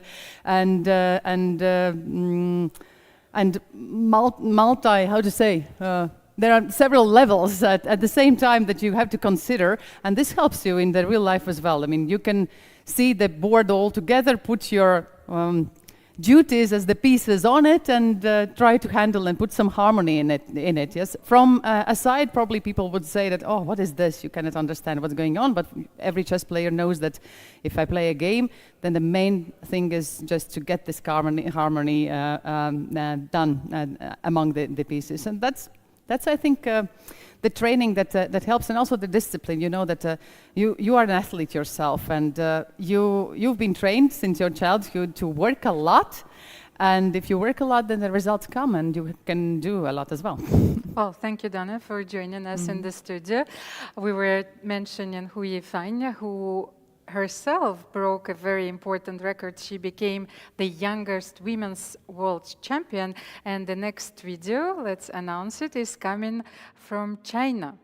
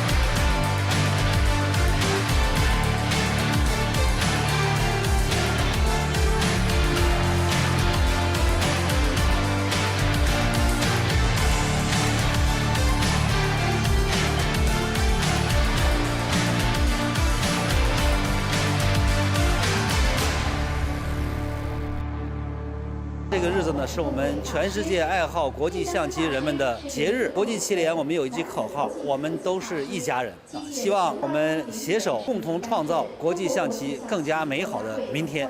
应世界国际象联会邀请，深圳与其他城市一起挑战吉尼斯，举办多彩多样的国际象棋庆祝活动。深圳举办了国际象棋青少年公开赛，我心目当中的国际象棋征文、国际象棋文化展等系列活动。深圳积极与国际象棋联合会取得联系，力争国际象棋联合会能够早日落户深圳。What inspired you to start learning chess? Initially, I started learning chess to improve my logic and thinking. What's your inspiration for the future? Eventually, I plan to reach Master of the Chess Association and to list chess as one of my specialty when applying for college.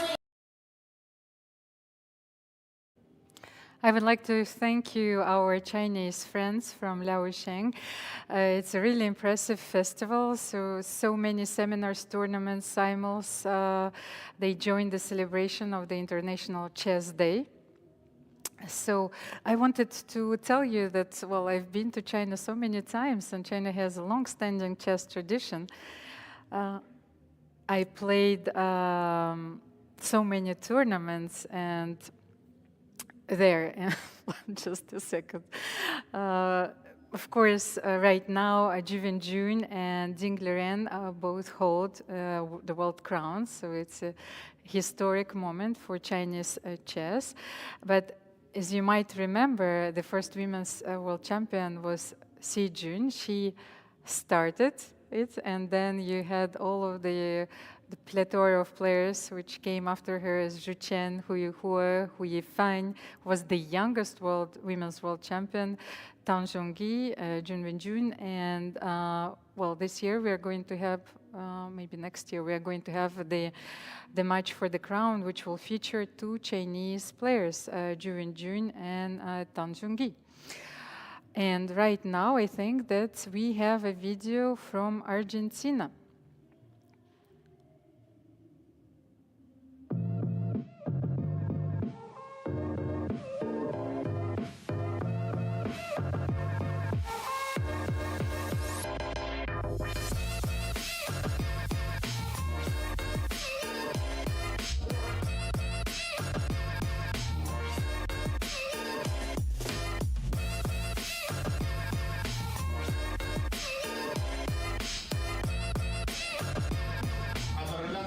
Torreblanca, today is a special day.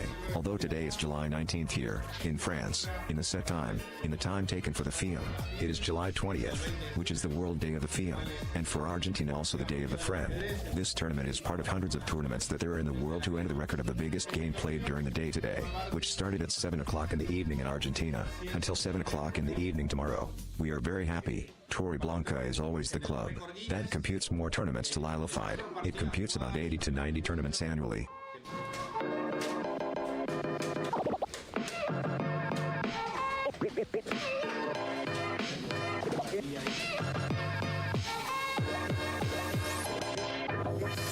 Hi everyone, this is Torreblanca.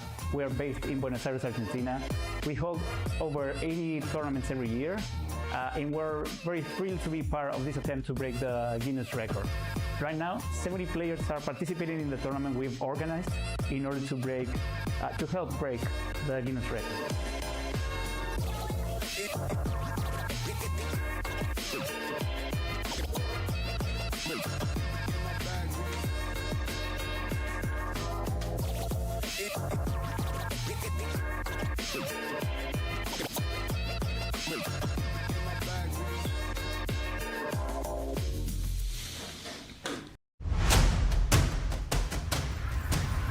A monumental event will unite chess players from every corner of the globe.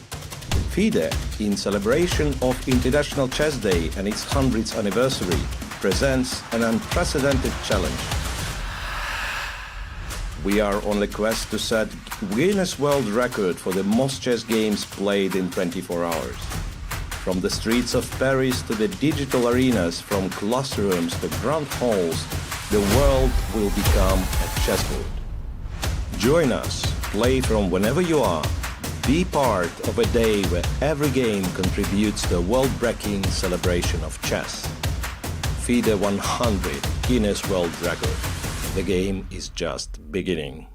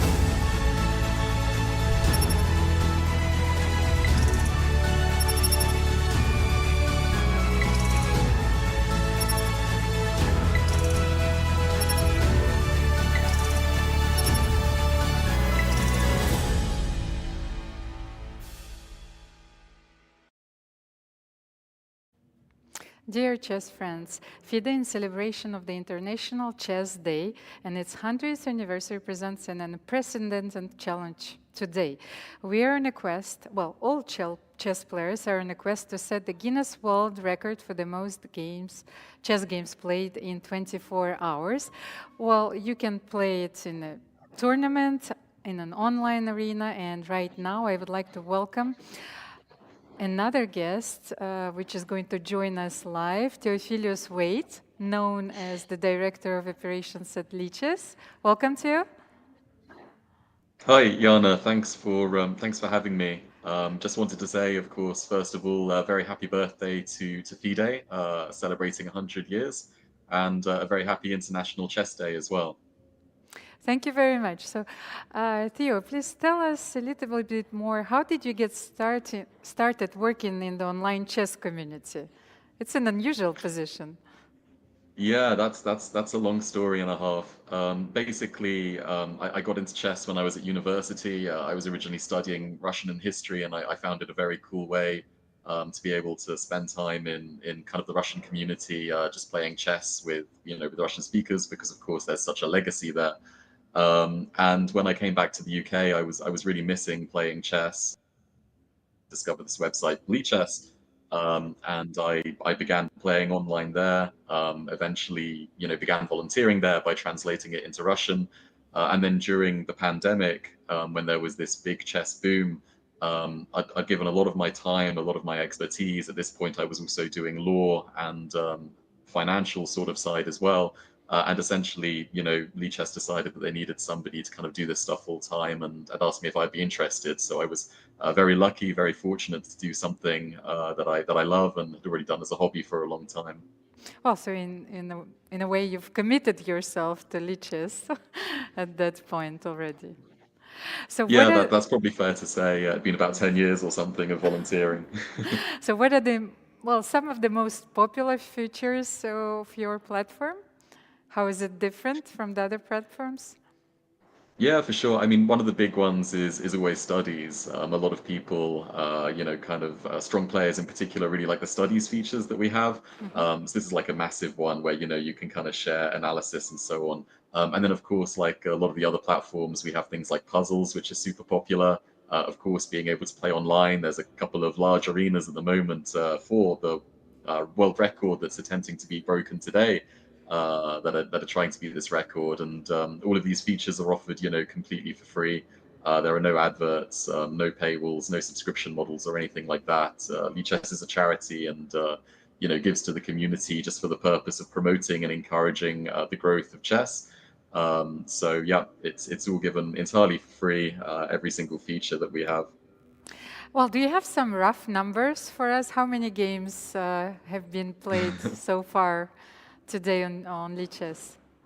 I did have a quick look actually before joining the call. So in terms of the eligible games, because there's a specific time control and everything that are required to be eligible for the world record. When I last looked, we were at roughly around 850,000 games which were eligible that had been played. So with a couple more hours to go, I think for you guys in Europe at the moment, it's maybe 2 hours or so left to play before the record ends. So yeah, I'm pretty confident that in those 2 hours, Lichess games alone should break the 1 million played games mark. Yes, that's what I wanted to remind our audience, that we have this minimum requirement. But I think that now that I've heard the numbers, the record is going to be set for sure. I know that you yourself love chess very much. So do you play tournaments occasionally? Sometimes I haven't found myself having so much time for classical recently, so I didn't play so much classical, but Blitz for sure. If there's a good Blitz tournament going on, I love to get involved in that. I was actually very lucky recently. I was at the Marshall Chess Club in New York, and I was incredibly fortunate there in an informal Blitz game to be able to play the absolutely legendary Nona Gapardishvili. So that was a fantastic encounter that I had to be able to play her. But yeah, from time to time, I'm fortunate to play some Blitz. So what is chess to you? Oh, that's a good question. I mean, for me, I think it's escape in some way. The way that you can just kind of focus on the board and on the position and really just get into your own mind and consider the possibilities and the calculation. And at the same time, because I mainly prefer fast chess like Blitz, kind of like trust your instincts. Yeah, for me, I think it's kind of like a mental escape, a kind of way of relaxation, a bit of Zen, something like that. So, well, I wanted to ask you a question like about the challenges that the platform is facing. For example, what is the biggest challenges that you're facing when you're developing an online platform? Probably some of the biggest challenges are often to do with just how that space kind of is at the moment. I mean, historically, you know, there used to be a little bit more kind of competition within that space, and lately that's kind of becoming a little bit more hoovered up. So that's probably one of the main challenges, kind of remaining visible, kind of being relevant, and so on. In terms of development itself, like we have a pretty nice workflow. And I have to give a massive shout out to the team, actually, to Thibaut, to Tan, to Luca, to Sol, to a lot of the developers behind the scenes who have actually also allowed this Guinness World Record attempt to be possible on the Lichess side. They put in, you know, some awesome work very last minute to help us with that as well. So yeah, from the development side, we have a very nice workflow and an amazing team of developers who are absolute legends. Well, thank you, Theo. And I think that Lichess has been a major actor of the chess world, and well, I think for years already. So I wish you best of luck, you know, and maybe a lot of tournaments also organized on the platform soon. No, thank you very much. Really appreciated being here today. And as you say, I think Lichess recently entered its teenage years. So I very much hope to see the day that Lichess will also celebrate its centenary, just like FIDE has today. So thank you very much. Thank you, and happy Chess Day to you. Happy Chess Day. And right now we have another video, chess tournament in Italy, part of our official attempt to set a Guinness World Record.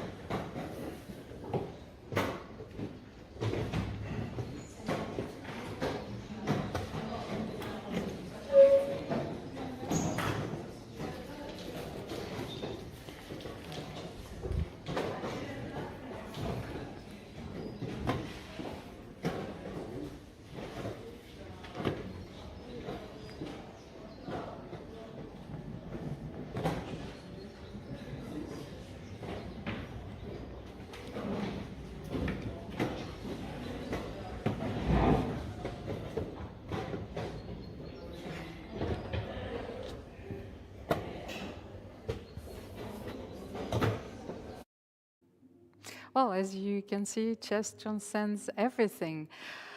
And right now we have a guest from Bolzano, Italy, Gerhard Bertagnoli, an international arbiter and also an international organizer. Hello. Hi, Almira. Hi to all of you. Well, let's start with the ritual. Happy Chess Day to you.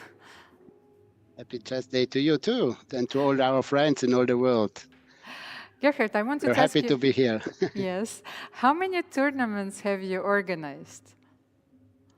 Well, if you mean today one. In general, there are many for sure in the last years, and yeah. And today, But, how many tournaments are organized in Bolzano? Yes, Bolzano is a city in the northern of Italy with plus minus 100,000 inhabitants, and we organized this Blitz tournament. Once we saw that FIDE tries to get this world record, we immediately moved. We immediately state that we want to participate. We participated, and yes, we had been the first tournament that registered on the website for this. So therefore, we are happy to be here. And yes, we have a Blitz tournament, 9 rounds. Still now they are playing the last round. So that means in a few minutes we will have prize giving. after last round. How many participants do you have in your event? Well, how many squares does the chessboard have? 64. 64. So therefore, we have 64 players. But this was the case because we didn't expect to have this number. We hoped also maybe a little bit more, but at the end it had been 64. But it's fine. We're happy with this number. Yeah. Is the chess initiative supported by local authorities in Bolzano? How is it going? No, it's our local chess club. We have there are two chess clubs that organize this tournament together, and yes, we got some help from our department of of Bolzano to organize it. But mainly was our work, and yeah, so. Well, it's because of us that we have it. Sometimes it takes one passionate person, you know, and the whole life is transformed. So I wish you best of luck, of course. Grazie mille. And yes, I can see the cup is waiting for its winner. Thank you so much. Exact. Thank you. And happy birthday to FIDE. Yes. Bye-bye. Thank you. And we have another video coming from Sudan this time.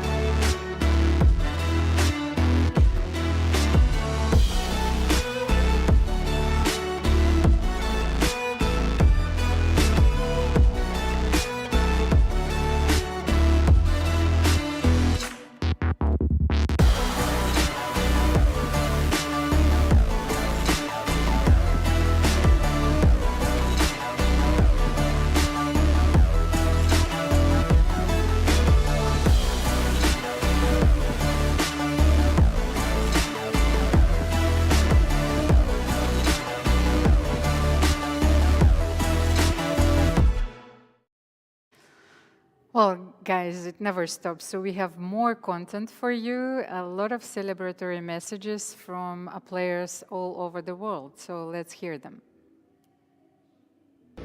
The World Chess Federation FIDE is one of the oldest in all sports.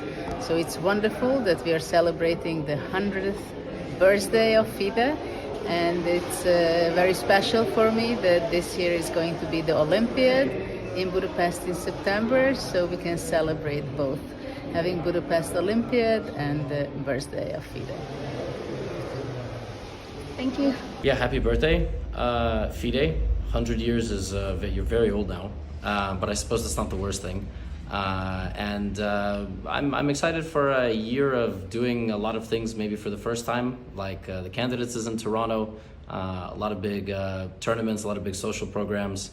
And the goal should just be to keep attracting new people to the game, and making people care, making people watch, and hopefully we all do that together.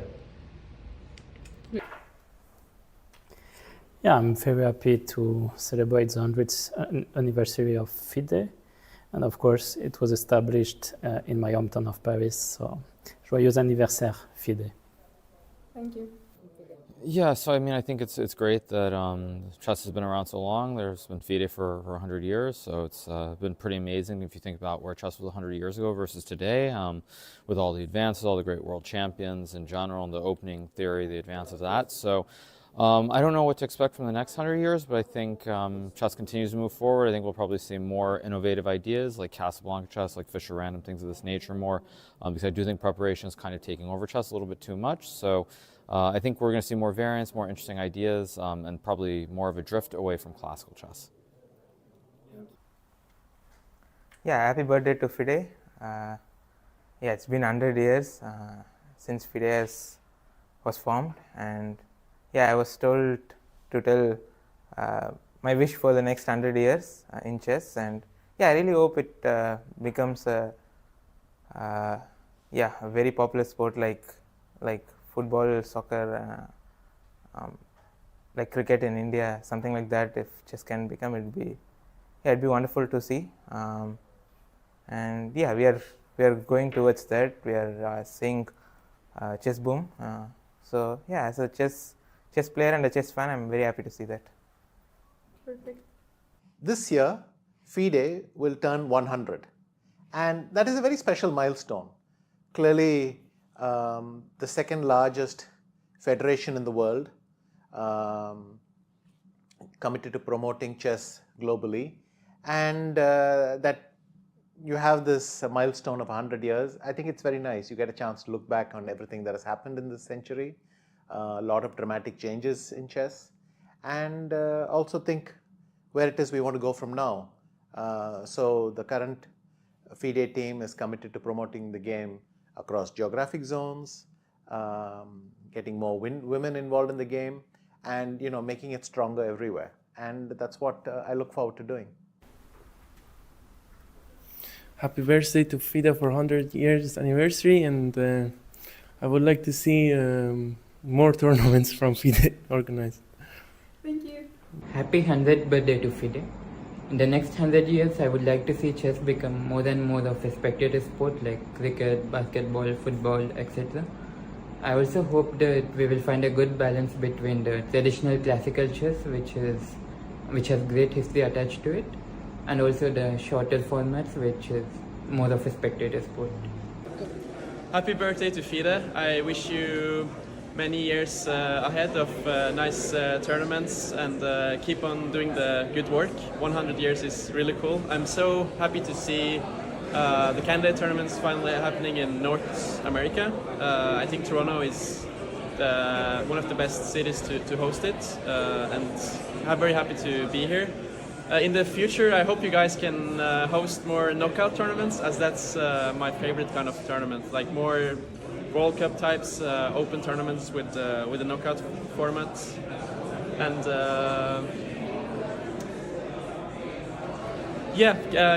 keep up the good job. Yeah, 100 years for FIDE is great. It shows how great chess is, how big is FIDE. It's very nice how FIDE is celebrating this special year in so many countries worldwide. Happy FIDE is coming for Africa for the second time. 2 months ago in Ghana and now in Morocco.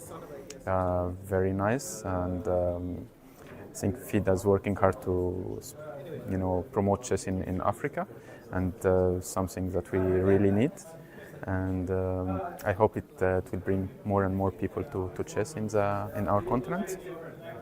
I wish FIDE all the best, and so many new projects to come in the next years.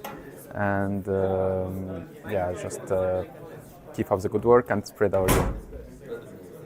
Happy birthday, FIDE. I'm so happy to see that FIDE completed 100 years. And in the next 100 years, I would wish to see chess being played by every single person in the world, and it becoming a more mainstream sport. And again, happy birthday.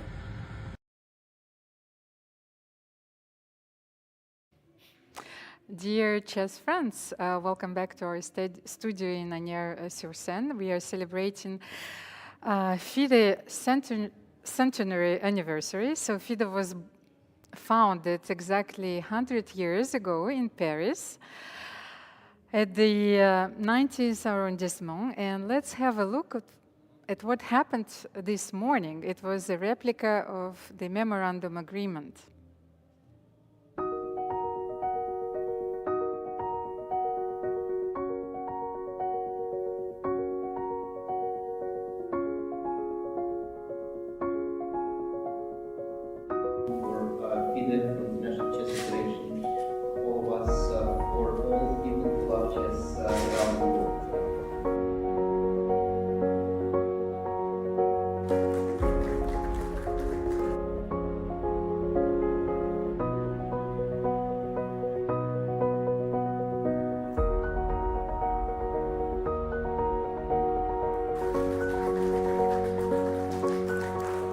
It's very important to be part of the ceremony.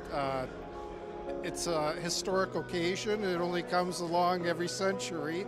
So we were happy that we were able to take part. In part, we were able to take part because chess has been so much more successful recently, so that 5 years ago we couldn't have come, but now we can. For 100 years, Marc Nicolet signed this document, and it's a very important moment for Switzerland also to be part of it, and for me, myself also, of course. And I think FIDE has done a great job 100 years ago now, and has a future where it can also transmit chess in the society, in social work, in other domains, not only in competition. So I think it's a great time to go on, to go for the future.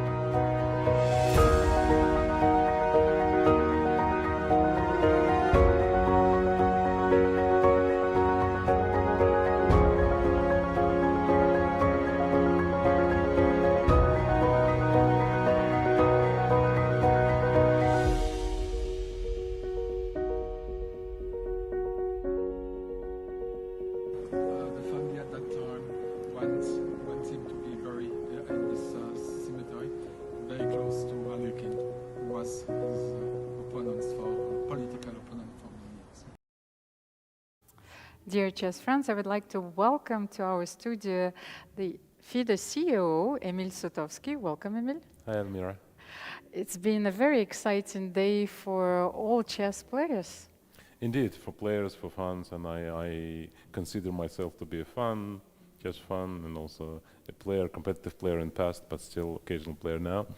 And it's great that we could have an opportunity to bring it urbi et orbi, and to have competitions for everyone, to have competitions in many countries and also online.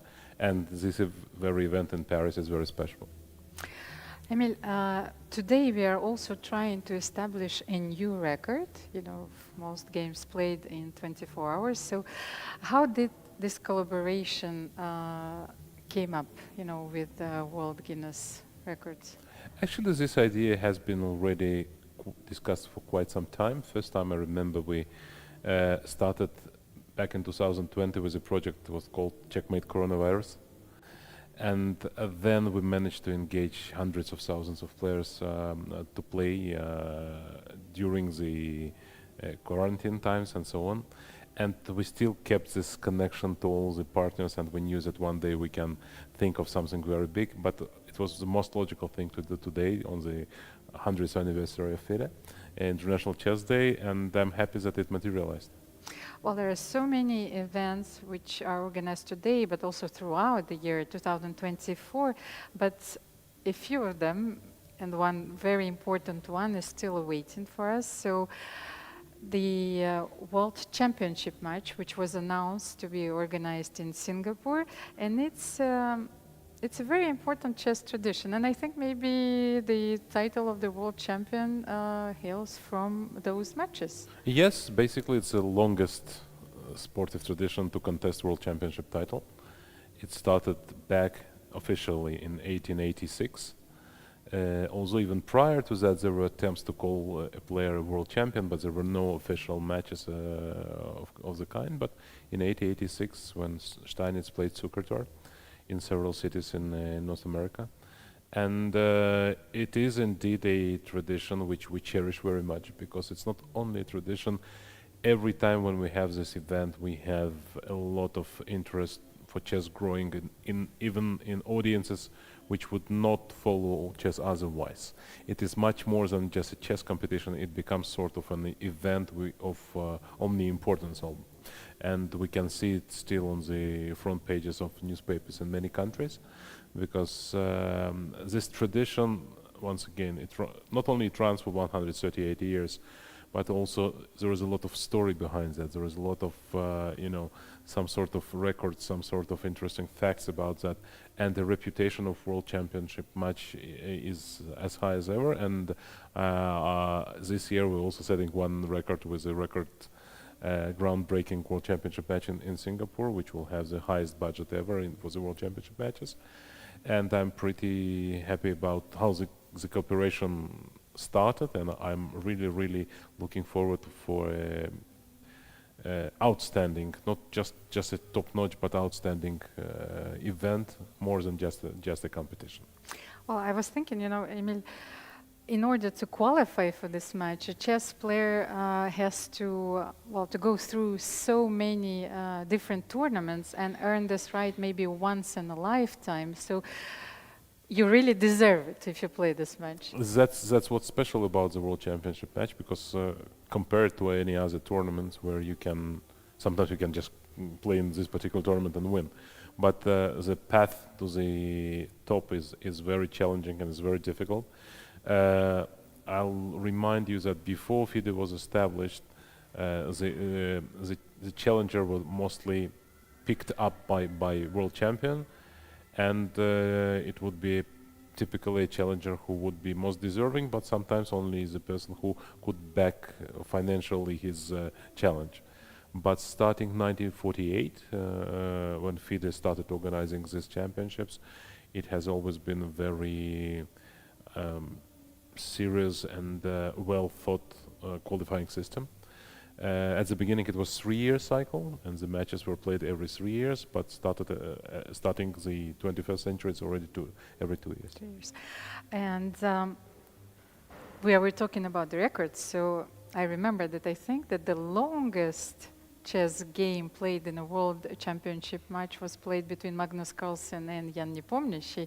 Were you present? I was present. Yes. It was one of the most exciting games I saw, because first of all, it had a lot of sportive merit, because prior to this game, all the games were drawn in this match, and it turned to be out the absolutely turning point of the match.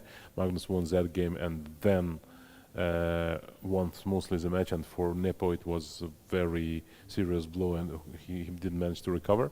The game itself was very special, because at one point Nepo was almost winning, or very close to winning, and then it was some difficult endgame which everybody believes that it should be a draw, but Magnus kept finding some resources, and basically the decisive mistake came on the 8th hour of play. And it was a monumental fight, and I remember very well. Those of you who are interested, you can go to FIDE YouTube channel and to look for Game 6 World Championship Match 2021 presented by NBC.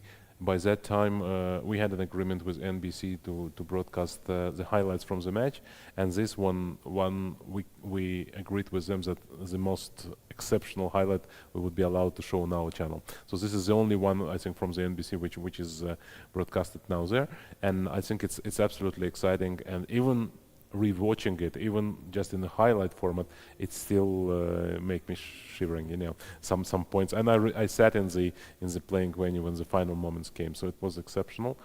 And it's one great thing, of course, about the classical chess, not necessarily that we have to stick to it, but it's one of the advantages that such a long games provide, because it's also a game of minds, but also of endurance, of how you withstand the pressure. It's absolutely different from, let's say, blitz games, which could be much more dynamic, much more easier to follow for a short span, but then they do not bring in forth other qualities.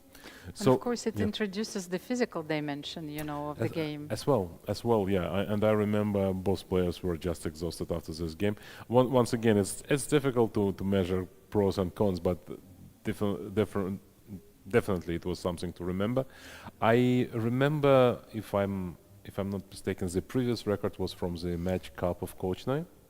And there, the long game was like 124 moves or something, and it ended in a stalemate. It also was very, very spectacular ending there. And but by that time, they played with a Joan game, so it was a bit a different story. But all the matches have their stories, and I think records here is only a part of the story, but the main and the most important thing is a clash of personalities, clash of chess styles, clash of approaches and attitudes. Well, for the forthcoming match, we have the youngest ever challenger for the world crown. What do you think about this clash of personalities?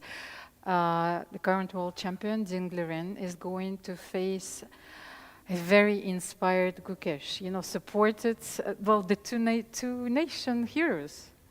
Yes, it's going to be exciting. I think Gukesh already has shown in Toronto, where nobody saw him as a favorite, that he is capable of basically any result, and he did prove himself also to be not only exceptionally well prepared and playing great chess, but withstanding the pressure. Will he keep his cool in this match? We shall see, but a lot also depends on Ding, because Ding had a very difficult year, as we know, after winning the World Championship match in Astana. And now it's a big question if he managed to regroup and to, let's say, to approach this match in his best form. If he is, then it would be absolutely exciting, and he's probably a favorite. But once again, that's a big if. I understand this, and this has been a year of also sensational announcements from FIDE. So, prize funds, you know, the World Championship match is organized in Singapore, but also the World Rapid and Blitz is going to be organized in New York at the end of this year. Yeah, thanks for noticing. Actually, for Singapore, just before we leave this topic, we are preparing some more exceptional announcements, and stay tuned. You will be excited about the announcement we'll have. I believe it's the beginning of August already. As for New York, it took a lot of effort. It takes a lot of effort, because it's not only about securing the funds, which actually during the preparation for the event I realized why they call it the most expensive city in the world. So it is not only the budget, but the whole scope of organization, which is going to be huge. But we aimed at that for a long time, and even when I was in Toronto, the candidates, I already shared with our partners this idea, and everyone was very supportive. So we spare no effort to bring it to New York and to have it at the level which hasn't been seen, because you know, if you already invested into making it in New York, you expect it to be exceptional. Luckily, many American partners of ours know how to make a show of the of basically anything, but Rapid and Blitz chess is particularly suitable for making show out of it. So if you made it there, yes, you can make it anywhere. Yeah. Well, and is it part of the long-term FIDE strategy in securing corporate sponsorship? Definitely, because also earlier this year we had the World Corporate Championship in New York, and we had many world's leading companies, Google and BlackRock and UBS and Deutsche Bank and Goldman Sachs, and of course for us it's important that chess is establishing these links, these connections, this network. You know, we are, as I firmly believe, on the verge of becoming a mainstream sport. In a couple of countries we already have, but in most of places still it is a niche sport. And in order to become a mainstream sport, we obviously need to another push to get a breakthrough, to get on TV in the regular formats. We are working tirelessly on that, and I think the chances are good. Well, thank you, Emil, for joining us for this very insightful interview. What is next, you know, in a year? Well, here we now will have just some sort of a gala dinner and communication, and a lot of networking is inside here as well, because it's a rare opportunity also to meet people who you meet only once a year, once in 2 years, and to discuss what's going on in national chess federations, how FIDE can help, because it's our firm belief that FIDE has to lead all this way. It's difficult to make any major step within one country without being helped by FIDE, and we are trying to lead by example, by funding, by providing all the materials needed, whether it is for the educational projects or for the professional projects. So it is very important. But talking what's next for FIDE, you did mention 2 very important events, but we also have just in 10 days starting in Astana in Kazakhstan. Once again, in cooperation with our strategic partner Freedom, we're going to have the World Rapid Team Championship, and it's going to be a great event with many top players, including Magnus. So we are looking forward to that. And then in just 2 months we have an Olympiad. And Olympiad is always an Olympiad, you know. What I love about it is that it's not only a competition of top players, but also a chance for so many countries just to come to show themselves, to show how many talented players there are. And also it's a great festival. I mean, out of 190 teams which would be participating, maybe 30 or 40 would be competing for the top spots. But for many, it is a great opportunity to be there to showcase how the chess is developed in their country. And we are, as FIDE, we are doing a lot of work to promote and to provide this chance. For example, our investment in actually bringing the teams, because there is no other sport, there is no other even industry, I think, where so many people are actually covered for to come and participated to participate in an Olympiad. For us, it's very important, and I hope that participants will enjoy. I hope the top players will show their best in these fights, and spectators, of course, it's. We never should forget about spectators. Well, those tournaments offer also the unique opportunity for fans, you know, to cheer their national teams. And I still remember my first Olympiad. I was 16, Philippines, and I have, well, I still have a very beautiful memory of this event. Thank you, Emil. Happy birthday to FIDE. Well, the celebrations continue, and next is a video from a tournament in Vela Luka, Croatia.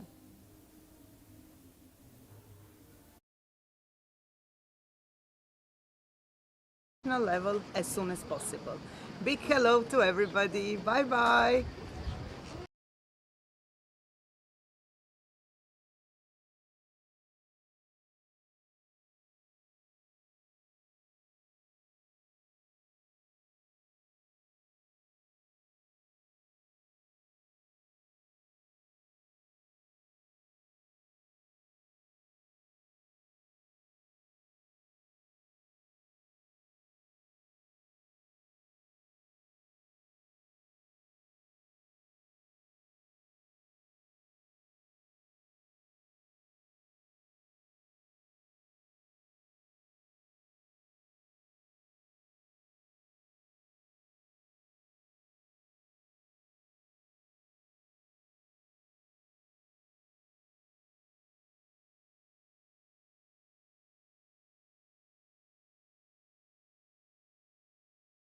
Hello everybody from city of Vela Luka, island Korčula, southern Dalmatia, Croatia.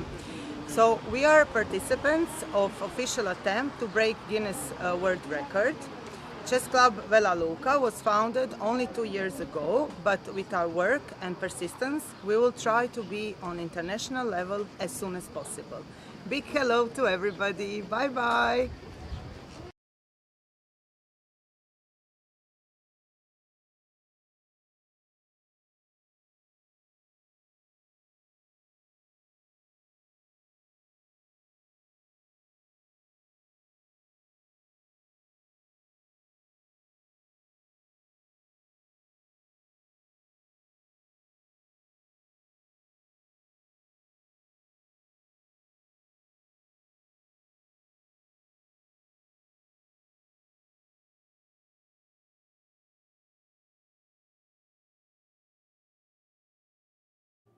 We have so many videos and tournaments coming from all over the globe.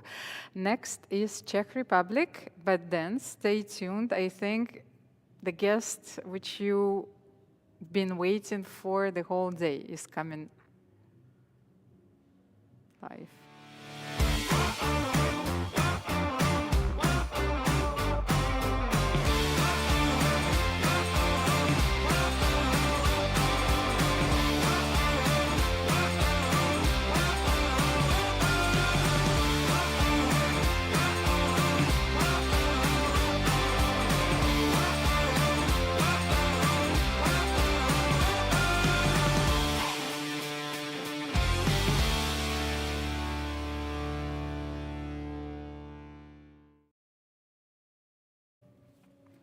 Welcome back, and I really hope that right now we have live from India the future world challenger. Hello, Gukesh. Do you hear us? Hi. Hello, happy Hi, chess. yeah. Nice to be Yes, here. nice to meet you. Happy Chess Day to you. Yeah, happy International Chess Day. Thank you. Thank you. So, how did you celebrate this day? As usual, I worked on some chess and I just had fun being with chess. You had, as every chess player around the world, you had fun playing chess today. So, Yeah. earlier I asked Sagar, about what changed, in India since you won the candidates, and I think that one of the most difficult things is now to face your new fame. Fans are, following you all the time. How is it right now? It's pretty normal. It's not something completely different for me. But obviously after the candidates, at home, it's like, I get recognized a lot more and etc. But it's not a problem for me. I am just happy that a lot of people are getting interested in chess and a lot of kids are taking up chess more seriously. And I think chess is a beautiful game, and I've gotten a lot from chess, and bringing few people into chess is the least I can. Well, but at 17, you are the youngest ever challenger for the world crown. Do you feel a lot of pressure? Is it a responsibility or is it just a journey? Well, it's a bit easier because I'm 18 now. Yes. But I mean, there is obviously, I can't say there is no pressure at all. There is pressure, but I've been used to handling pressure for a few years already. Not as big as this, but I'm pretty sure it's nothing that I cannot handle. So have you started your preparation yet? I mean, I'm working on chess. I'm trying to improve myself. I guess it's all part of the preparation. Yeah. So obviously, that's the match is the main goal for this year, and we are going to do everything possible to do our best. Well, one of the things that Visha Anand shared with us, of course, is that you have to prepare with a new team. Of course, you're not going to reveal all the secrets, especially before such a very important match. But is it something that you're looking forward to? Yeah, for sure. I think it'll be. I mean, from my childhood, I've been hearing or reading stories about world championship matches and what happens during a match and how much preparation goes into the match, and a lot of things are happening behind the scenes. And I always wanted to know what are the things, and now I'm like experiencing it in real life. So it's just a dream journey for me, and I've always wanted to be here, and I'm happy to be here. I'm grateful, and I'm just hoping to do my best. Well, championship matches usually take a lot of energy, and I remember when I was a kid, I was growing up watching matches between Garry Kasparov and Anatoly Karpov, and I remember those matches. They were so intense that players ended up losing a few kilos after the match. So how do you train? I guess I have to train for every part. I mean, to be at my best in every possible shape. Like, obviously, chess part is like the most important, but also, to be in a good physical and mental shape. Just improving everything about myself, and just enjoying the process. Just being eager to just play the match and enjoying the journey. I think that is the main part of the. So you haven't started like running a marathon or a semi-marathon to be in shape? Well, I mean, I've always been quite active physically. I do either sports or some workouts, some yoga, stuff like that. But yeah, I think I will just be more regular and more involved in the physical part.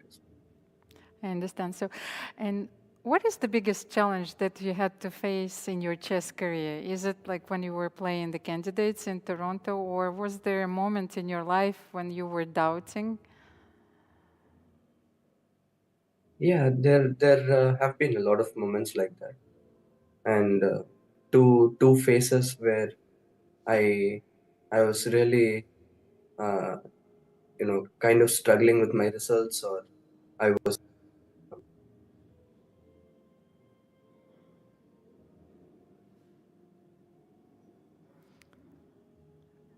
I lost the sound for the moment.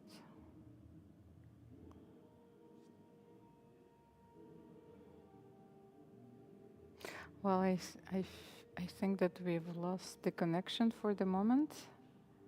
Hi, Gukesh, can you hear? yes, now I can hear you. I'm so sorry. Yes, we've been Okay. experiencing some technical difficulties. Yes, please continue. Sure. Yeah, I was just saying that I'm sorry, what was the question again? I forgot. What was the biggest challenges? You know, sometimes I think, the difference between your generations, for example, and the generation, our generations, that we doubt ourselves very much. And I feel that your generation is so confident. So were there difficult moments? What were the biggest challenges that you have to face Yeah, during your I chess was saying career? that there were two phases which were the most difficult for me. The time when I was trying to become the youngest grandmaster back in 2018, 2019.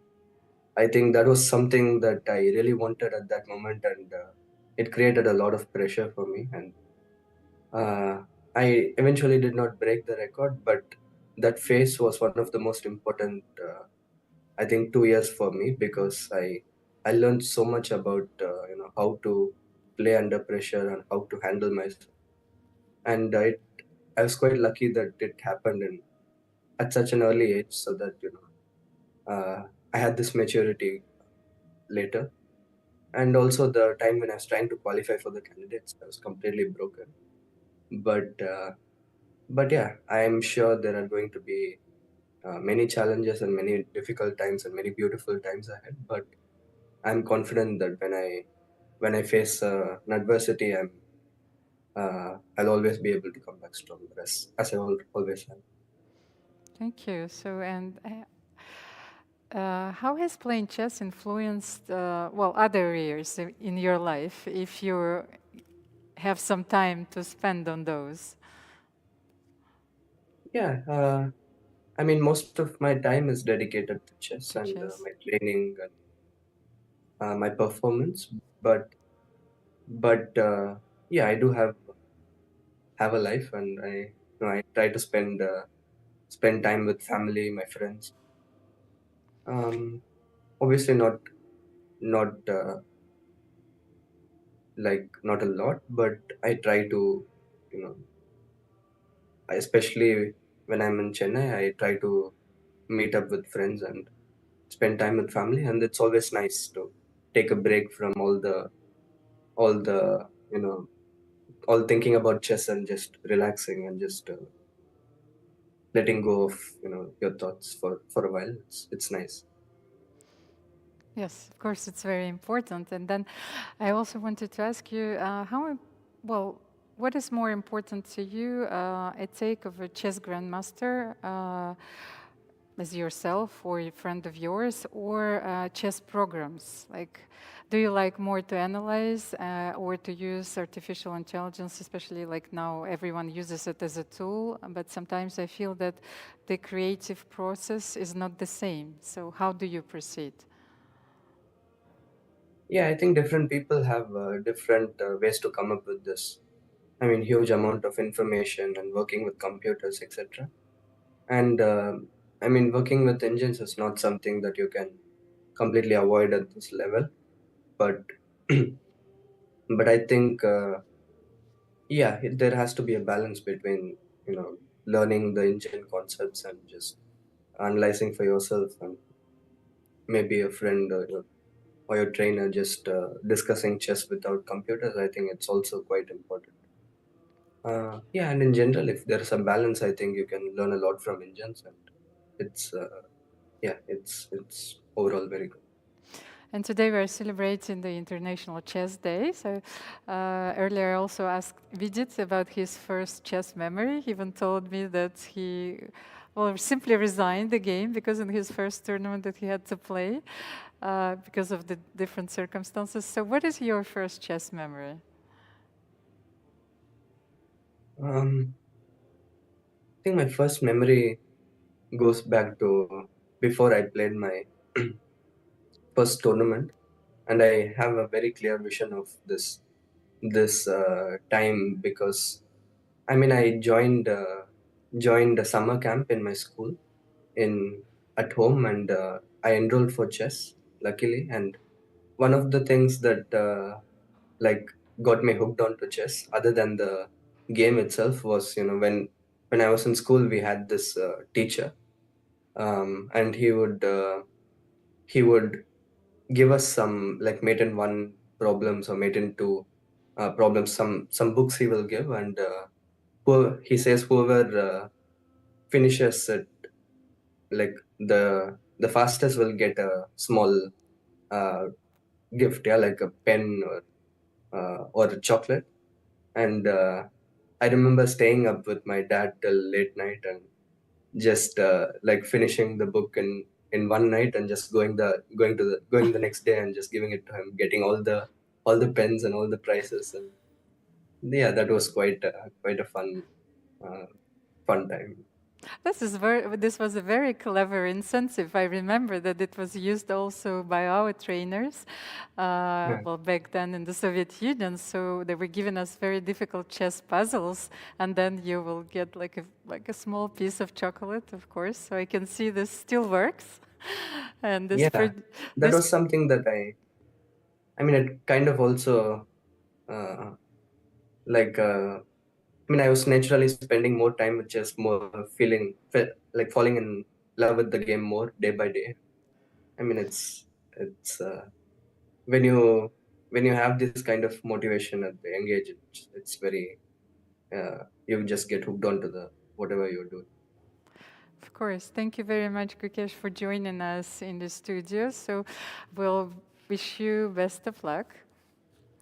And let's get back to our celebrations in Paris and in Asnières-sur-Seine. We have a promotional video, I think, that right now coming next.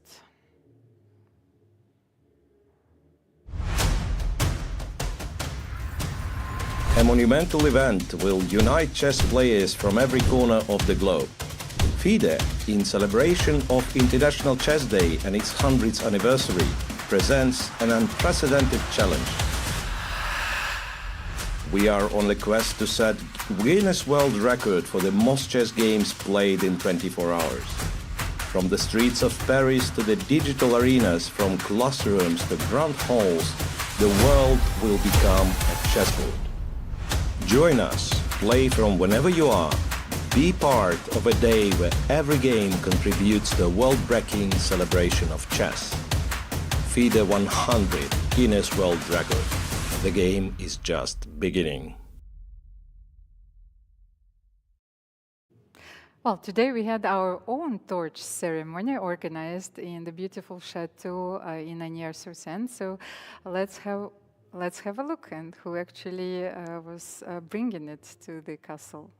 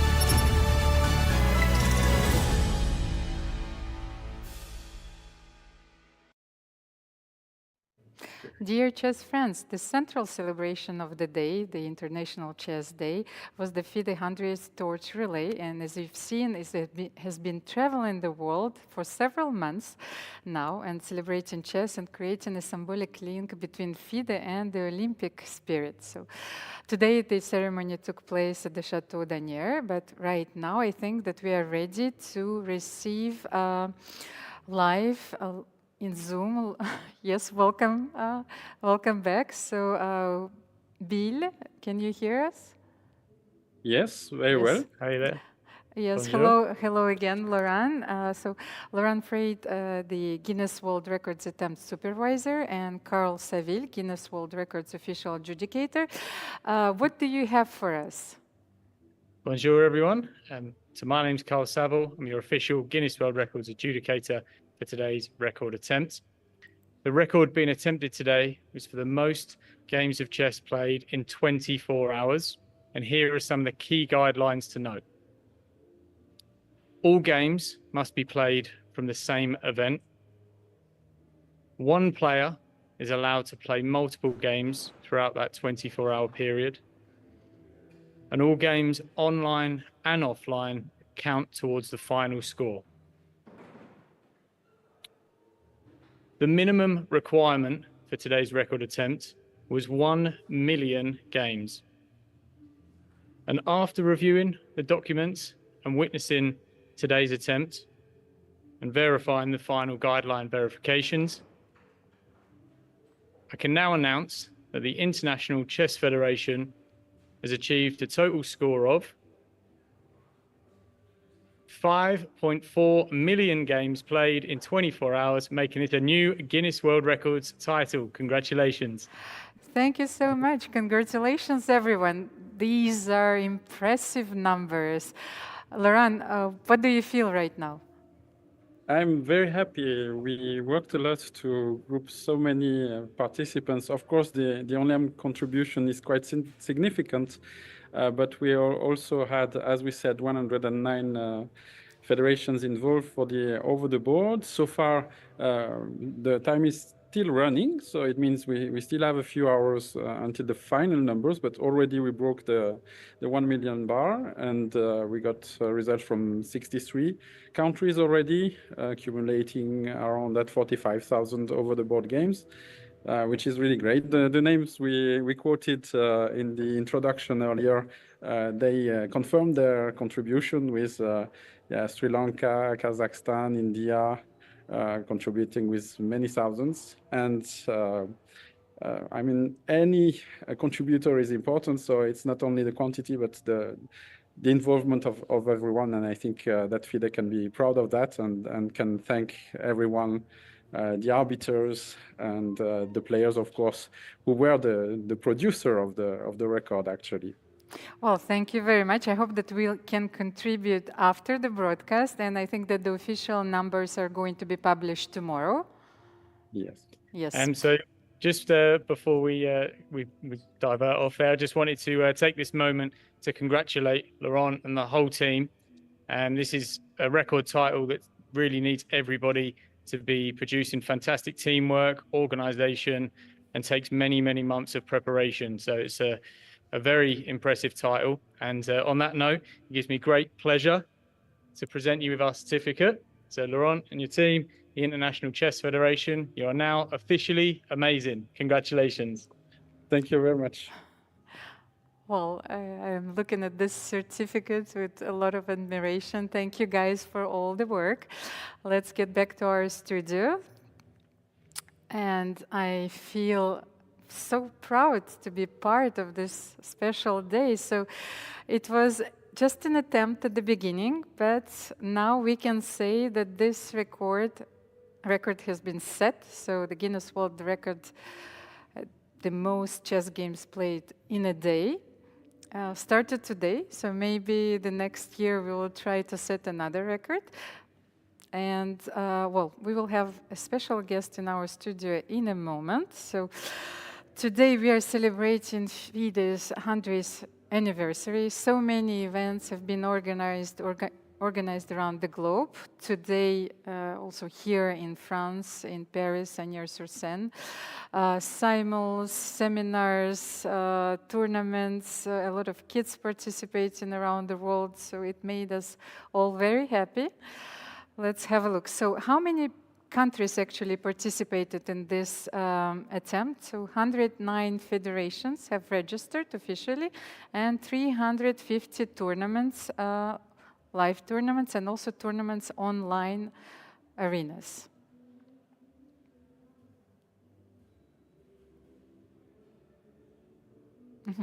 So let's have a quick look also at how chess, the International Chess Day was celebrated in the beautiful Chateau d'Anières. There were a lot of simuls, well, a lot of prominent guests which we received in the studio. So this broadcast is actually organized within the walls of this historic castle. Well, yours truly has suffered for 6 hours. I was very happy. Yes, I was very happy to bring this broadcast to you. So let's have a look at our final video. As you know, FIDE is attempting to set a record of the most chess games played in 24 hours. So events like this simul and tournaments all around the world are taking place to be part of this record. You can play online and even be part of it yourself. Let's celebrate together, celebrating FIDE and celebrating chess.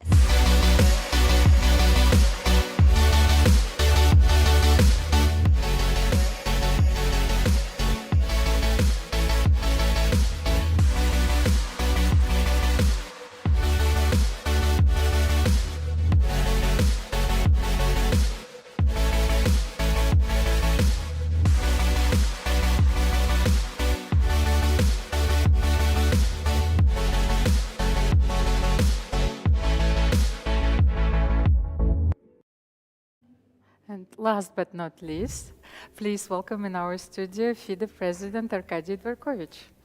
Thank you, Elmira. I'm really proud and happy to be part of 100-year anniversary of FIDE celebration in Paris, where FIDE has been created 100 years ago.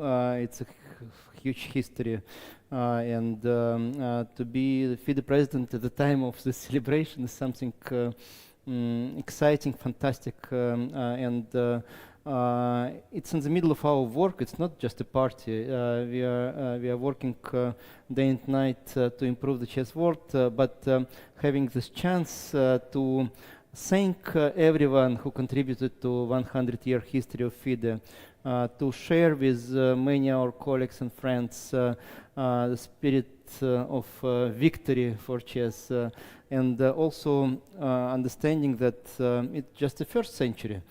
Many more centuries ahead of us, and we'll be part of the second one at least. So, well, we'll see. But also it's a great moment when we can share this not just with top pro or people who organize events, but also with millions of people who play chess recreationally, occasionally with the kids among themselves, set the Guinness records with us today. So it's a great momentum for the whole chess community. Yeah, that's exactly what I wanted to point out, that it was also very important to include everyone. So everyone, remembers our motto, Gens una sumus. Gens una sumus, we are one family, and we were celebrating the two previous International Chess Days, 20th of July, with motto, teach next to you to play chess. And many people enter chess through the International Chess Day. So now we can see that chess gained real momentum, and we are trying to use it to make sure that chess is not just fun, but it is important, of course, to have fun from playing. It's not just sport, but it's also a great, maybe the greatest tool to make our societies better, since people are getting better while playing chess. Arkady, I wanted to ask you, so now that you look back at all of these years, what are you the most proud of? Well, first of all, for me personally, it's a moment when I remember what my father did for chess, since he served chess for so many years as an international chess arbiter, journalist, rating specialist, many other things, and I'm a happy son of him continuing what he has been doing. And I'm proud of sharing these memories. But also, I think what we can see now is that chess world FIDE is becoming a combination of various very important elements, not just this historical notion that chess is both art, science, and sport, but also that it is the sport for top pro. It is great opportunity for hundreds of thousands of people to be involved in official chess events and to reach good levels, get some medals and prizes, and it is one of the most enjoyable games and activities for many millions of people. And this combination is unique. You cannot see it in many other things. Maybe football is comparable, but chess is really unique. And every time I come to the World Championships, I'm proud of another step we are doing forward. But every time I come like today for a symbol given by Viswanathan Anand or Joan or Alexandra Kosteniuk to kids who are just entering the chess world, I'm equally proud of it. So this combination makes chess I think that is uncomparable to anything else. Yes, and as you said, that kids have the unique opportunity to play against grandmasters, which, you know, never happens in any other sports. You do not play, well, exchange a few balls against Nadal, you know, Federer. Yes. Exactly, and we will continue doing that, since those role models are really important for kids, but also for seniors sometimes who were playing chess, watching chess throughout their lives.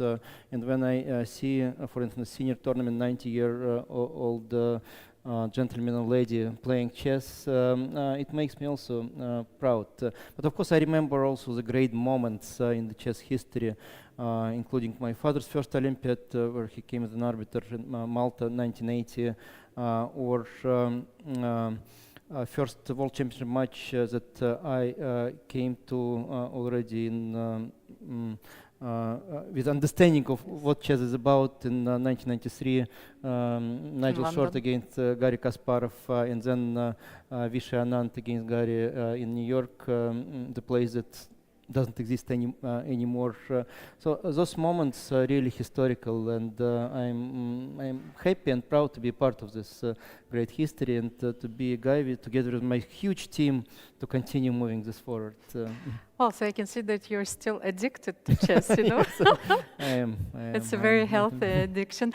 I wanted to ask you, do you know that actually in Agnières-sur-Seine, a few streets have been named after I've been told, yeah, chess I've been players? told about it. Yeah, that's a great initiative, and that makes this town or village one of the capitals of chess, and that's really nice. And again, Paris is a place where FIDE was born, so having those streets with legends' names is both tourist attraction, but also a museum on open air that we can all use to promote chess. Thank you very much. So happy Chess Day to all of you. Our official broadcast is coming to an end. You're dressed like you're going to an opera. Well, in chess, we love the combination of both completely casual playing and style, but also at some important moments we dress like it is really important, but it is. And that's why I'm like this today with my fellow colleagues from the FIDE Council and the Management Board and national federations. I want to show that this moment is truly historical. Thank you for this interview and for sharing this very historic moment with us. So let's have a look, because this was a program that we shared live for you from all continents and 23 countries. So I actually wanted to read them for you. We had France, Switzerland, Singapore, China, India, Kazakhstan, Germany, Armenia, the United States of America, Russia, the Netherlands, Austria, Spain, Andorra. I feel like I present the Eurovision and the Mondial Vision, you know. England, Kenya, Mexico, Hungary, Serbia, Argentina, Italy, Croatia, and the Czech Republic. Live from Anier. And now with FIDE President Arkady Dvorkovich. So should I declare this broadcast officially closed? Yeah, usually I do it, but yes, this please is your turn. do the honors. I declare the official broadcast of Guinness World Records Attempt for the most chess games played around the world during the day under FIDE umbrella. 100-year-old organization officially closed. It's a wrap, guys. See you soon.